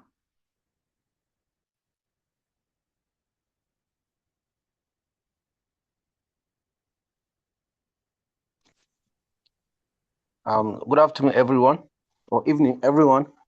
Thank you for staying with us from morning till this time, despite our various schedules and activities. It is really a very resourceful presentations. So the presenter is waiting for any question, response, or comment from the participant. Thank you. If they don't have, I also have 10 MCQ. So we'll go one by one. So you want to apply the class No, technique? it's Okay. just, we will just put the answer in the chat box. Okay. Okay, so I think the audience can hear what you just said. So please, I'll wait for any Anyone who correct answer a word for correct responses. I didn't hear you. Okay. Any reward If for correct responses. it's asking for reward, Is it? and I'm saying that will be sponsored by the person asking the question. From Making the inquiry, sorry. The person making the inquiry. Yes, you're absolutely right. Yes. Hello. Yes. Yes. Questions, comments, questions, please. Am I allowed to talk? Yes. Yes, sir. Go ahead, sir. Okay. I would like to appreciate the presenters and as well as the participants for this marathon webinar, so to say, or a workshop. It is really, really educative and a kind of refresher course, especially while dealing with pain, especially in our day-to-day clinical practice and maybe for other research purposes. So I would like to call upon all of us that pain is something that we shouldn't toy with. We should incorporate it, and it shouldn't be a kind of something that we should domesticate in our practice. Whenever your patient maybe complain to you that he or she has a pain at a particular part of the body, so that has to be noted, because pain is always telling you that there is a pathology or a disease happening within that individual, and it should not be ignored and it should not be overlooked. So incorporating pain management and documentation of pain is very essential to us as physical therapists, as the various presenters have mentioned also, especially in the documentation aspect. So whenever you have your patient, irrespective of maybe musculoskeletal, neurological, cardiopulmonary, and the rest. So whenever there is a patient, as much as possible when there is pain, we should try as much as possible we document that finding of pain, because it is very important in the clinical practice setting. So by and large, I appreciate everyone. Thank you so much.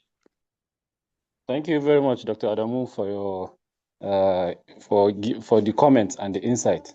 These are well noted and will be considered. I'm sure we are going to look into that in our various practice. I want to hear once again from Dr. Ashul Hamza. So maybe we'll go to the quiz before it's too late.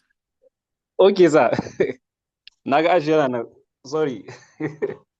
Okay, we can go to the quiz. Yes, sir, we are waiting. So I'll be looking at the chat box. I will not give you time to copy to check for answer. So the first person to answer within the first 10 seconds. Okay, what is the next? You are going to voice out the questions and people will respond on the yes, chat. and people just type the answer. Okay. And you just type the answer in your chat box. Okay, how long do we have to respond? The question is already out, so your time starts now. Oops. The screen is gone. Sorry, I mistakenly shared the answer. Yeah, I mistakenly shared the answer, so I have to. We're unable to see that. Okay. Everybody is So we bonus have here. 10 seconds. 10 seconds. Nobody has sent any answer. Unfortunate.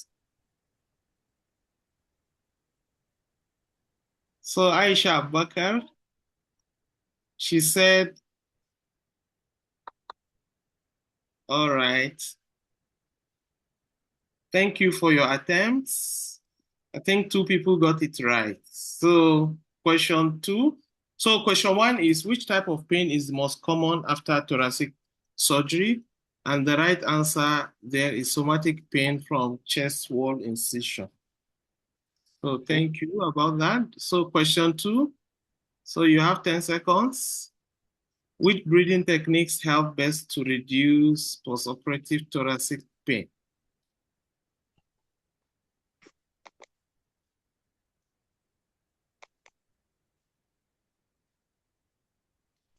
Well, only 2 people are attempting. I think they are from cardio now. Yes, they are from your area of specialization. So Josefa, you are copying from Rashida. So thank you. The answer is correct. It's D. Helps to reduce postoperative thoracic pain. Then question 3 is before us. You have 8 more seconds.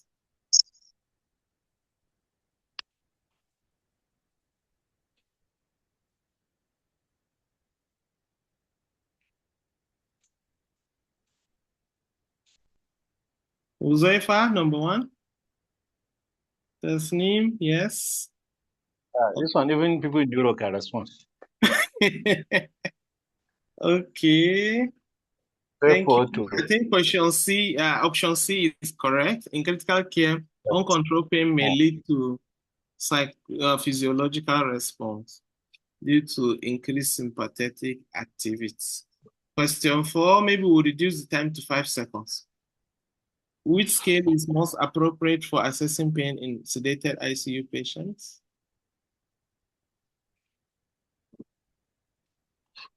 I talked about this during our presentation. Maybe we're not listening. Okay, Aisha. Bapa, you are not attempting for somebody ma de magana kudi. They are moderators.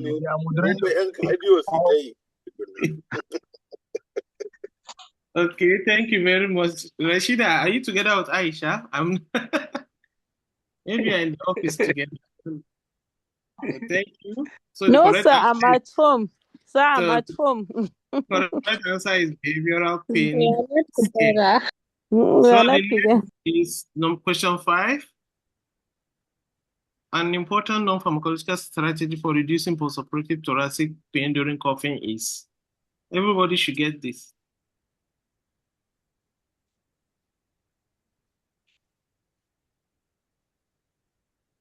Thank you, Mr. Ebe Emmanuel. Okay. Correct answer is splinted coughing. And number 6, which physiotherapy intervention helps to reduce pain associated with chest tube insertion?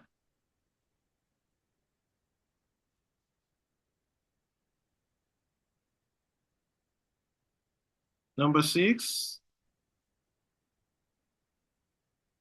Nobody? Wow.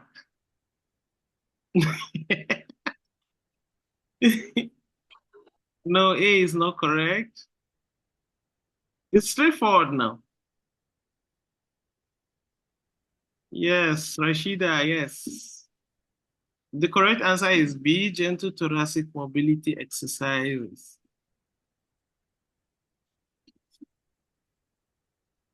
So number 7, epidural analgesia after thoracic surgery improves physiotherapy outcomes by.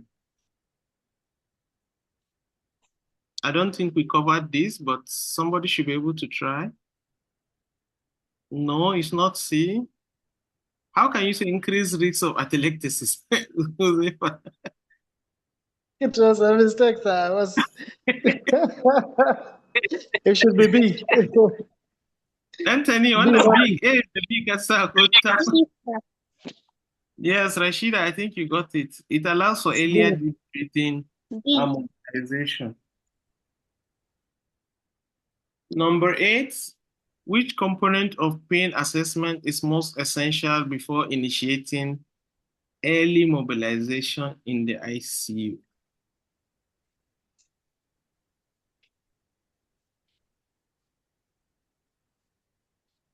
This is tricky. I don't think we covered it directly, but you should be able to use common sense here. Yes, the correct answer is A, sedation level. Number 9, a patient reports increased chest pain during incentive spirometry. The best physiotherapy action is to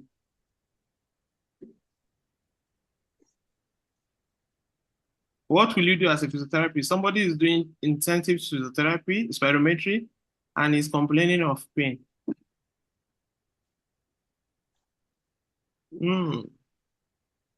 Any other option? Yes. I don't know why Rashida is copying Aisha, but the correct answer is B.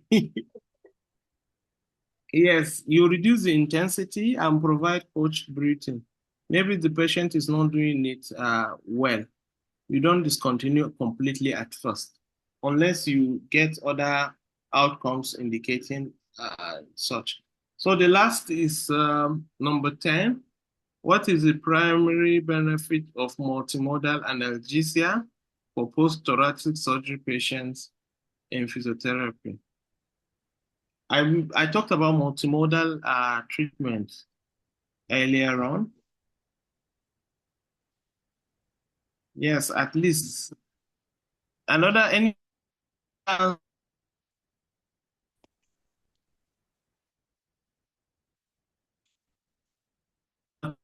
Right, let me just say that. So the correct answer is B. Thank you so much, everyone. I believe we had some fun. Some people are always afraid of assessment. Most lecturers don't want to be assessed. That's why I cannot see anybody. So, Baba and Ali, congratulations for taking last. Sorry, Prof. I'm not. My major issue is I'm using phone. I could not be able to read before you moved the slide. I'm not wearing my glasses, so that's why. Response is Aisha. So who is the winner? The winner should be announced and should be recognized and awarded.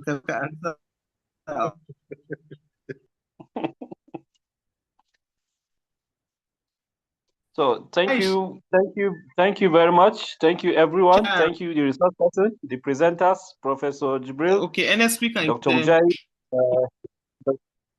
Dr. Muhyiddin. We all appreciate the resource person, and this is the first part of the presentation.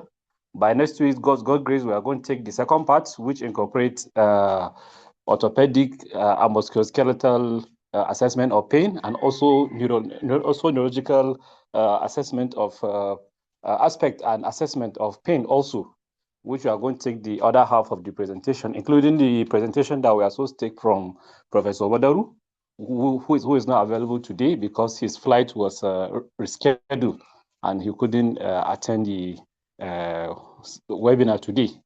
And before closing, maybe I'll hand over back to Jose since he's around, or I'll hand over back to the Secretary Education Committee, Dr. Tasnim. I think any of them can respond and give a closing remarks so that we can close.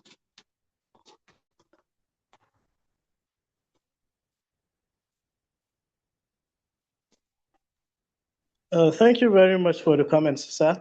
And as you've already said, I would like to also take this time to appreciate all our facilitators for taking time out of their busy schedules to impart this important pieces of knowledge on us, which I'm sure is going to transform the way we see patients who complain with pain. to us. And secondly, I would also like to thank the attendees who also believed in the importance of this crucial topic and took time out of their busy schedules, also almost 8 hours, to sit with us and to learn with us. So thank you very much for what you've done, the presenters, and thank you very much to the attendees for your time. And I would like to say goodbye and until next week on the same time for the same presentation. Thank you very much. Thank you, sir. Thank you too. We are very grateful for this wonderful presentation. Thank you, ma.